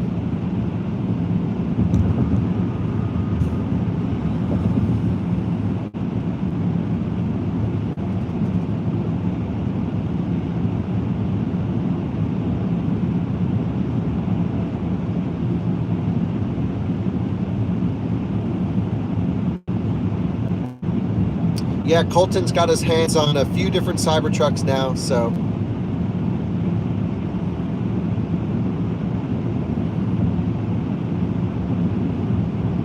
Yes, the stainless steel is cold to the touch, absolutely.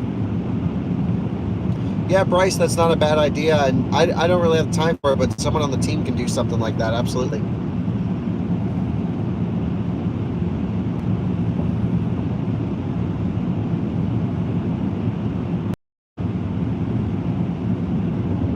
Yeah, only mistake was the 1 kilowatt wiper. I agree. Someone told me it was 100 watts, which is pretty amazing how low that is. I don't want to hit the wiper because it's going to, I think, actually drastically affect the results when the wiper's down, but it is so crazy when the wiper freaking goes. It's pretty wild.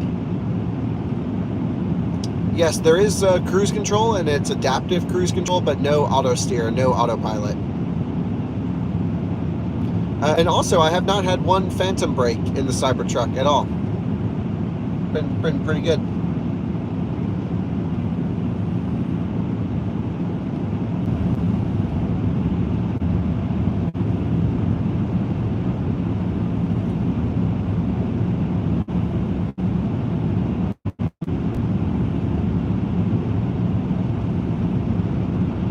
I have no idea why there's no auto steer. I guess they just haven't tuned it. Someone mentioned it was maybe because of the rear steer.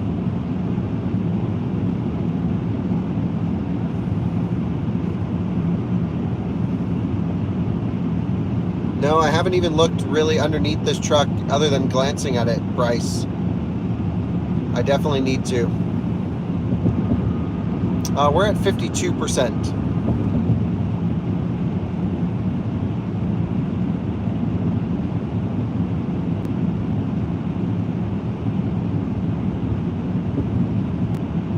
So I think my 306 miles is quite optimistic, to be honest.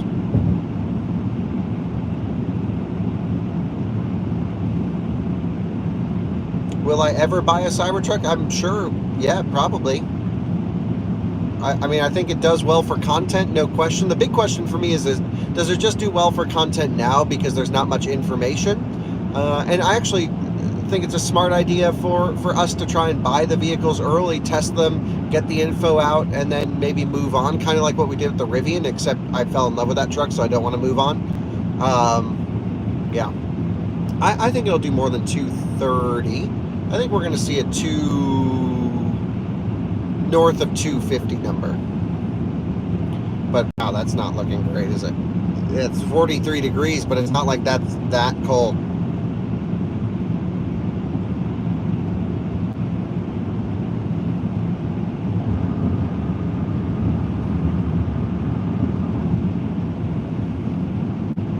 Yeah, more e-golf content. It's going to be a little while because I won't be home for a while. We are at 51% state of charge. And we've actually just looped past, maybe a couple miles ago, pretty representative consumption figure at 500 watt hour per mile at 70. I would feel very comfortable with that figure. Again, at a 45 degree average temperature, 500 watt hour per mile at 70. And I feel like that's not far off what the Rivian does at 70. And again, tire pressures were set, tonneaus closed, aero caps are on.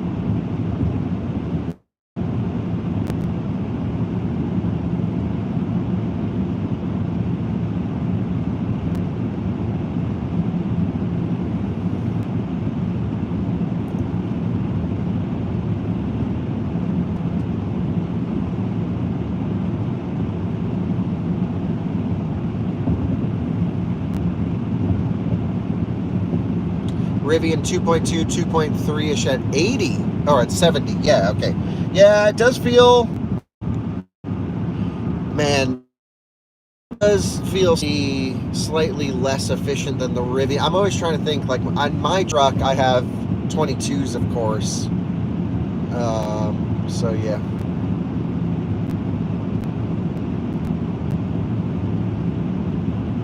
Yeah, I bought a B-Class electric drive before it was badged B250E. And 120 miles. You join me for the 50% state of charge update. We've already looped back maybe 5-10 miles ago where we started. We've traveled 120 miles at 498 watt hour per mile.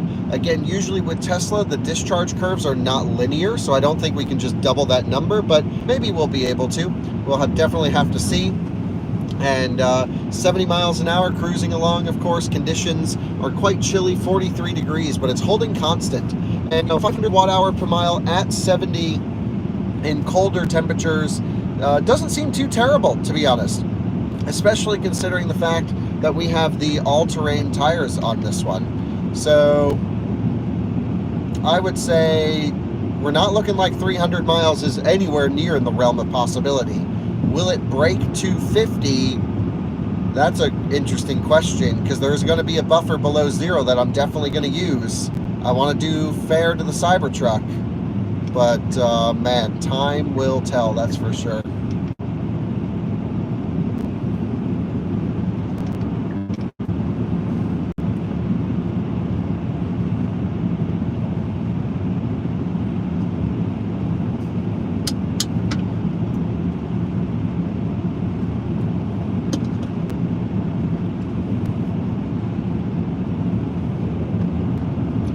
Yeah, the high beams are not bad at all, but the low beams maybe just need some more brightness.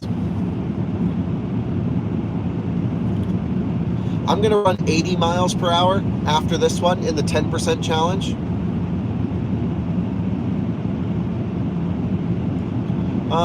Bryce, if he's watching, could probably look up the F-150 Lightning. I feel like it did about the same as the R1T, 270, 280. And I ran that sucker to dead.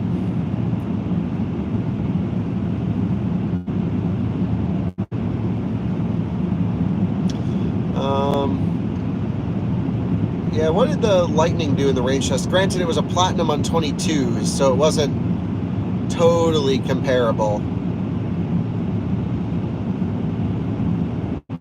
The other thing is, I just need to call Drew, because we borrowed my friend Skylar, who you guys have seen in the videos before. On here, you know, my friend Skylar has an R1S from Rivian Stories. We borrowed his Duramax diesel to tow this thing. Hey Steve, thanks for the super chat. Durango, nice. 270, that's good info. So 270 in the Lightning on 22s. My guess is on the 20s, maybe 285, 290, something like that at the most. So that and the Rivian, I would say, are very comparable on range.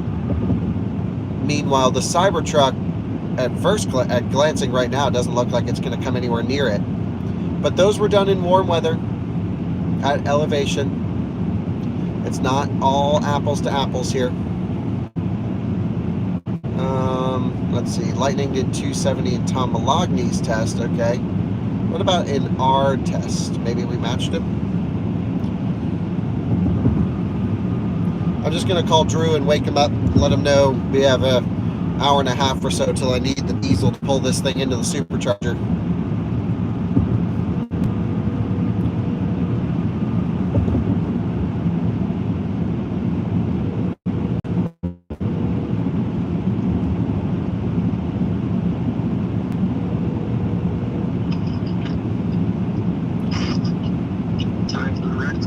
Hello, sorry to wake you up. Just wanted to prepare you. I am under 50% state of charge. And just to kind of get you woken up and headed in roughly my direction. Yep. Which is on, I'm going to send you the supercharger, but it's the, I'm going to look it up. I'm not navigating to it because I'm preconditioning, but it is the Hutto or Hutto supercharger. Hutto. Sorry, how do you spell that again? Hutto. Hutto. Nice. Okay. Sorry to wake you up. No problem. I was hoping this would go a little bit farther than it seems like it's going to. Oh, really? Yeah, at 50%, I just crossed 220 miles. Or sorry, 120 miles. Oh, that would have been great. Yeah, so it's looking like 250-ish maybe. I'm going to go 70 until it basically, we have to tow it in. Alrighty. Thanks for getting up. I appreciate it. No problem. All right. Yep. I don't know Let me know. roughly how far away you are, but I'm thinking 70 is 142, an hour and a half. A little bit under is when this thing will die. Oh, sure. From now. Yeah. Yep. Yeah, it looks like that's like 20 minutes away. Okay. So I should have let you sleep more. That's okay. 5,000 Gaddis School Road. Let me double check that that's correct. Hutto supercharger. It's 685 south. It's at an HEB.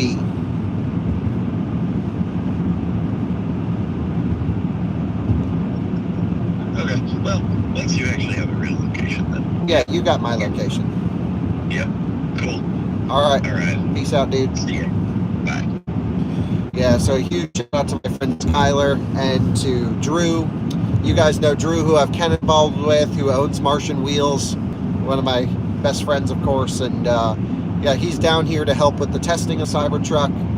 And he's got the, we borrowed Skylar's diesel truck, and we are going to tow charge the Cybertruck, or if it dies completely, I guess put it in tow mode and just pull it to the supercharger with the recovery straps on the front of this thing.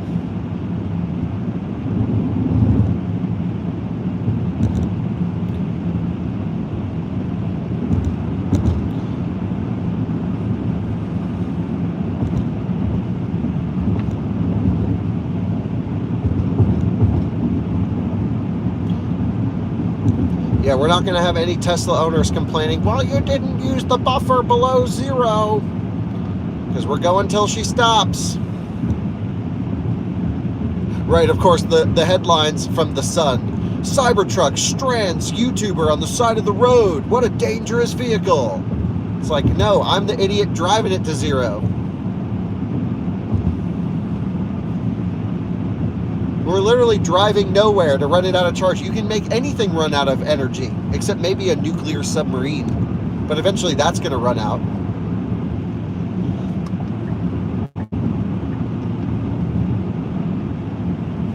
Yeah, you know, at the end of the day, I'm not here to control the headlines. I'm here just to do our tests. And however people interpret it is, you know, will always be a thing so that people can get clicks. But we just do our thing and stay in our corner and produce the tests, and is what it is.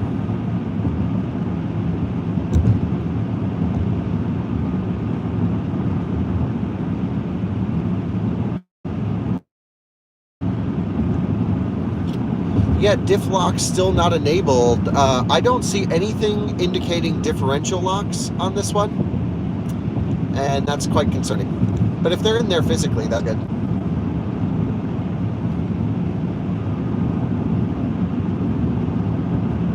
And I'm not sure if they just happen, you know, if it just like senses slip and locks the diff, like electronic LSD, which it could do.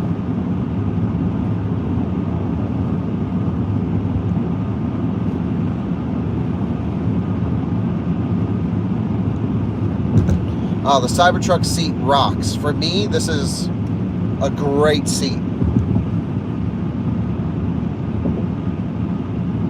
Yeah, I know. I've had it in off-road mode a few times. Yeah, your bet the range extender never comes. Again, I never really want to comment on future product that I'm not sure of, but that just seems like the most un-Tesla solution. Yeah, LSD would be fine. I totally agree. And it would be good from a performance standpoint, but man, Tesla has the most aggressive stability control on this thing. They let you have no fun. I mean, a couple corners I was like, oh, maybe we're getting it to dance a little bit. And I was just like hucking it off throttle, lift off oversteer into a corner. And, you know, ESP is trying to stop any kind of rotation. The chassis felt amazing. The stiffness of the truck felt amazing. But ultimately, the safety systems just, you know, do their job. I just want an off button. Yeah, in Baja mode, it'll let you have fun, but it's only in higher suspension. And the half shaft sounded like it was going to just lunge itself. So I didn't want to drive it hard in high suspension because I floored it once and it just sounded like the whole front motor was going to rip out of the truck. It sounded awful. And so I was like, oh, well, maybe we just need to reserve this for the dirt. And, you know, Tesla and half shafts have a pretty bad history.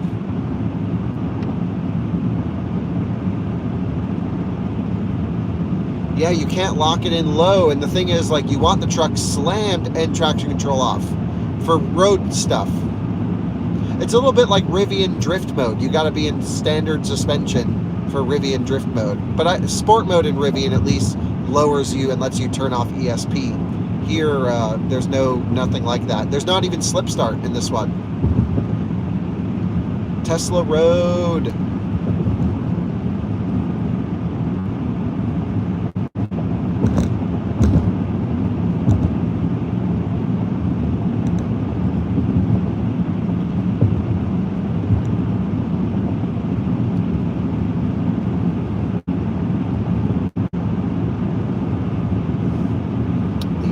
Oh yeah, I forgot about the on-screen. So I am, yeah, driving exactly with the live projection. I'm using 1.6% more, which is pretty much on par with the, you know, predicted consumption here, which is pretty good.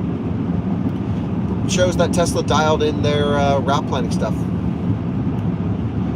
Yeah, as soon as Sexy Buttons gets their hands on this thing, it'll be great.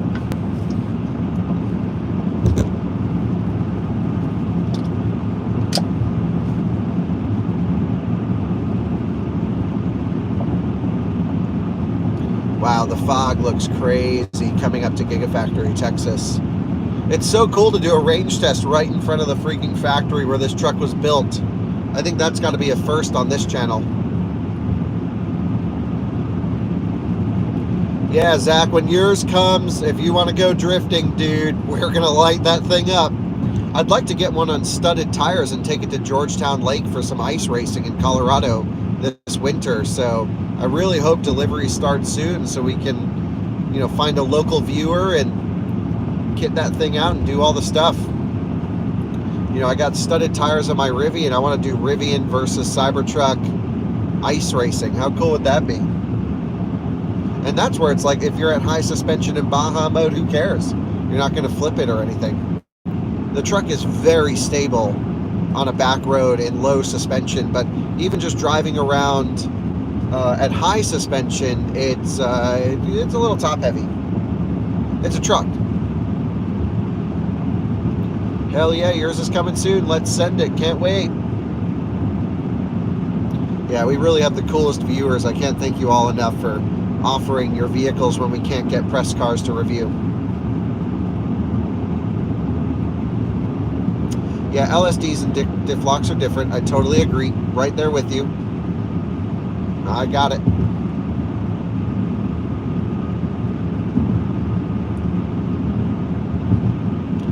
The suspension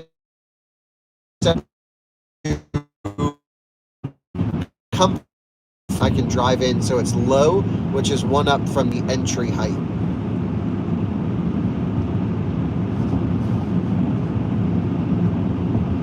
Yeah, whenever I hit entry height, it just pops up to low.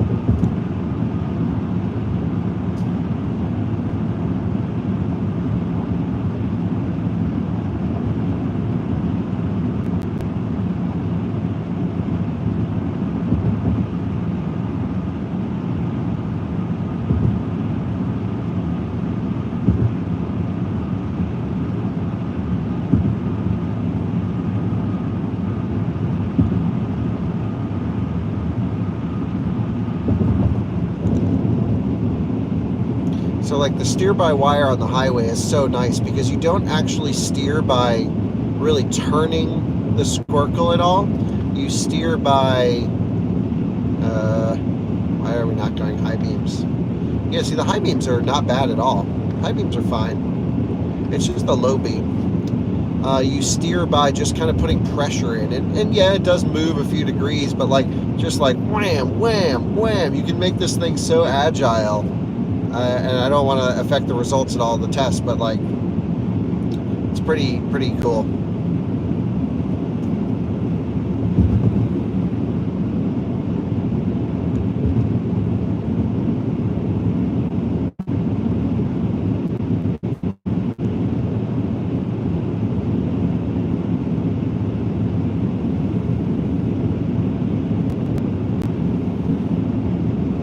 So let's call Alyssa back and see if she still wants to do comment stuff.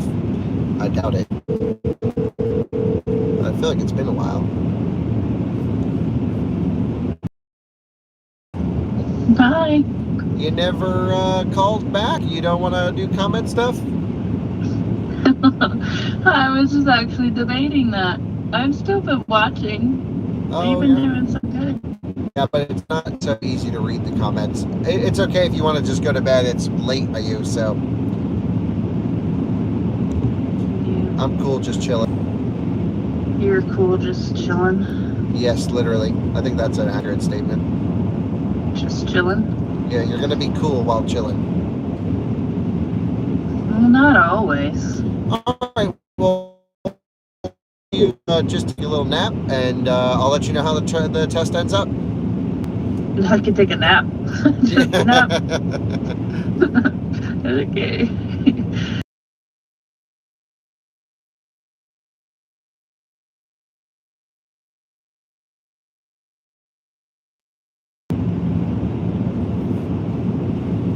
right, Alyssa is out.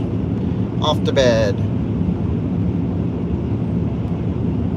So at 100%, the truck predicted 318 miles. And by predicted, I mean it's rated at 318.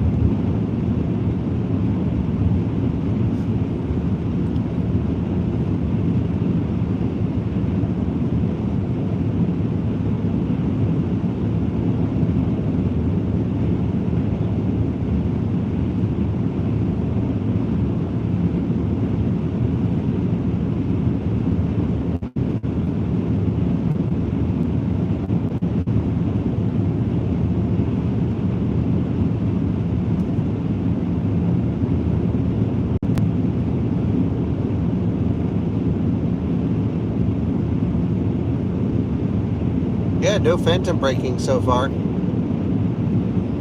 We're at 497 watt-hour per mile, but by the time we do the full round trip, I think it's going to be just maybe 500, 505, something like that. Well, there's multiple different cycles that you can run a vehicle rating in. If you're actually curious about how that works, watch our podcast that's actually on the reviews channel of the Rivian Max Pack situation. I run through a lot of the EPA testing, what manufacturers can do to artificially change some of the results, and why it's not actually a good range test metric.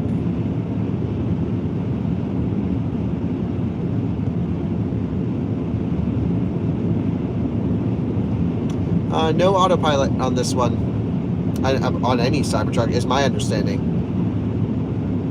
Every Cybertruck I've seen has been on this software version that I'm driving on.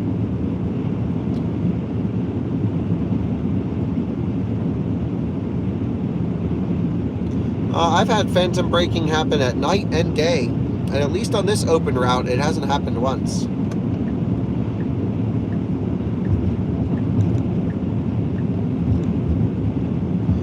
Yeah, just adaptive cruise.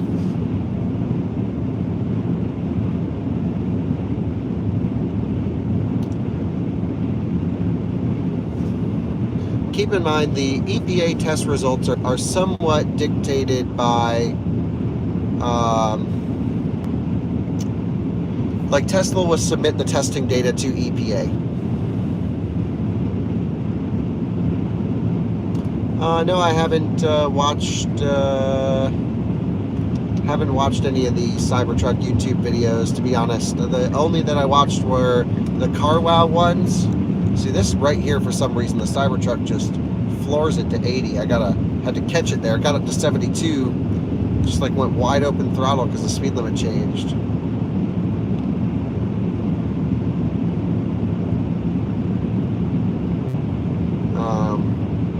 Yeah.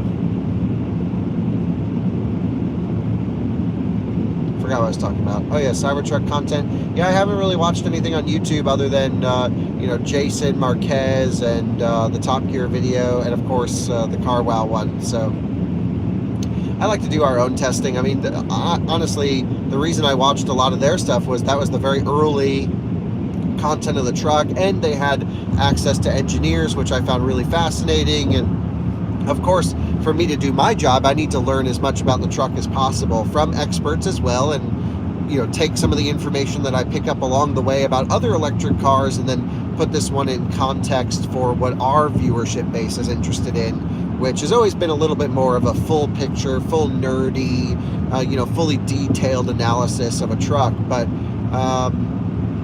ultimately, I've just been filming with this one to see how it does. So I'm sure we'll run out of time to do a lot of what we want to do with it, but we're going to work with it as much as we can.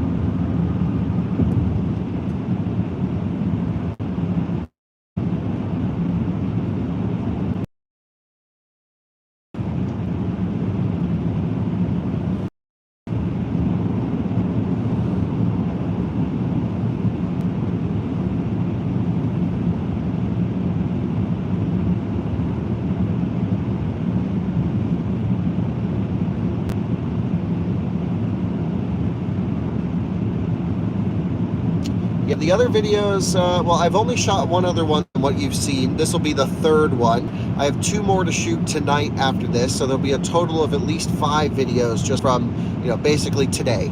And then, because we started last night at midnight, and it's now the following morning at 3 a.m., and I've been going pretty much nonstop. Then towing is the plan, but we're just going to film as much as we possibly can and have time for. And of course, there's going to be so many videos left over that we need to get, but may not necessarily have the capacity or the time to do all of those.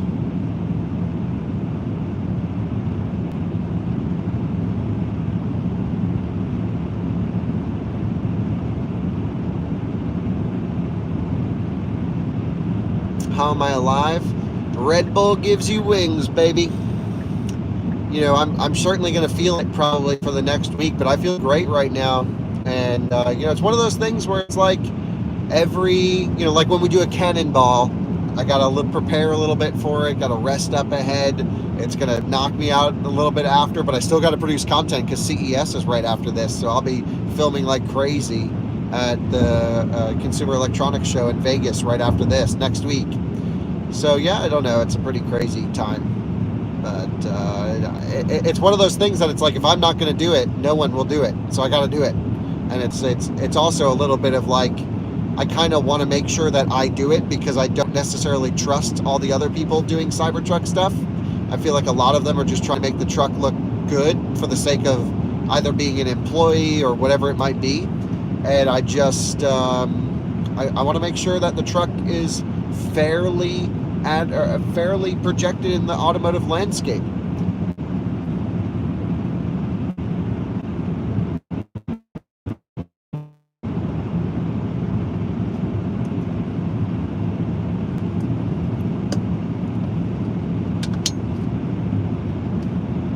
We've just hit 150 miles traveled with 38% remaining.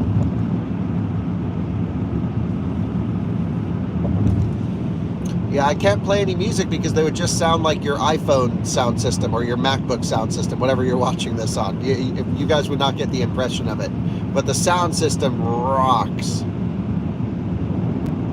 The Cybertruck that broke, so Tesla Flex and Colton, Brandon, 2 of my really good friends rented a Cybertruck today, and it sounds like the screen stopped working. I think that's really all that happened, but there was some other compounding factors where it had like pin to drive on, and they didn't fully realize these things, so I guess it looked like it completely broke down, but it was just the screen that broke, so they didn't have like the cameras or the speedometer or state of charge or anything, but at least they had a lot in their app. So they brought it to the Tesla service center, and Brandon told me when we started this live stream that their truck is fixed now. But that one's just on Turo. Hey, thanks for the super chat. Oh, Zach, you don't have to. Thank you for that. Appreciate that so much. So Zach's a really good friend of mine, a real car enthusiast. And wish you were here testing with me, Zach. You'd enjoy all this.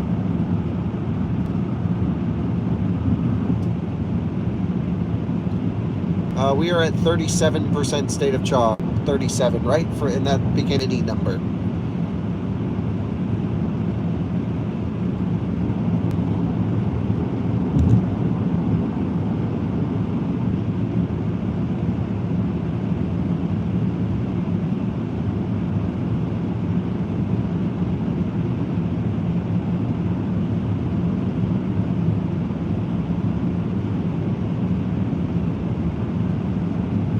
Yeah, check out Zach's Twitter page for sure. I think this is where we flipped around last time, if I'm not mistaken. Right? This is so we get 2 full loops in, basically. I'm fairly certain this is the one we blasted off. Let's take a look. Yeah, this is looking familiar. I think. Is it? Either way, we can flip around here. It doesn't totally matter if it's not the same one, as long as we end where we start. That's the beauty of running loops.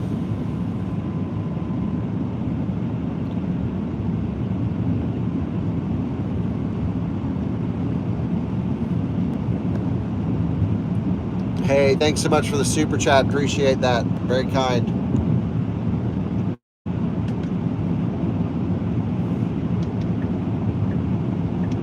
But yeah, this is definitely not where we got off last time, but it works. Man, out here in the middle of Texas, in the middle of the night, this is what I'm talking about. These are range test roads. Epic. This is what I need.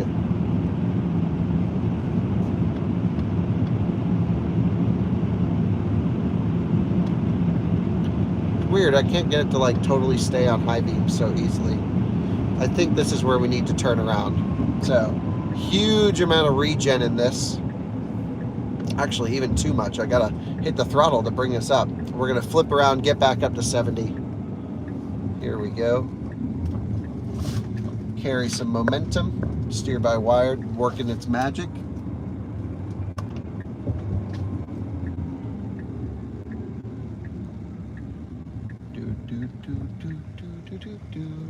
I guess we don't really have to slow down for anything. There's nothing around here. The motors sound great. And actually, I'm not preconditioning. I don't have the charger selected because we never precondition on our range tests. But I have to tell you, when you're preconditioning to a charger, the motors in this thing freaking sound awesome because they run slightly inefficiently, which increases NVH. And it just sounds so damn good.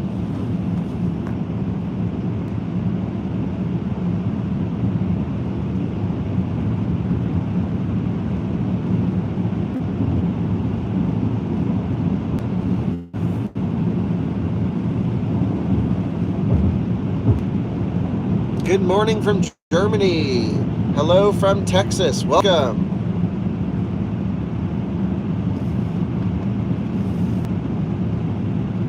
Let's see. We got to merge back on the toll road here. Can we keep it at 70 miles an hour? The answer is yes. Oh, a little phantom brake there, but I don't blame the Cybertruck because I kept my foot on the accelerator pedal and it still kind of freaked out a little bit.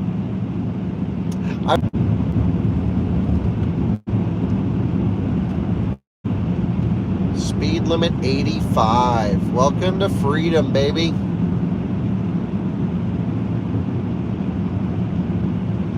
Should be back. Sorry, the stream went down for a second.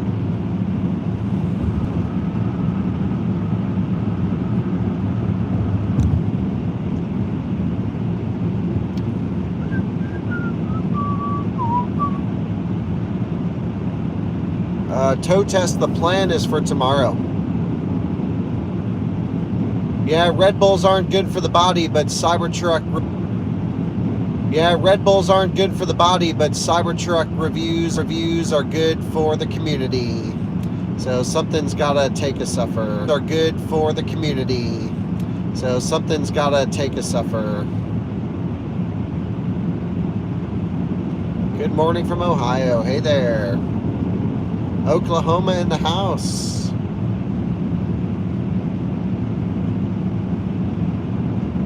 Yeah, stream will go in and out.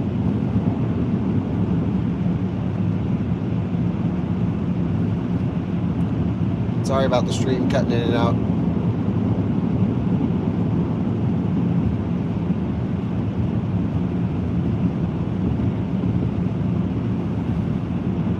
Winnipeg, great. Autobahn is true freedom, that's right.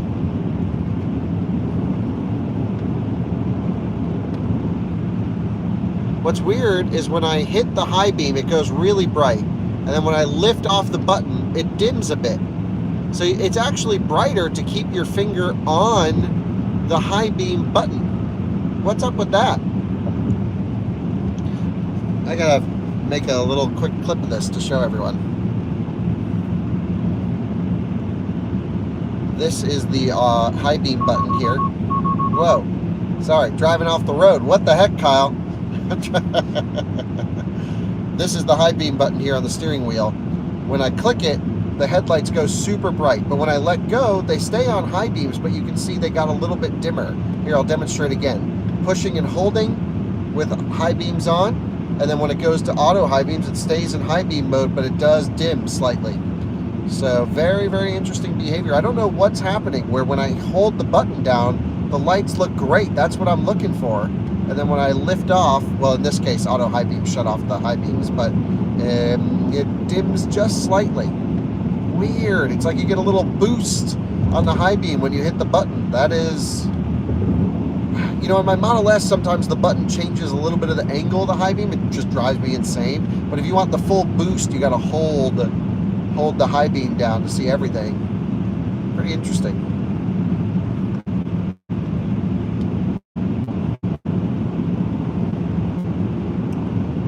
Yeah, it must keep but I would think the lows stay on all the time, but it must keep everything maxed out.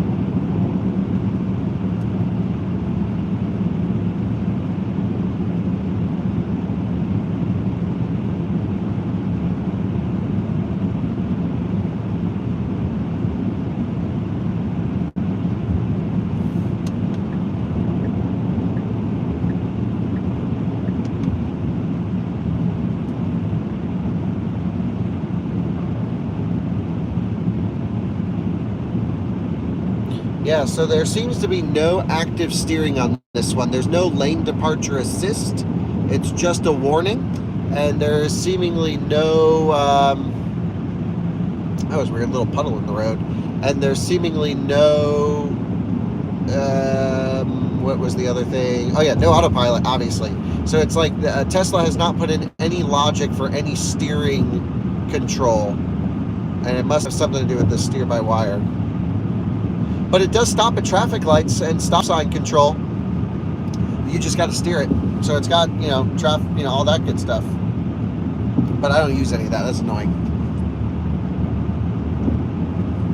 Oh, what scenario would you signal to a driver using high beams? I'd be like, get the heck out of the way! Slow drivers, move! And in a Cybertruck, you can put this thing in extract mode and freaking drive over people. It's great. Consumption pretty much is sat at, nearest makes no difference, 500 watt-hour per mile the entire test. We've had really flat roads, no wind. It's been great.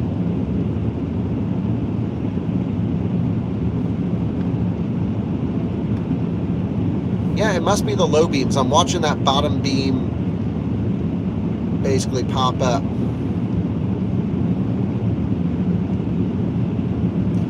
Yeah, I feel like you kind of have to be a little bit of an ass to drive a Cybertruck, though, because you got to embrace truck culture.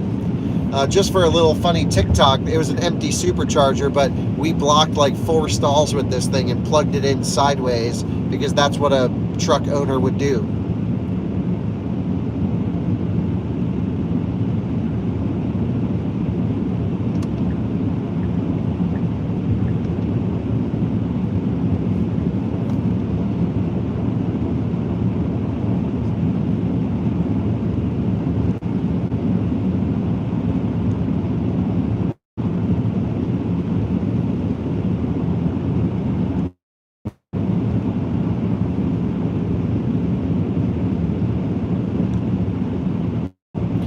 Watch out for deer. I think you mean to say the deer should watch out for us.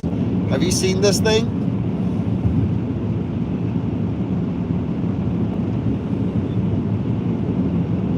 Is it nice to drive? Yeah, it's really interesting to drive. And it becomes so natural and so normal. The only situation where I don't love it is in a performance setting. But in everything else, I think it's really kind of cool. We are at 32%.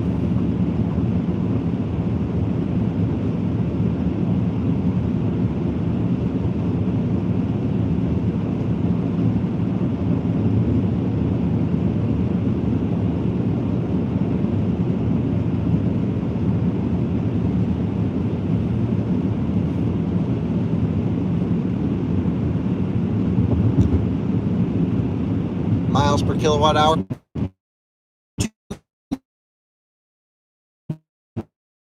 2 miles per kilowatt hour. 26 watt hour, close to nearest makes no difference.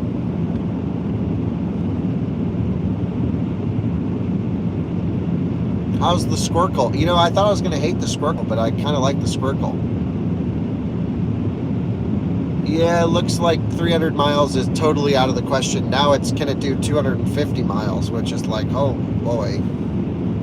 Again, I had tire pressure set, tonneau closed, rear cover on. It is cold, but it's not that cold.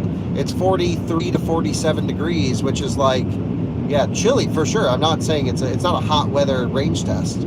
And of course, we have some fog, which actually, if I take the high beams off, should help us a little bit. Damn, I can't see a thing. This for like a radar would be nice and driver assistance.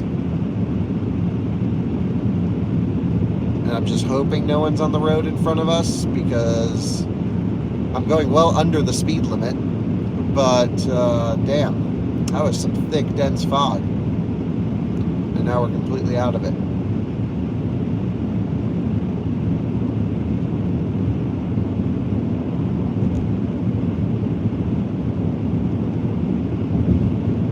On street tires, it'll do a lot better. Tires make a big difference. No fog lights in the Cybertruck.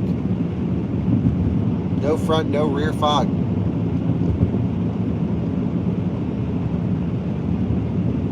Which I think maybe that's what I'm missing from the headlight output. Maybe these are like the same beams from my Model S, but I always keep the fogs on. And that's where that extra brightness I'm looking for is coming from. I wish they didn't do the stupid light bar on the roof idea. This one doesn't have it, but rather just made the existing light bar freaking blast. I'm not sure if there's a regulation against that though.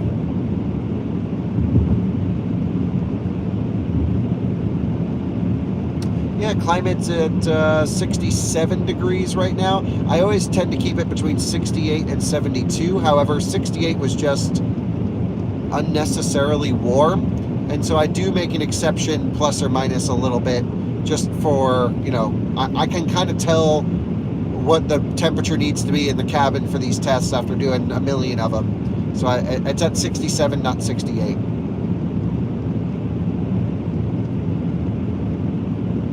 If anything, it should give it slightly more range because it's not working the heater as hard, but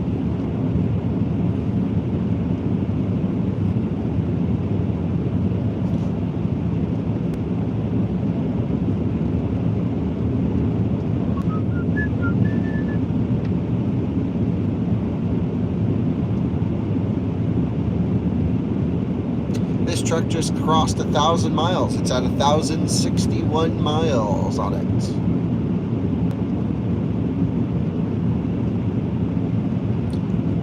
Will I covering the removal of the side mirrors? Nope, I probably will not be.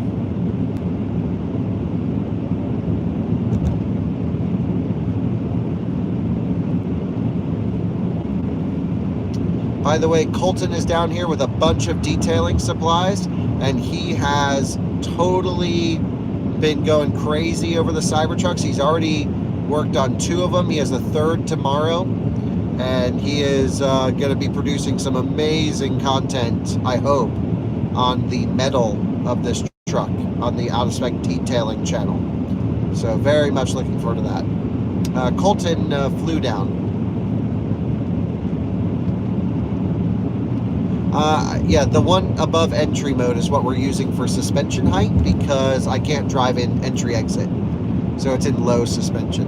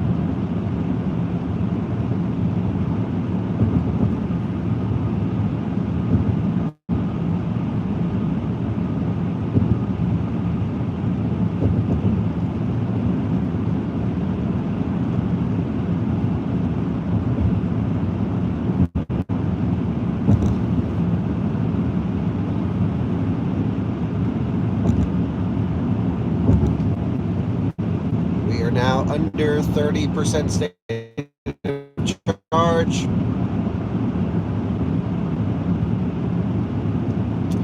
Yeah, this is the long range all-wheel drive, which means the Cyber Beast should probably do slightly less than this.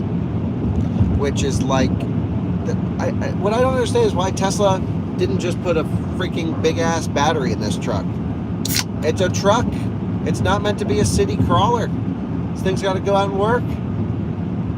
Hey, thank you so much.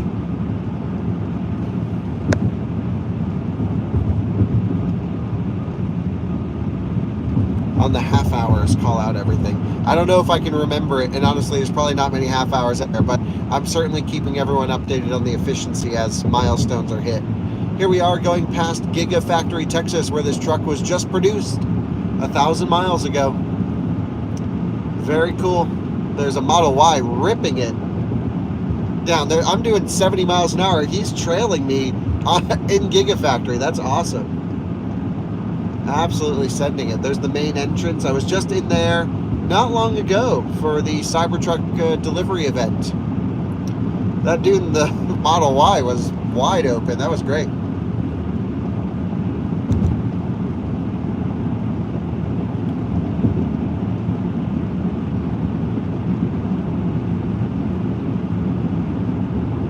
Yeah, I mean, at the end of the day, I understand, like, conserving energy and trying to make things efficient, and, like, that's fine, but if you're going to make a truck that works better than the other trucks on the market. You know, show the world what Tesla engineering can do, and there's so much here that's amazing about the vehicle. Steer-by-wire, architecture of electric, the design, the structure. I mean, there's so much innovation. And it almost seems let down by range and charging, which are the two most important things on an electric car. So I'm not really sure what to make about that, other than everything else is so great, it just can't go that far and charge that fast, at least at the time of this recording, which is what we're testing.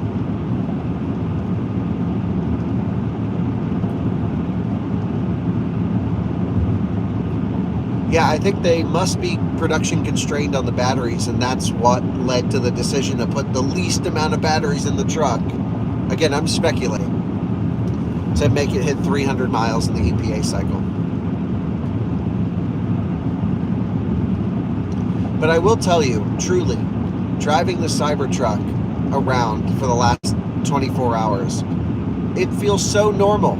Tesla just makes a quality, well-tuned package. When you start pushing it in different extremes with range or charging or performance, or I'm sure off-road, or all these different areas, yeah, you start to notice, okay, there's room for improvement in all of the extensions of the spider web of a vehicle's capability.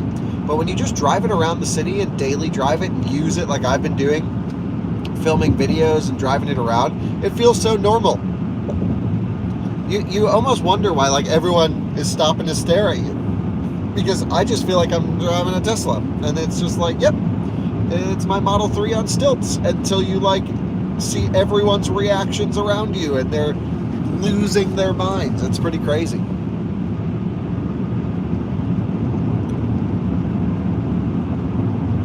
I will tell you, it's been totally eye-opening driving this truck.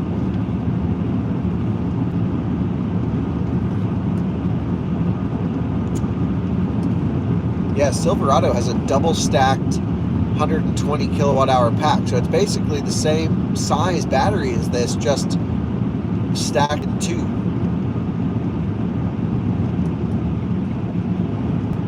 I've been in the factory where they make those battery packs because Magna did them.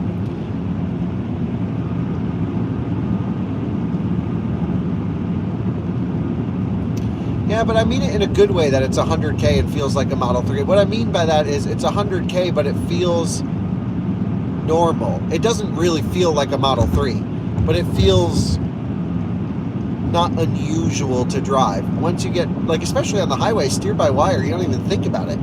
Actually, Francie drove it yesterday before me because I wanted my driving impressions, my first driving impressions, to be on camera. And I didn't even tell her anything about the steer-by-wire. She totally forgot. Obviously, she knew, but she was just like, oh, I didn't even think about it. That was just intuitive.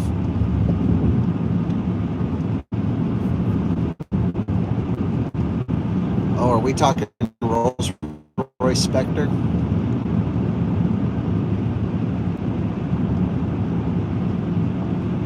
Yeah, I can't put on music, unfortunately, because we'd get copyright.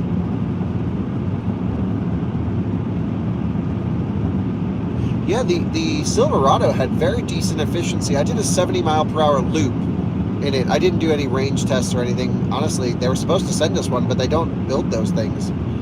But I was averaging more than EPA, so I think that truck would have done almost 500 miles on a charge. Oh, the Cybertruck gets 10 times the amount of attention as the Rolls-Royce Spectre. Maybe more than that. Maybe 50 times more. I've driven everything. You guys know I'm really lucky. I get to drive a bunch of crazy stuff. I've driven Morgans that are just so wild and off the wall. Nothing gets attention like the Cybertruck.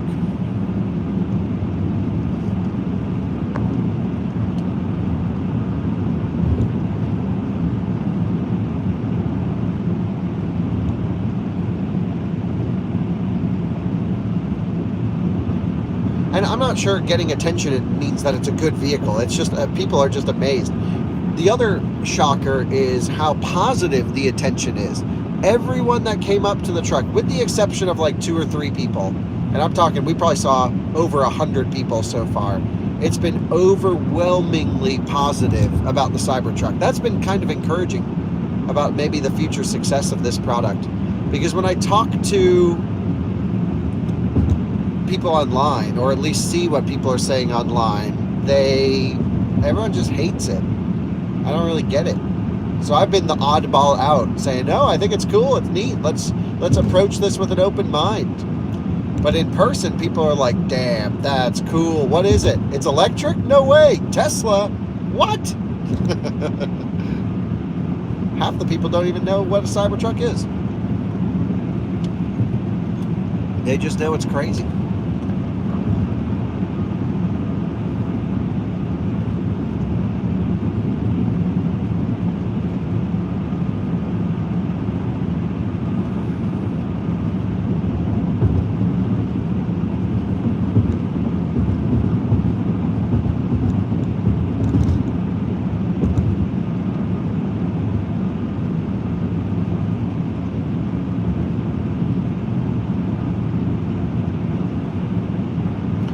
I'll tell you one thing, I get coal rolled in my Rivian way more than I have in the Cybertruck because no one's coal rolled this thing yet.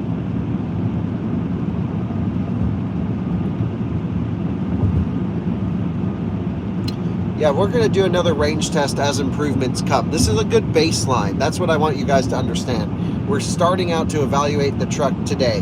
What is it going to be tomorrow? I'm not sure.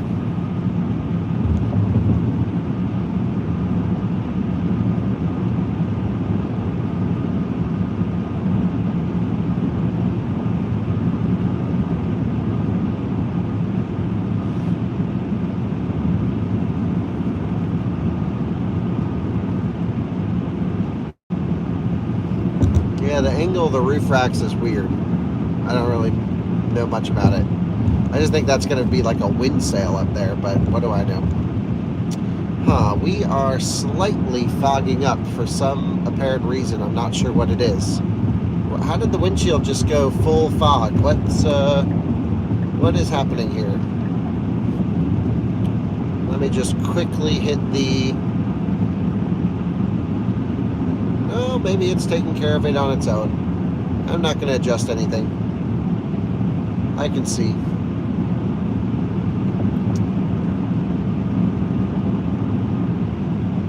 Yeah, we're good. I don't want to use the wiper because that thing will freaking use 1,000,000 kilowatt hours. Not because it's hard for it to move. Apparently that's only 100 watts, but when it's in the down position, it holds it there for a minute to keep the water down. So we're good.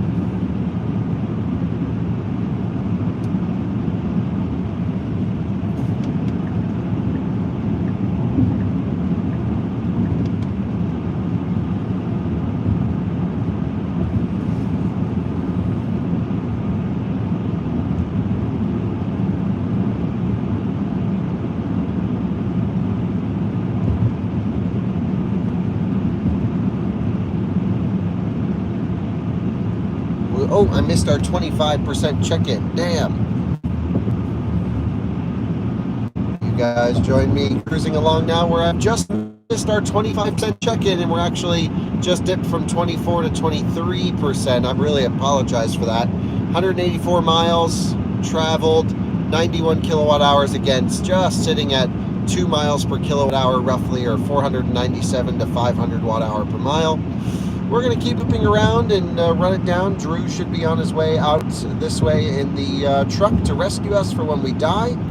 And I can't wait to see what the heck happens here.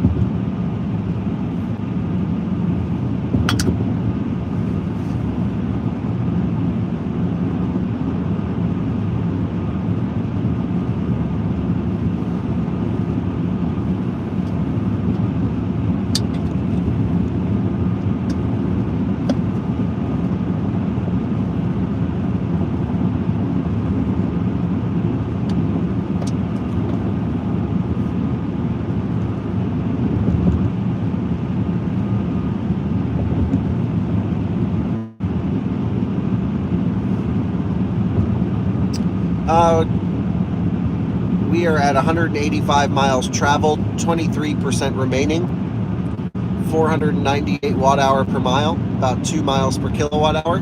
We've been cruising at 70 degrees. The temperature has ranged between about 40 and 47 degrees Fahrenheit, so it's quite a chilly test. But there's no wind, very good conditions other than the cold. And yeah, it's cruising.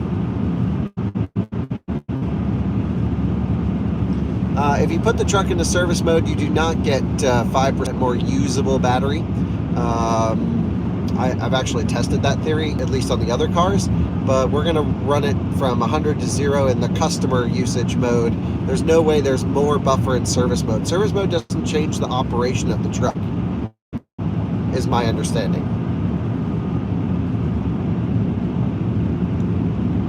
Oh, I said 70 degrees? Whoops. 40 to 47 degrees. Yeah, I was hoping for 300 miles because the efficiency today around town looked amazing. And yeah, it's 40 degrees. It's not that cold. You know, 40 degrees is nothing. This car is a heat pump. The battery was warm when we started. Yeah, the air density is a little bit thicker. It's chilly.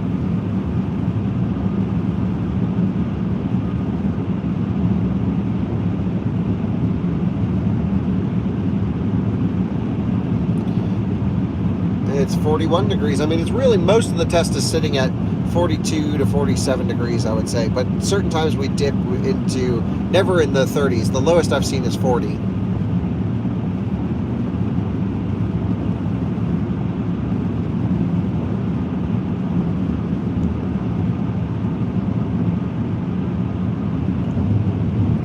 Damn, heat pump blasting in your negative 30 degrees Celsius. That's pretty wild. Yeah, this is practically a you know, summer tropical paradise here. Gear and weight on board can't be more than 25 or 30 pounds plus me. It's like my laptop charger, recovery strap, tire pressure, but other than that, everything's out of the truck. Tire pressures were set, wheel caps are on, tonneau's closed. Typical testing procedures, nothing unusual for us, to be honest. I have a feeling like there's going to be a lot of explaining to the Tesla people who are angry at how low it's going to go in this test, but it's like, we run every car this way. And I'm just saying, here's what it did in our test, which is also why I'm live streaming it. And I'm not here to make the truck look bad. I actually thought, my prediction was 306 miles. I thought it was going to do a lot more. But very clearly now, just sitting here at 70, it's not going to do that. I even have the temperature one down from where I normally run it minimum, just to make the climate feel more natural, which is what we typically go for in these tests. I typically run 68, and I'm going 67. Yeah, I'm not sure what my new prediction is, but oof, I don't know. I'd be thrilled if it hits 250 miles, but I'm not convinced it will. Depends on how big the buffer is. Yeah, ride height is set to the lowest I can drive at, of course. You guys don't need to question me. We got this thing as good as I can get it.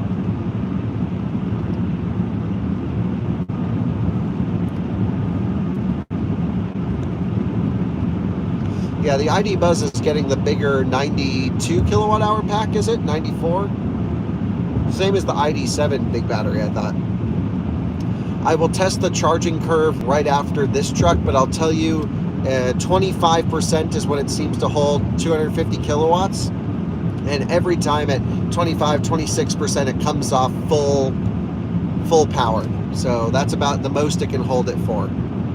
And, you know, I can only charge the truck on version 3 superchargers. Version 4 doesn't exist.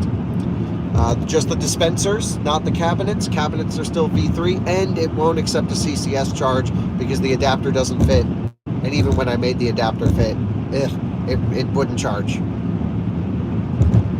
If I had to pick Lightning or Cybertruck, I'd probably pick Cybertruck. I really enjoy the Lightning and I love the usability, but the Cybertruck's got this cool edge, and I love the software of the Cybertruck and all that stuff. But I will say, as a tow vehicle, the Lightning has great thermals, consistent charging, and yeah, I just love the cool suspension stuff of Rivian and Cybertruck. The big question for me is Hummer EV, Cybertruck, or Rivian. Why are we blasting this person with high beams? Come on, Auto High Beam. What are you doing?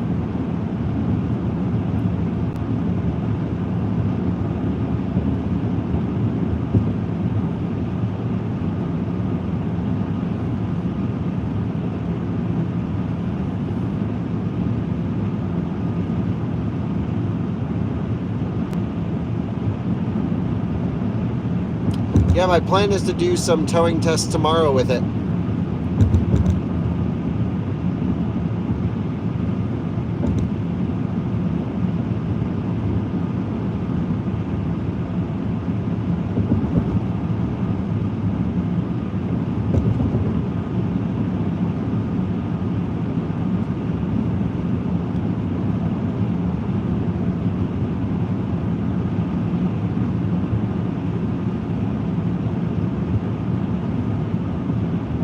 Yeah, 300 kilowatt hour pack would have been epic.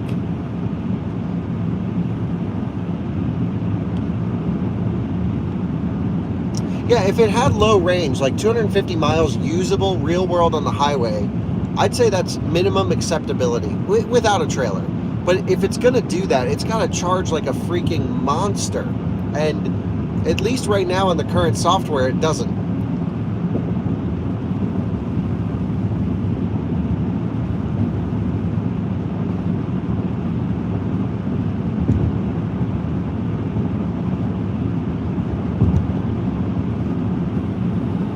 Yeah, I don't know anything about the next generation Lightning, to be honest.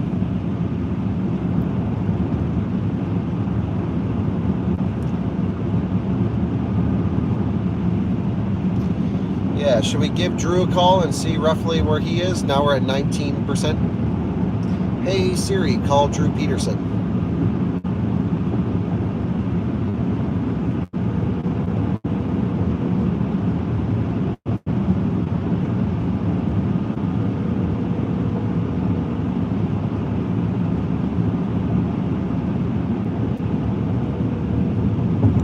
Oh yeah, the supercharger's just up here on the left, it looks like.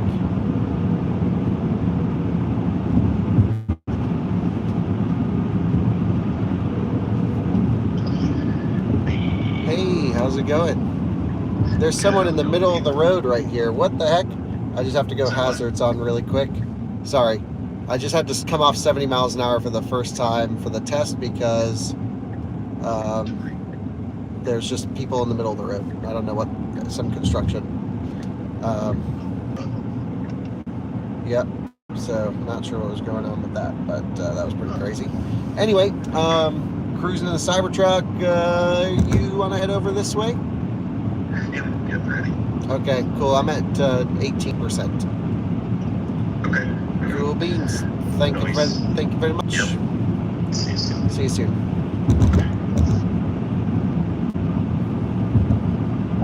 Okay. So that was interesting. Obviously, we're back up to speed, but yeah, they just had the construction workers walking right in front of us.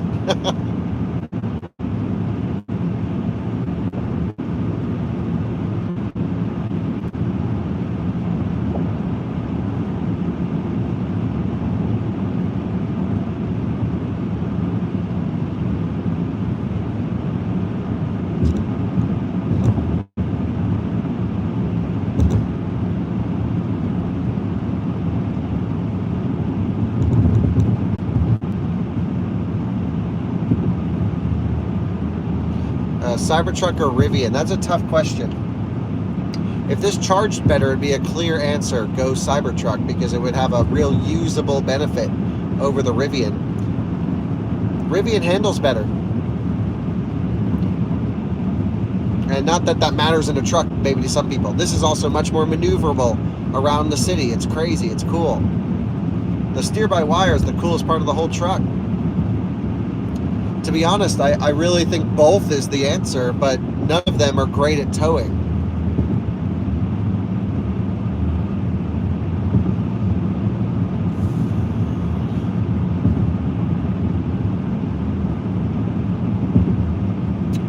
Yeah, I think I need to analyze the data to see if Rivian charges better than this.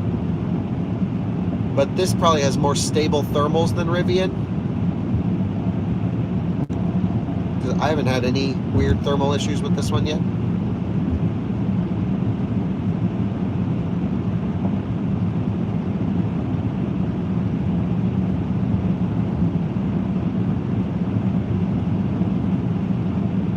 Yeah, I think this Squircle is the correct choice. Whatever they used here is perfect for the steer-by-wire. And you guys know I'm a big steering wheel critiquer. I like a round wheel.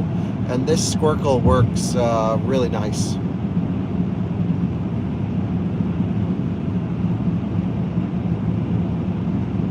Yeah, I agree. I mean, I don't have any indication that Tesla could improve the charging of this cell beyond what it is, other than saying it's possible that the vehicle can be controlled through software, and it's possible Tesla may know of some way to update it. But all I can do is review the truck as it is now, and that's what you're going to see in our content, is us reviewing the truck as it is delivered now with, of course, no future promise. No one at Tesla talks to us. I don't know anything that's going on over there.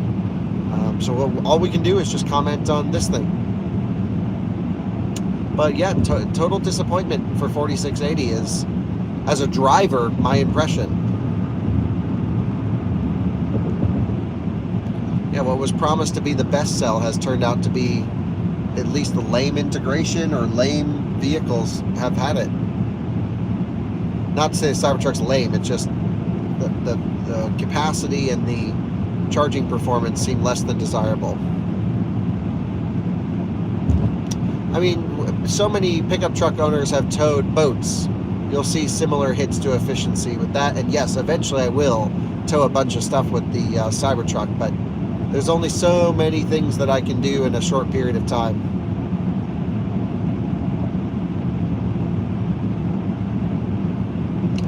There's no such thing as a version 4 supercharger at the moment. And certainly it should charge better when you can do a a series charge when the truck is operating in its maximum 820 volt state. I would think.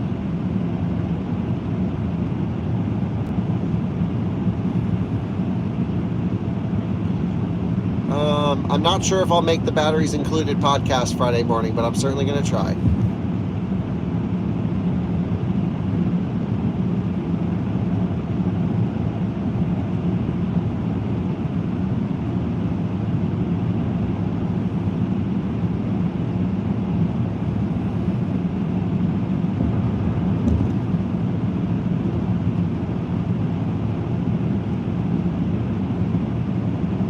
Right, so at the point at which it comes off of 250 kilowatts and above shouldn't make a difference if the packs in series or parallel, because at a cellular level they're all being stressed at the same C rate.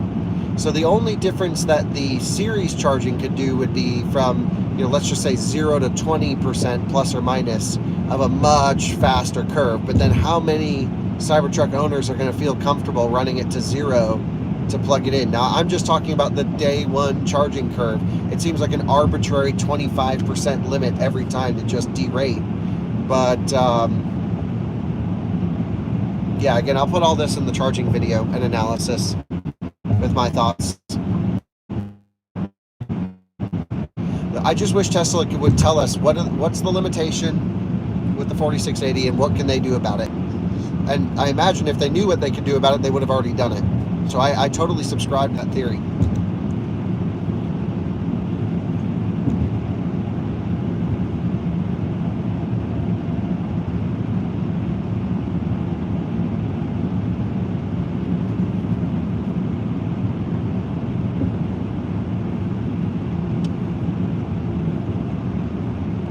My favorite accessory for the Cybertruck?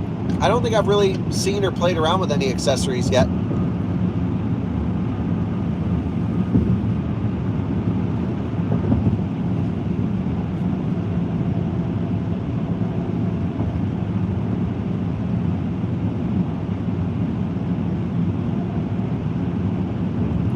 Yes, the Model Y 4680 was the Gen 1 cell, and the cell in this truck is the Gen 2.3.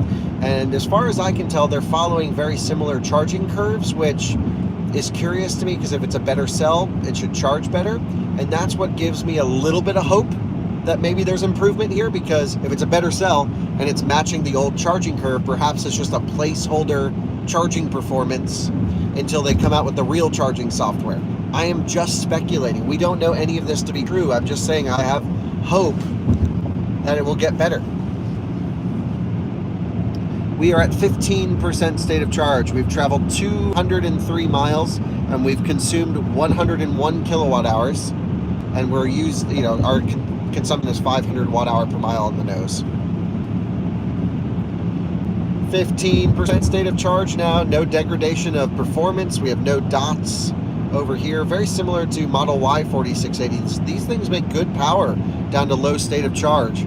We've driven 203 miles now with 15% remaining. We're used 102 kilowatt hours and averaging 500 watt hour per mile. The live stream has been knowledgeable and inquisitive.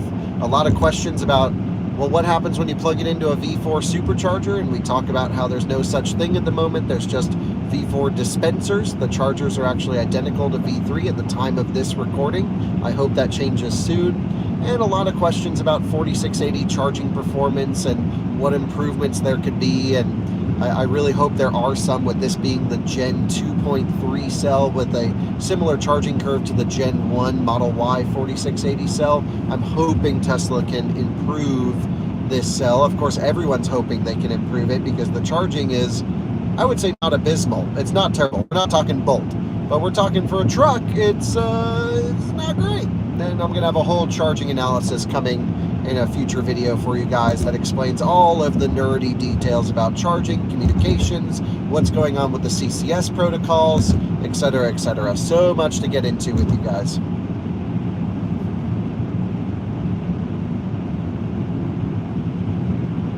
That's right, Semi is 2170, but I think it has to do with the production constraint of 4680.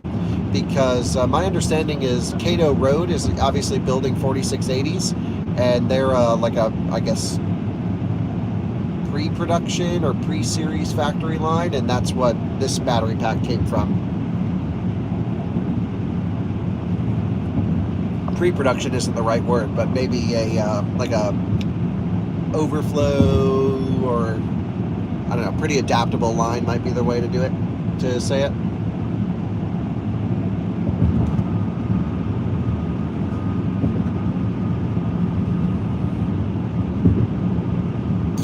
Yeah, if Tesla sends a software update to this truck right now, I'm connected to Wi-Fi and update it, but ultimately the charging test happens in, I don't know, 30 minutes.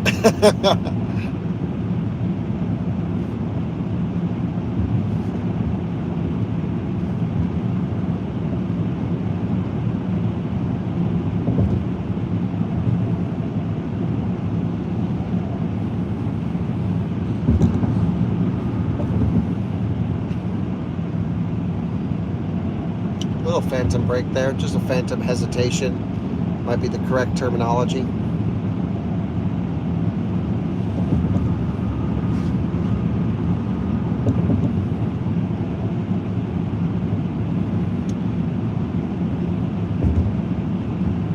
So if I run to the end of the road and make a U-turn, we will arrive back to the charger at a % state of charge. But of course, we're going to run this to 0.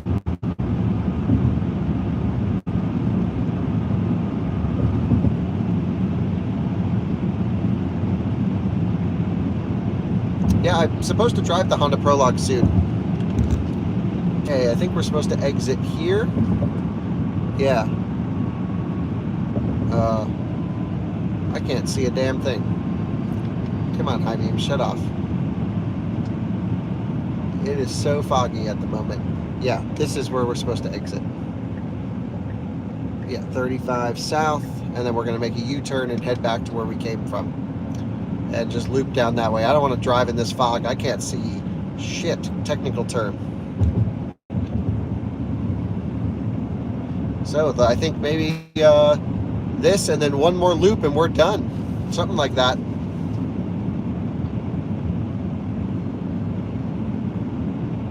Yeah, no fog lights. Yeah, I would have loved to have some fog lights.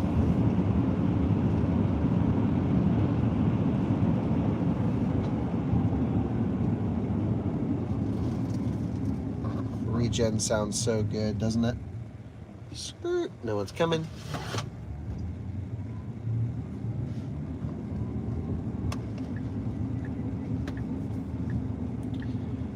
Well, we've gone to the edge of the toll road yet again, and I think we're going to be on our final loop heading back to the charger. We'll probably go past the charger, make one last turn, and then try and run out as close to the charger as we can, but we're certainly going to run out. So here's how we get back on the highway. We turn left on south on 130. That's correct. This is kind of confusing, and I guess we just go straight back the way we came. So let's do it, and here we are heading back at 13% state of charge. And back up to 70 miles an hour we go.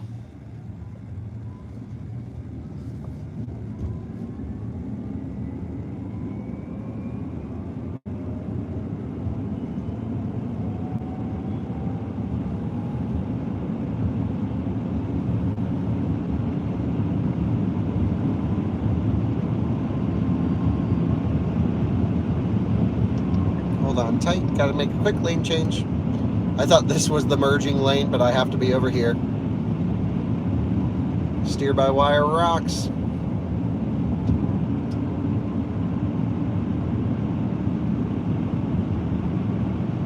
I also like that I talk to you viewers as if you're in the car. Hold on tight.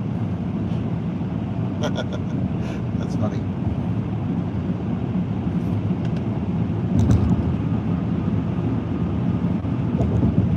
And we have had great conditions, great roads.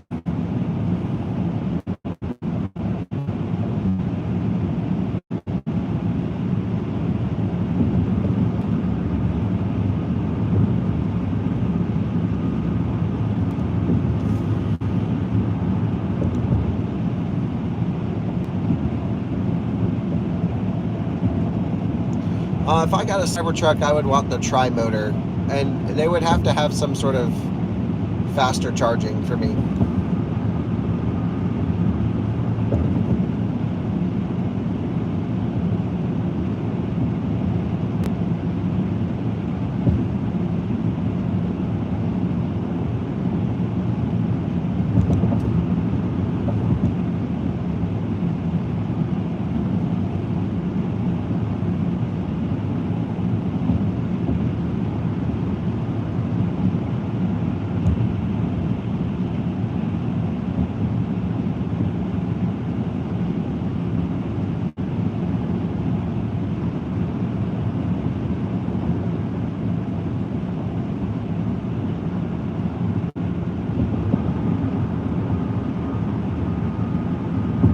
Yeah, the blind spot indicator really doesn't come on until they're pretty much right up next to you. And this person, they just drive next to you. I don't understand it. trying to take photos, driving all over the road. It's so dangerous to be around other cars in this thing.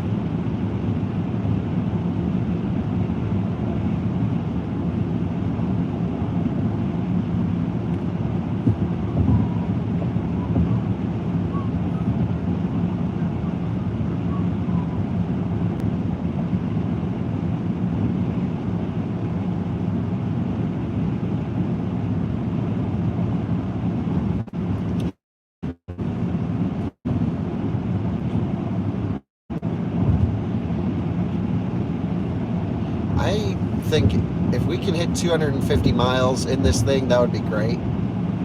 I hate that I'm saying that because I've really, my prediction was 306. Oof.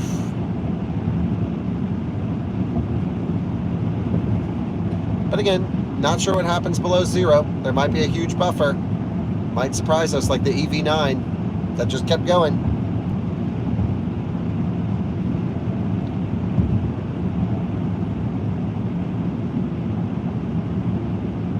Yeah, I mean, 250 is disappointing. And let's put it in the context of the other electric trucks.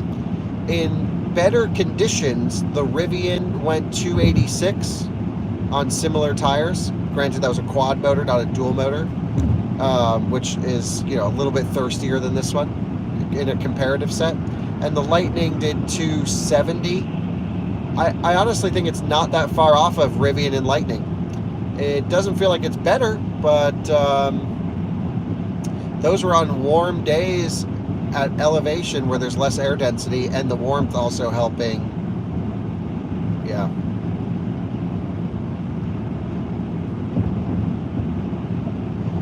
So I think actually like 250 miles here is probably pretty comparable to maybe 265, 207, maybe not much more than that. Maybe 265 in the Rivian on a warm day at elevation. I'm just guessing. Few percent difference at the most, something like that, 3%, 5% at the most.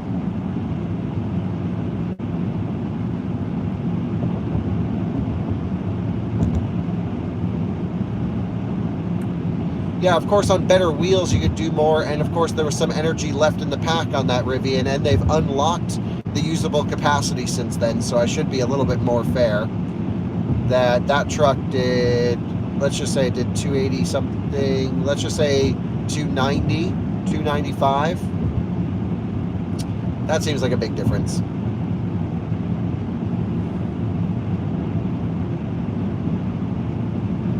%, state of charge. Time for an update. This is when things get interesting. You join me at 10% state of charge. This is when shit gets real. Technical term. We have traveled 215 miles, which means the truck, if everything was linear, is on track for a 230-ish mile EPA. Is that correct? 21, maybe a little bit more than that. And not by EPA, I mean our test. Forgive me, it's 3:49 in the morning. But we're going to run it till it dies. I want to use up this buffer. Let's see how much is in there, and let's really give this thing a fair shot at 70 miles an hour. It's only fair. It's how we should be testing vehicles, and it's how we're going to be testing this one.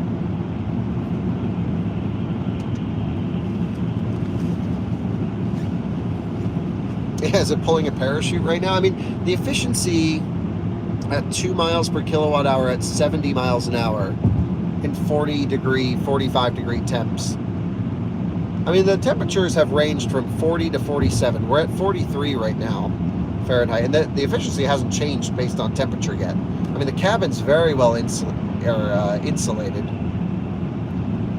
I can tell the road's getting busier now at 3:50 a.m. There must be like something going on.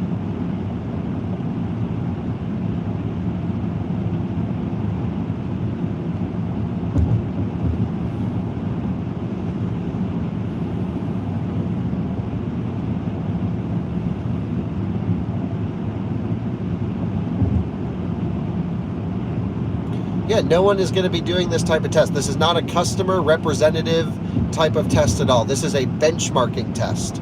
And no one is ever going to drive 100 till it dies. That would be silly. That would be dumb. No one wants to end up on the side of the road.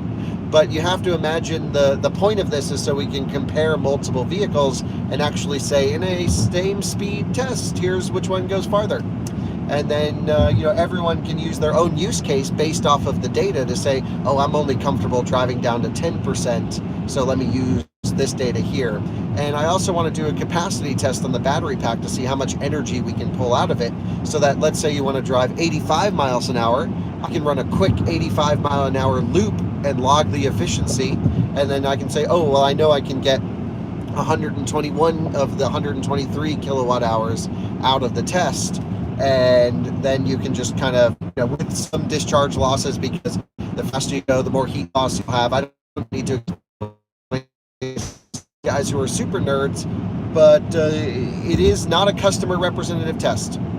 I totally agree. Neither our charging test 0 to 100 or 100 to 0 is customer representative. Our 10% challenge gets close to customer representative if you drive that way, which is simulating a road trip range, and I'll be doing that today as well. But don't worry. I mean, that's the thing. A lot of people don't understand how we do our tests because this is the first time they're seeing our coverage, and I don't want to be Mr. Defending. Here's what we're doing all the time, but I feel like we've got this down pretty well, and we know what the heck's going on here. Yeah, 10% challenge is my favorite test because it's the most real-world accessible test. But we just need to know how much energy is available in the battery. That's key thing. Bryce, you're leaving me. No!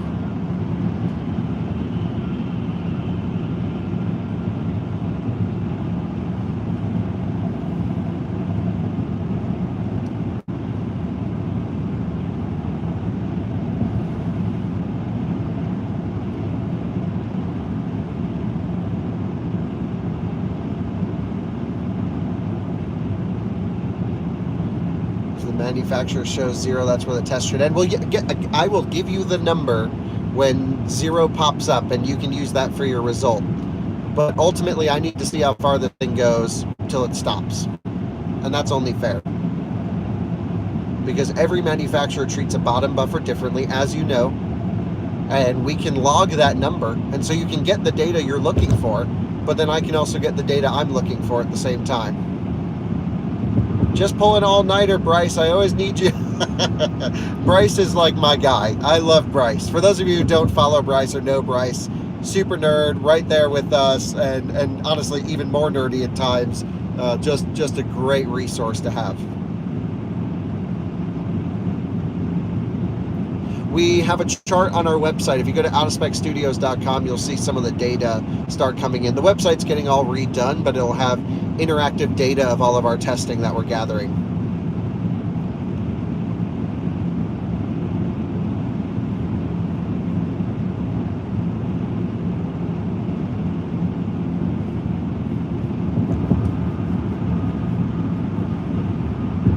See you, Bryce. Thanks for joining.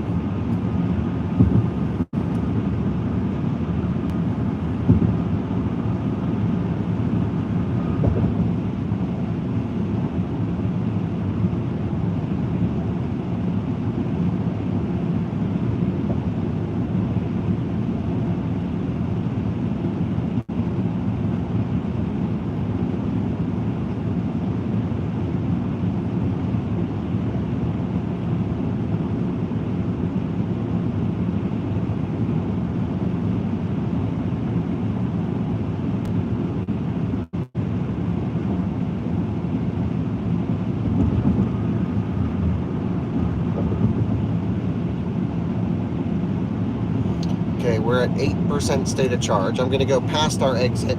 It's showing a 6% arrival now. We're going to end. That's the supercharger on the right, this HEB. And this is the spot. Let's see if Drew is there. I see the superchargers. Not sure I see the truck yet, but I know Drew's on the way. So superchargers are there.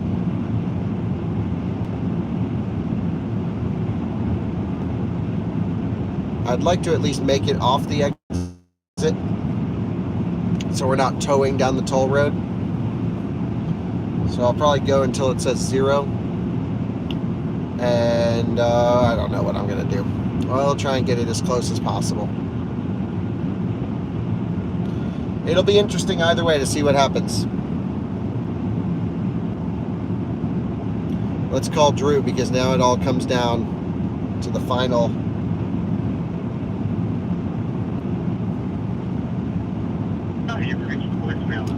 That's not a good sign. Sometimes he has his phone on Do Not Disturb. There we go. Hello. Good afternoon, sir. So I just checked where you were, and Yes. we just passed each other. Oh, you were going the other way? Okay. Yep. Great. So now I'm flipping around, and I'll be coming up behind you. Yep, that sounds really good. How you doing? Good, yeah. So I'm at 7% state of charge. Okay. And I'm just kind of keeping an eye on the side roads around here, especially as we get just a little bit south of where we were. Just looking for all the bailout options, basically. Yep. But do you think you'll be able to rip and kind of catch up with me and roll with me? I think so, yeah. Okay. Wait, you're doing 70? Doing So, 70, and the speed limit's 85. oh, well, I've been doing 80 the whole time. Yeah, Yeah. I'll be able to catch up with you. No problem. Yeah, exactly. So, you know, I'm getting the doors blown off of me here going 70. It's dangerous. Yeah, for sure. I'm surprised there's so much traffic at 3:57 a.m. Yeah, no kidding. This road was dead up until about 30 minutes ago. Yeah, people wake up early around here. Yeah, Texas, man, they're a working bunch. Fog. Yeah, I'm like blind right now. yes, there are places where you cannot see a thing. Holy smokes. Hope there's not a deer in the middle of the cloud.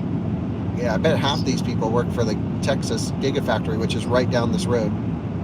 Oh, nice. Yeah, we've been driving by it all range test. Oh, that's fine. Yeah, this road is awesome. Oh, totally.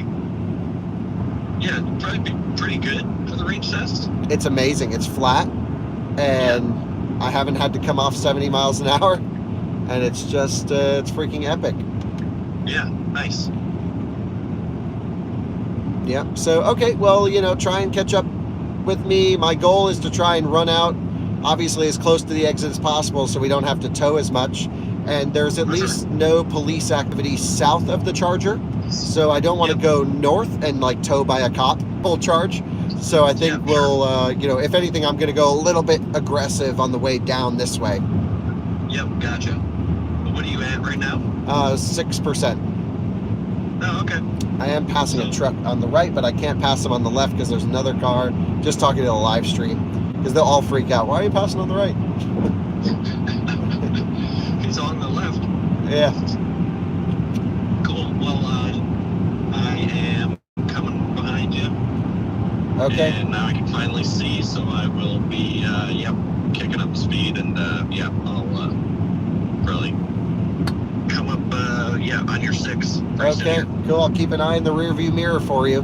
And then, I got the tow strap. I got the shackles. We'll hook it up to your receiver and pull this bad boy on in. Sweet. All right. See ya. See you soon. Bye. All right, we're running her to dead.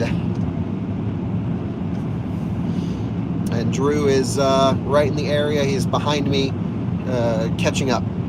So right now it shows a 4%. Drew's driving my friend Skylar, who has a Rivian R1S. He's driving his 2500 Silverado diesel. Just in case we needed a real big boy truck to rescue the little electric Cybertruck.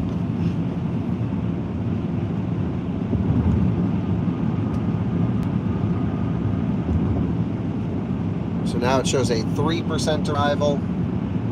This dude is sending it. He's cruising at like 120 miles an hour in a GMC Terrain.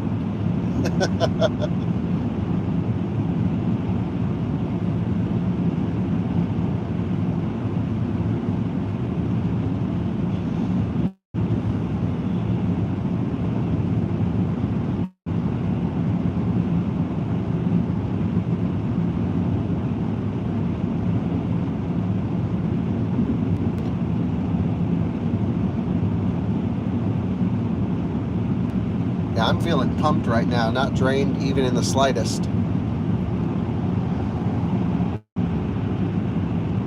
I think the idea, what I'd like to do is I'd like to run it until it feels like it's about to die. And then before it shuts itself off, this is my goal. I really don't know what to expect. To actually hook up the rope and tow charge it a little bit just to get some energy back in the battery so I can arrive under my own power to the supercharger. That's the goal. That's what we're aiming for. That's right, I got wings. In case I don't make it. Drank enough Red Bull. I can make it.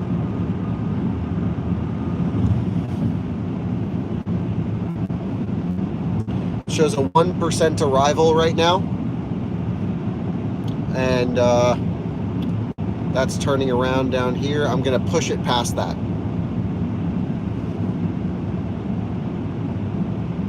What's tow charging?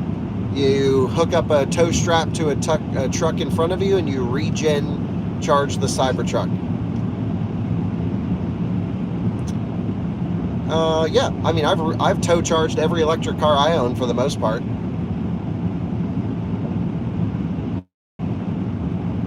Honestly, we probably only need to do it a few feet just to get us up the hill to the supercharger the way I'm trying to plan this. And we may not need it at all. We'll see.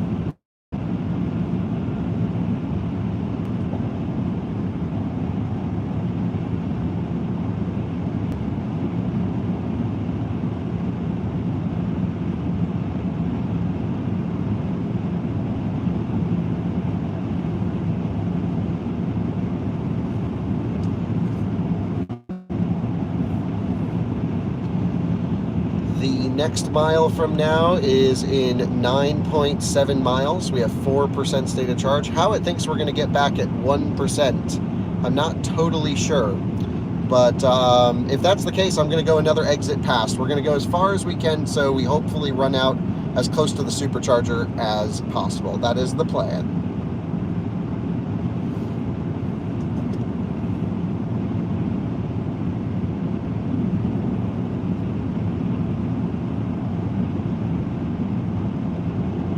No power limit indicated yet, by the way.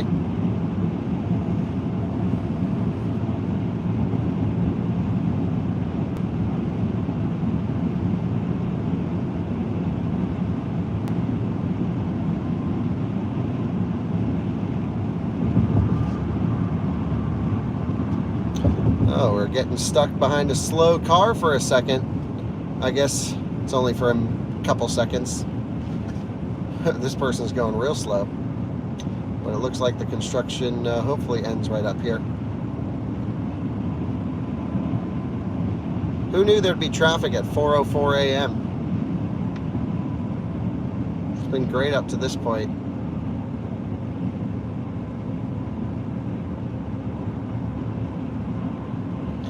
And now the speeds seem to be picking back up, which is great. Now that we have 2 lanes.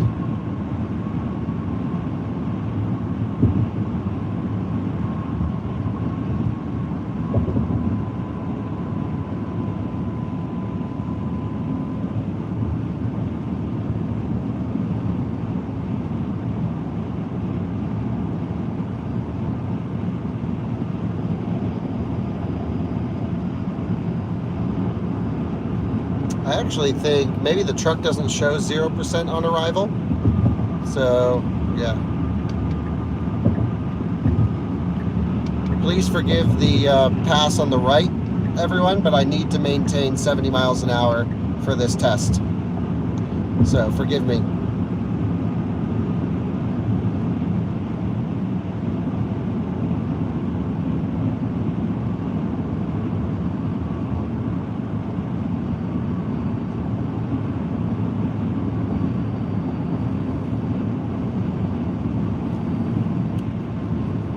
Yeah, so we're at 3%. It's 7.5 miles to the charger. I think we're going to have to make a U-turn at the next exit.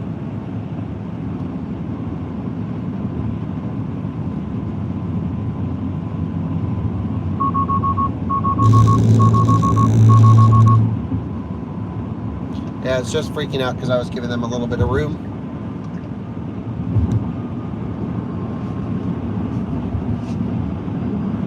Yep. So I'm pretty sure we're going to take exit 444, and we'll figure it out from there. Hey Siri, call Drew.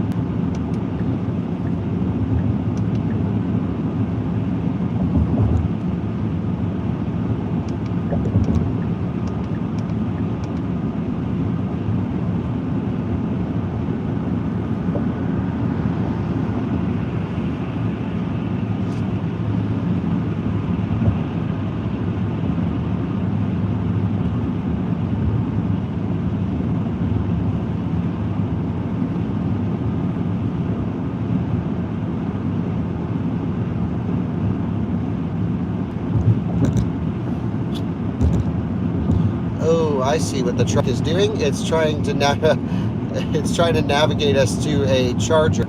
So we're going to exit here and flip around. I should have noticed that.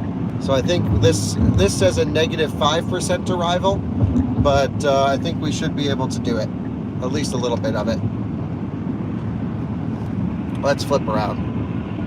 So we are going to be taking this exit here, 16 miles left. We're at 3%. Again, I do believe that there's a pretty significant buffer since we've only used 116 kilowatt hours. So I think this is a reasonable place to turn around. Let's head the other way.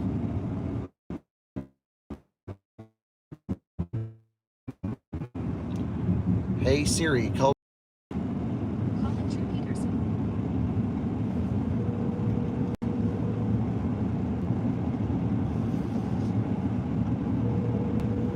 Interesting. The way to get back on the highway is a little bit of a loop, interestingly. But it doesn't seem like it's that far out of the way.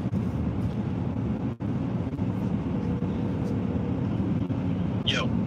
So I just took the exit. Cool. And it's for which exit number? Bloor Road. I don't know exactly what exit number. Sorry, what road? Bloor, B-L-O-O-R. Cool. And it's like 1 mile of a loop, unfortunately, so it's not totally perfect, but I'm gonna maintain 70 miles an hour best I can out on these back roads. Okay. Yep. Looks really bumpy, actually. It's kind of cool. So we can go as quick as possible. Oh wow, this is a cool suspension testing road. And I'm booking it down here. This is great. That's hilarious. Yeah, holy smokes. Okay, so yeah, this is awesome. All right, let's go around in this thing. Yeah. Oh my God. I'm bouncing all over the place on the highway. Yeah, I've never seen a road like this. This is so cool. Yeah, so it's just about 1 mile. You'll pop back on the highway, and yeah, 15 miles back to the charger. I'm at 2%. But again, I've only used 117 kilowatt hours, so we'll see how much more I can use out of it. Yeah, sure. Might have a lot of bottom buffer. Yeah, I think it's got quite a bit of bottom buffer, but we're gonna use it. Cool. All right. Cool. Sweet. See ya.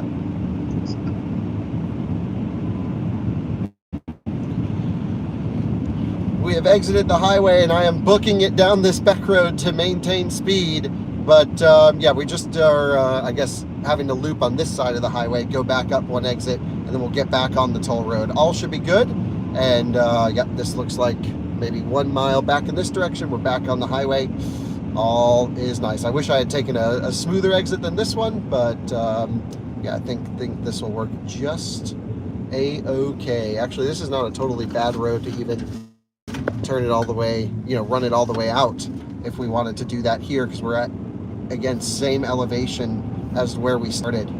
So that could be something we should experiment with as well if we wanted to, but I think we can make it back to the charger. 1% state of charge, and it's Yeah, 14 miles to the charger. I don't know. I know at least quite a bit of distance back in the direction, and we should probably do that.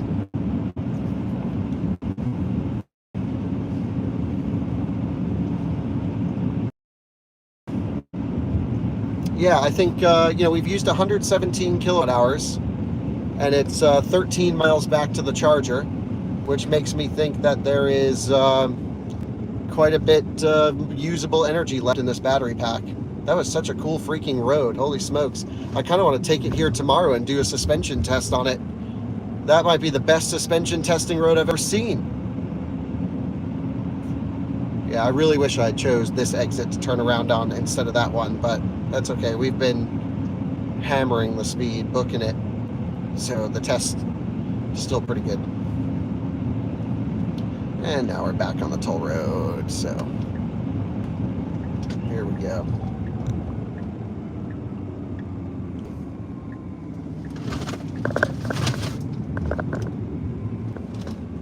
And gentle accelerations, of course. Yeah, Baja mode would be really interesting to see how it does there. Yeah, I don't have any Scan My Tesla data on this one. So I'm just expecting there to be a port. So we're back on the toll road. We're committed. It shows minus 4% arrival now. It's definitely thinking.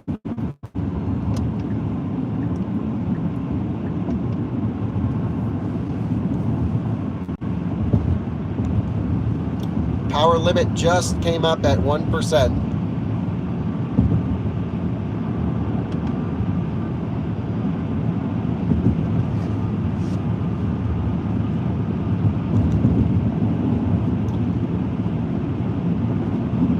We have just had our first power limit, just popping up here at 1% state of charge.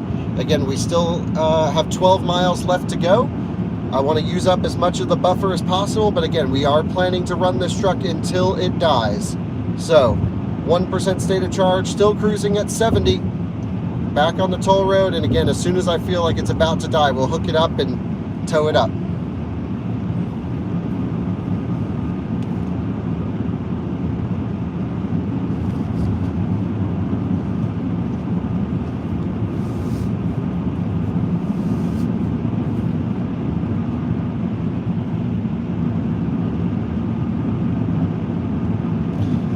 There we go, 0% state of charge.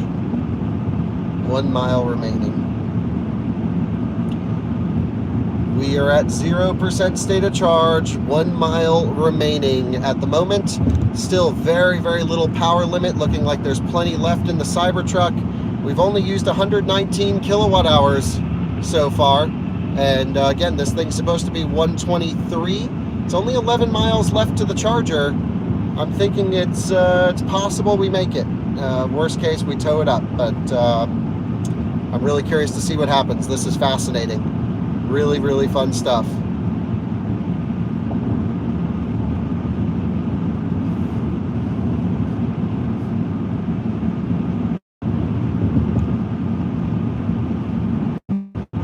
So now we're eating into the buffer. How much buffer is there at 70 miles an hour? That's what we're going to find out. When the truck dies, the thing that I'm going to do is I'm going to roll the windows down so we have access to the door handles. I'm going to shut HVAC off. I'm going to open the front trunk just so all of the accessories are open in case the 48 volt system happens to die, that we don't need, like, we're locked out of the truck. And I'm not sure what all those look like. So I'm going to, yeah, see, we're blinding this person. High beams off. I'm going to, yeah, 0 miles now. Here we are, 0 miles, 0%, completely dead, cruising along, still at 70, not much of a power limit. You can see our range so far. I'm really hoping that we hit that next big crossover number. Time will tell. 9 miles left to the charger. Let's see what happens. Hey Siri, call Drew. I should probably just keep, I can't actually film and have Drew on the phone. but I do kind of need him to catch up. So this is exit 432.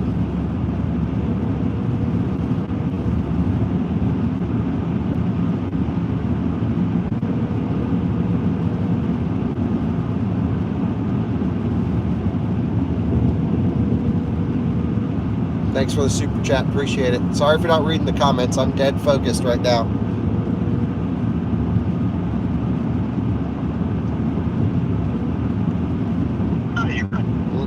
Missed him. Thing is still going at 0%, just fine. 8 miles back to the charger now.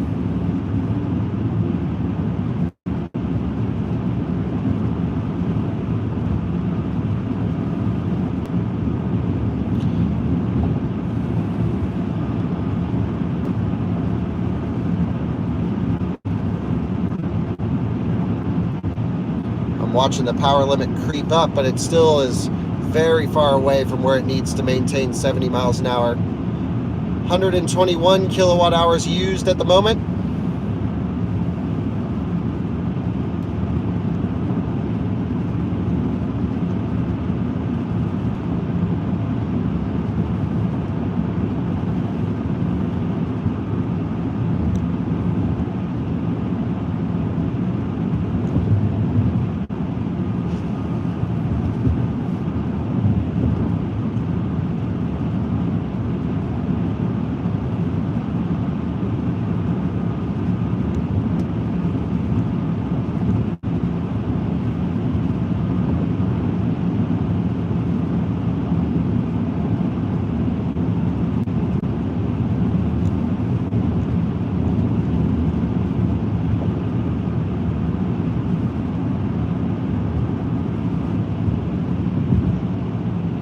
Hey there.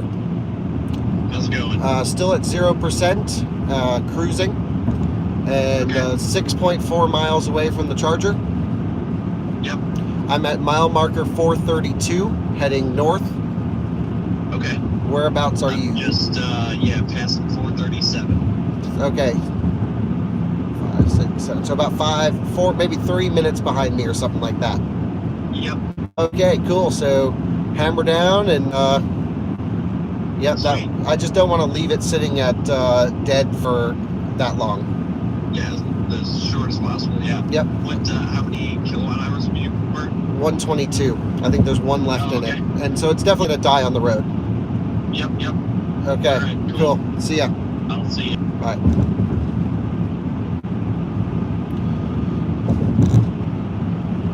We can see the power limit is creeping slightly, and we have used 122 kilowatt hours at the moment, but it is still chugging along and moving along. So I'll keep you updated as to what happens. But we are still driving at 70, and we have used 122 kilowatt hours of the claimed 123 kilowatt hour battery pack. So we've got a couple kilowatt hours past zero, and we're 4.7 miles away from the charger, so this was timed pretty good actually. Still cruising at 70.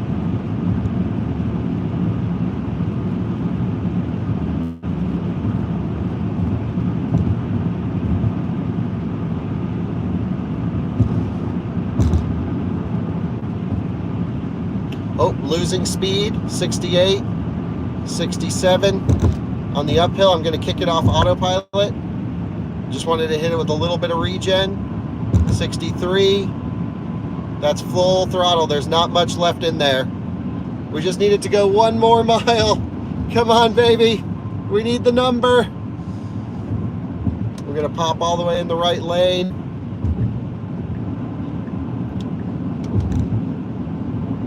There's really nothing left at the moment in this one.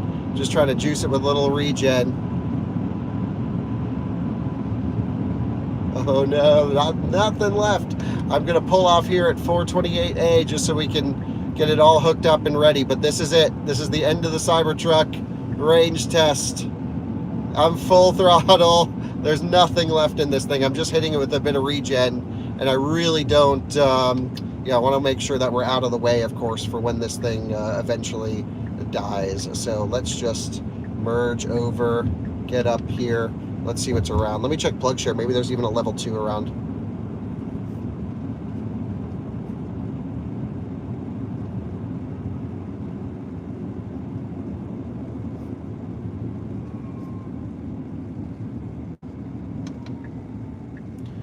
Hey Siri, call Drew. Exit 248, right? I'm just going to go right here for a second because it's completely dead. It won't move anymore. But that's the final number. Boom, got it. Hey, so it's I pulled off the highway and stopped, and I logged the final number. It did not go into shutdown mode, but it won't accelerate. I mean, like, it could not maintain highway speed, so it's pretty much there. Yep. But Nice. So you're on the shoulder. I'm on the exit ramp to exit 248, I think. 428. 428. I have no idea. Well, I'm going past 431 right now. Okay, just try to climb it off. So that makes sense. Yep. So yeah, I'm gonna send you my pin, so you don't drive past me. Yep.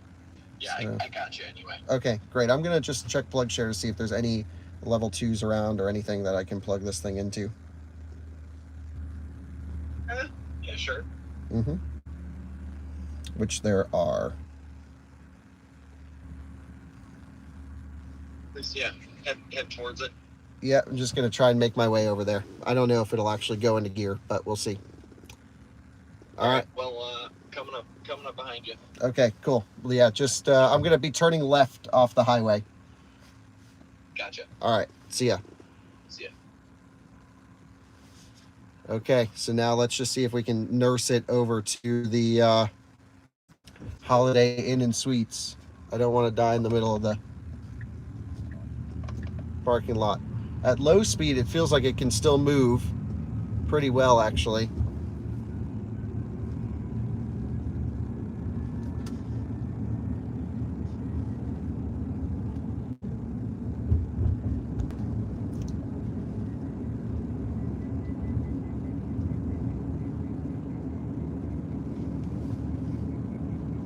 Keep it going. Yeah, no, this is way at the bottom. I mean, way at the bottom. The thing wouldn't even do 50 miles an hour anymore. And this is hard throttle, just keeping it moving here. So it definitely, you know, I went 70 miles an hour until it couldn't maintain 70 anymore. Dropped to 50, and then we regened coming off the exit, which gave us a little bit of energy that we're using to get over here. But if we're going to run out, this is a pretty good place to run out. Let's see, we want to go down here.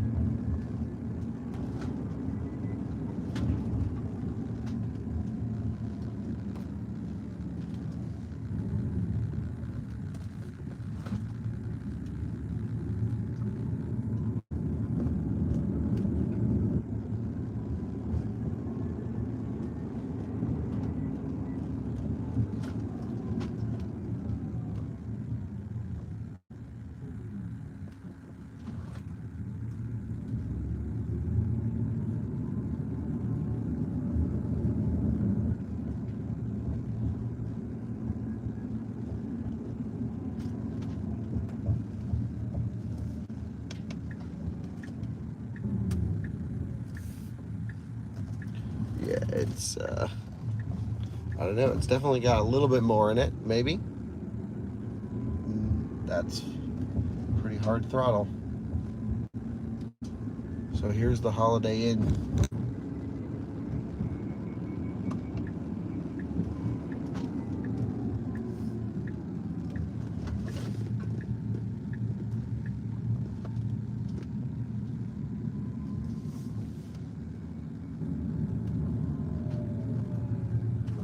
Big truck. I don't see where the charger is, to be honest.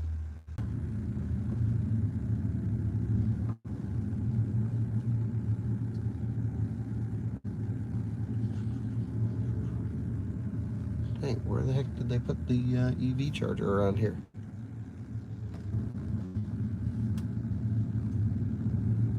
maybe they don't have one. Well, at least we're driving around, get an extra mile or two.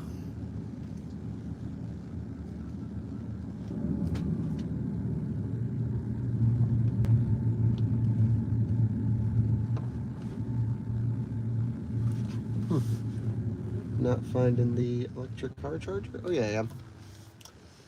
Oh, are those handicapped? Maybe not. Hard to say.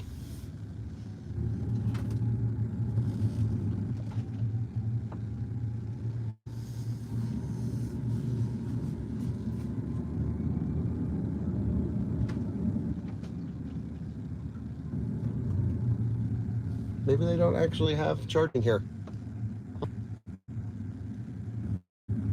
But we're just driving it around. It's still moving.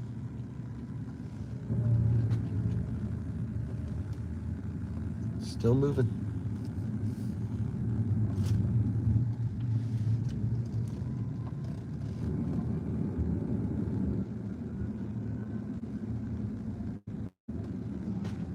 All the regen, I feel like, is helping so much just to wake the pack back up. I'm surprised it's still moving, to be honest. So we need to go until it just shuts down. So let's pull out of here and let's just drive around the mall. I can't find the charger anyway. So let's just go this way. You join me still underway, where we're just driving this thing down at low speed and yeah, cruising out to 0 miles an hour or so. Or sorry, 0% state of charge. We may as well run until it dies. There's actually some Volta chargers right here. There's one right here and one right there. So I figured we could just drive around the mall until it completely dies out, see how many kilowatt hours we pull out of it, and then yeah, do a bit of a capacity test like I promised you guys in the beginning of this video, and not chicken out, and then we'll pull it with the you know, the other vehicle. So let's just keep it moving. Hey Siri, call Drew. Drew's gonna get annoyed.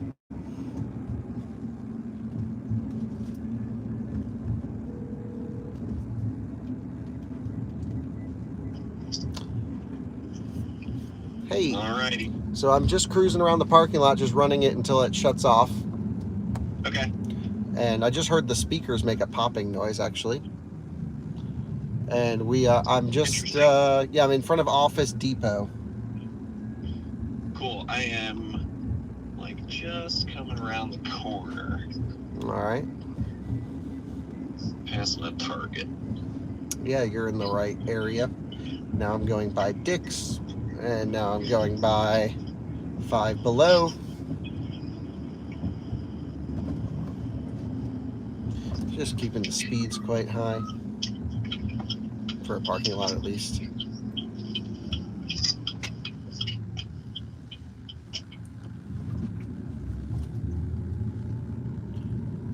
Stop sign. We're just going to keep moving. And now I'm pulling into a New York pizzeria, turning around, going back towards the Dick's.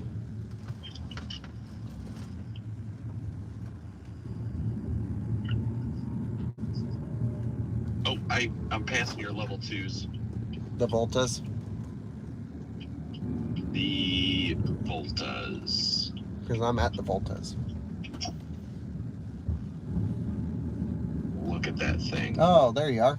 Great. What a majestic vehicle. Well, I'm just going to cut you off and just keep doing this loop. Looks so goofy. Does it? Yeah. Can you get The a... rear start. You just follow me around. I'll film in here. If you could get some shots of it from the outside, that'd be great. Sure, no problem. All right, see ya. Yeah.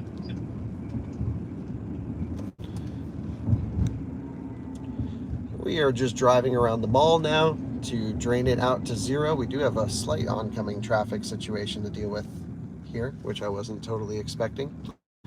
But Drew's behind me now, so as soon as this thing dies, we can hook it up and pull it over to the Volta chargers that are right over here. So that'll work out great, and that way we get a full range number. This is pretty consistent with running our cars down on the frontage roads, except we're running it down in an empty mall parking lot. It looks like we're having a Cybertruck diesel truck chasing down a Cybertruck.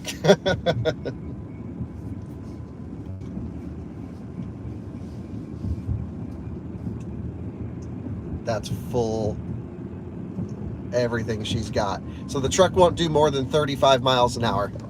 That's its top speed at the moment. 35. And even then the steering works great. Oh, we've got 124 kilowatt hours out of the battery pack. Not 123, 124.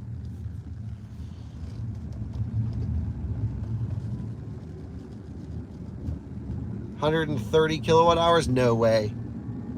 The truck has almost nothing left in it, dude. And keep in mind, relying on in-car sensors are never perfect, so it might still be 123 kilowatt hours, even though it indicates 124. So, yeah, there's better ways to measure capacity than this, but this is about the best we can do without instrumented data. And just making a little turn, just carrying speed. It's nice to know that no one is really in this parking lot.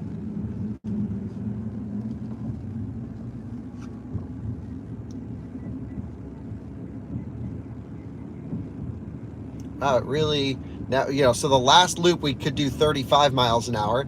Now we can do 30 miles an hour. That's really funny. So the last loop on this stretch, we could do 35. Now we're limited at 30 miles an hour. Oh, we hit 31 for a second, and then it came back down. Maybe the next loop, it'll only do 25 miles an hour. Let's see. I'm not sure. It's definitely losing power, but man, they really feel like they're letting me use all of the bottom buffer. I mean, that's pinned right there. I'm trying to drain it gently so that we truly can get everything out of this one. So, yeah, man, steer-by-wire is so nice in the parking lot, though. So nice. 124 kilowatt hours used. Just, again, trying to be gentle on the throttle. But, yeah, now we're down to 25 miles an hour, roughly. And that's with some downhill. Oh, this is great. This is so fun.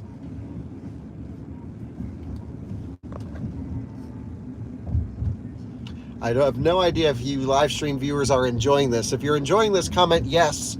If you're not and you're mad at me for something, comment no.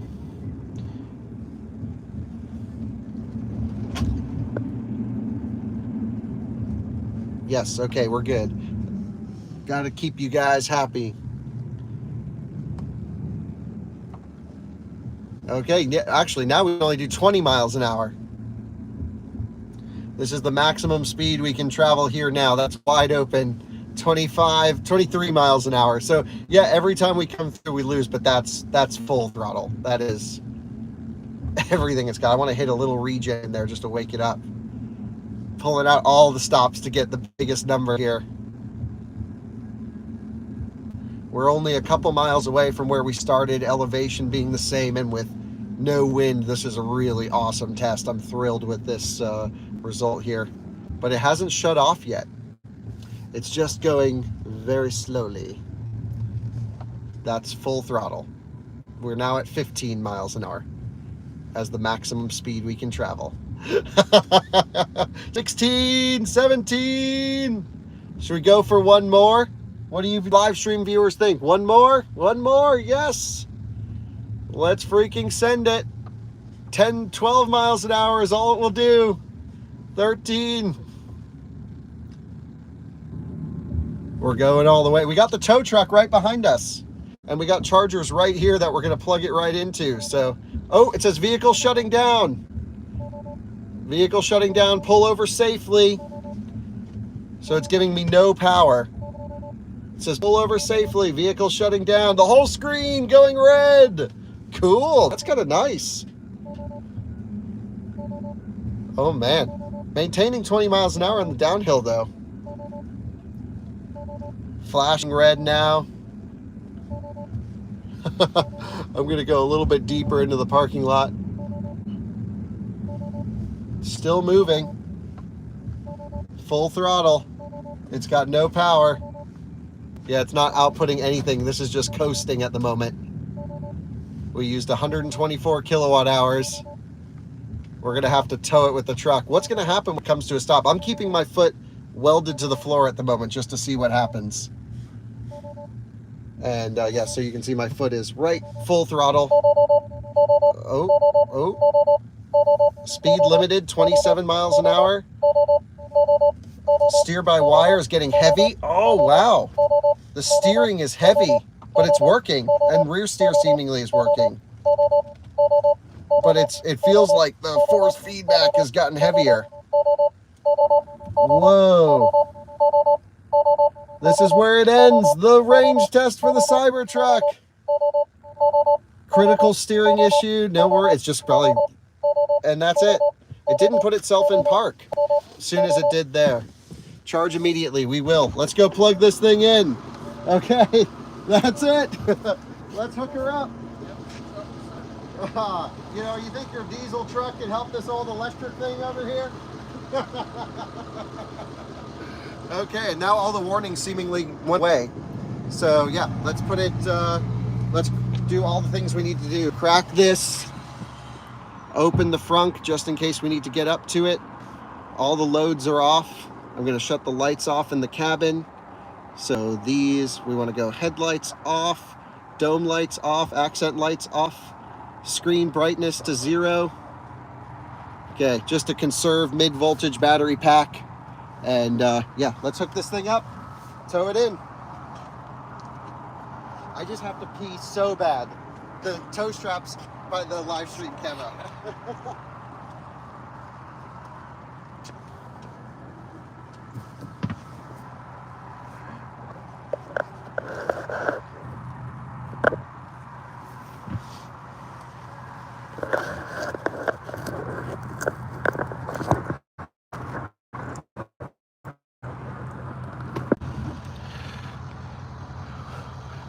We lost the live stream because I ran away to pee, but I actually didn't pee because I forgot to put it in tow mode.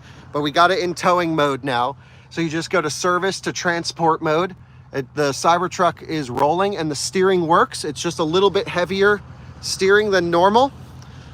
And yeah, I think this should work great actually. We'll just go around that hitch. We only have to move it, I don't know, quarter of a mile at the most. So we have everything opened up. We have the parking brake released even if the 48 volt system dies, which I imagine that has pretty good longevity.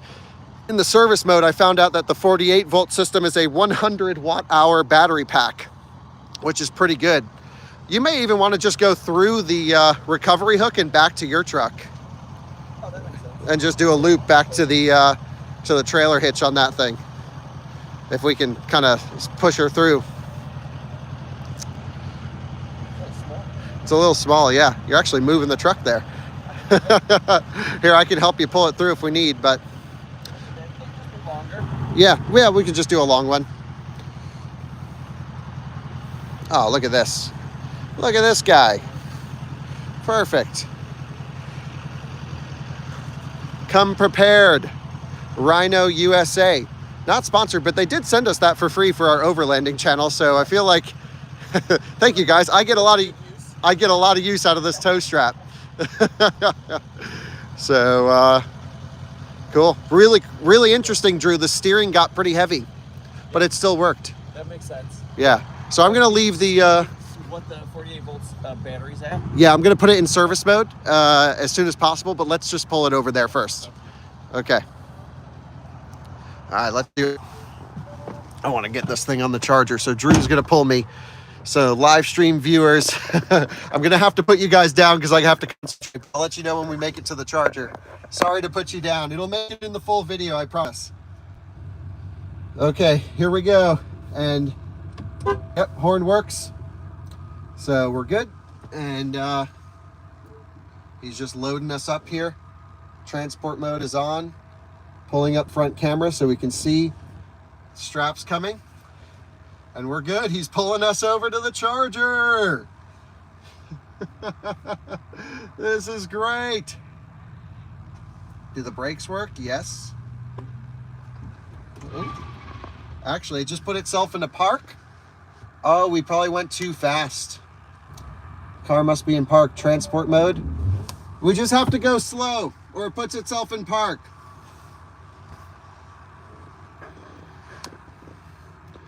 Yep. Is there a it doesn't say the maximum speed. but it is just for free rolling. Okay.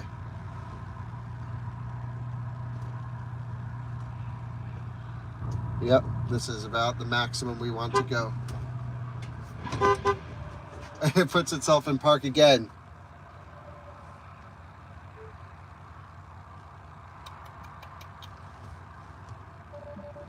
Okay. Let's keep doing this until we get over there.